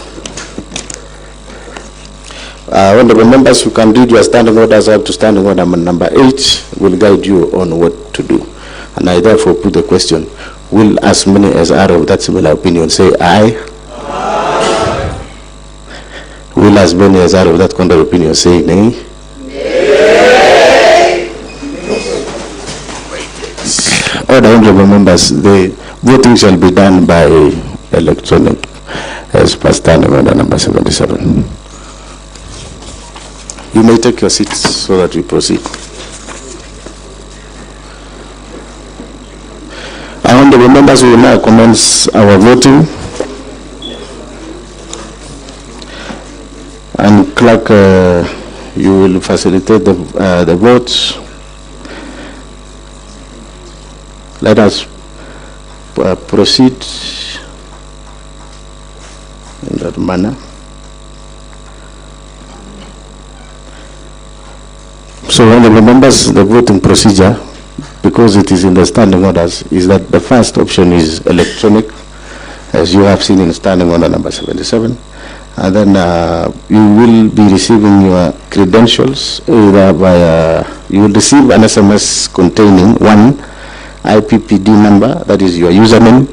Password is supposed to be your ID number.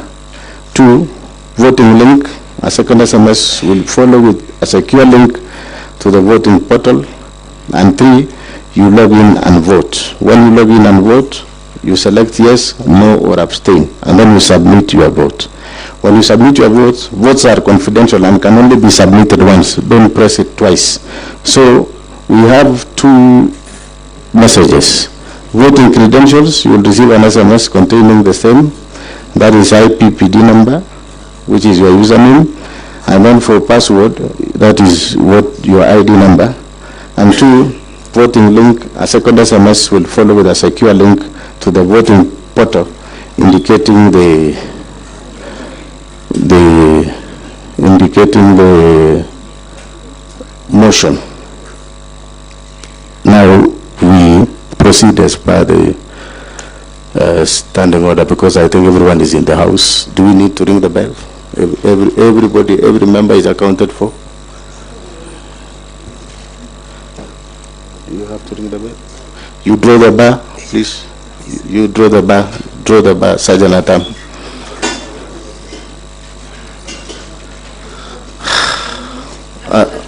Yes, so we proceed.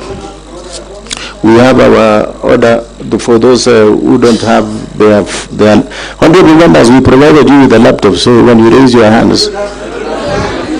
What about your phones? Okay, we have our officers who are on standby to assist you. Don't just judge everything. We have our IT officers who are ready to assist you to vote. So we shall proceed to vote. For those who have, they can vote. For those who don't have, they can proceed one by one. Yes, one by one. We start from here. One by one. Who doesn't have the phone or the tablet? Yes, Honorable Francis. We start with Honorable Paul B. You can proceed. Honorable Gilbert Ngetich, you proceed here so that you can be assisted to log in. Maybe you can come here.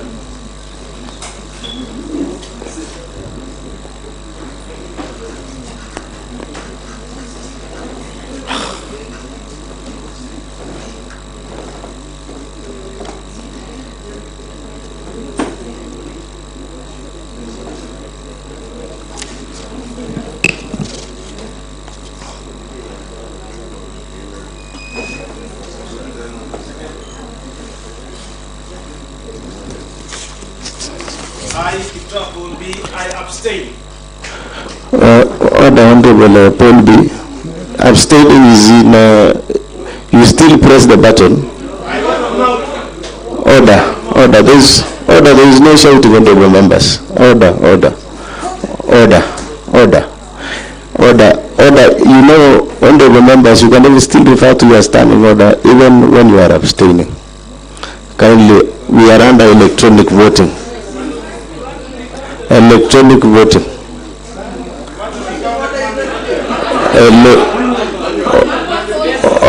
Order, you don't direct this. You don't really, I've even given you an opportunity to read your standing orders.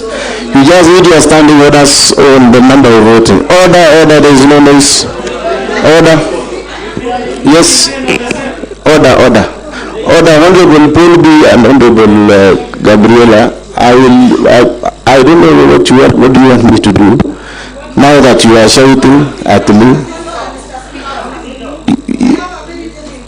What is the concern? Our officers are here. Order. There should be no noise. Order.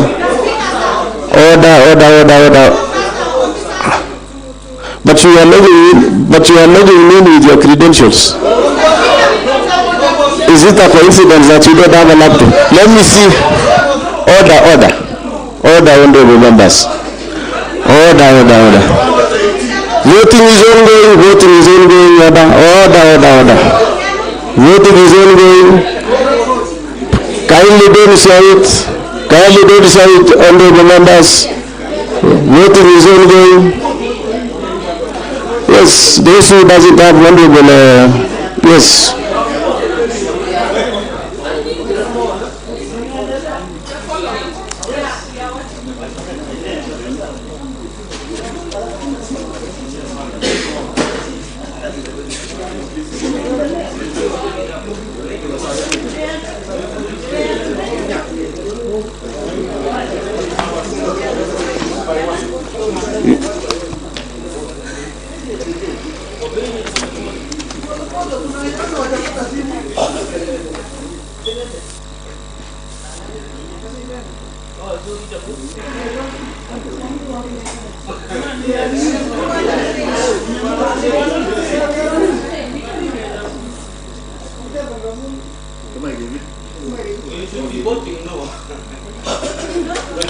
Honorable members, you are just, you have a right to vote yes, no, or abstain. No amount of shouting will change that. So, and we shall vote as by the standing orders.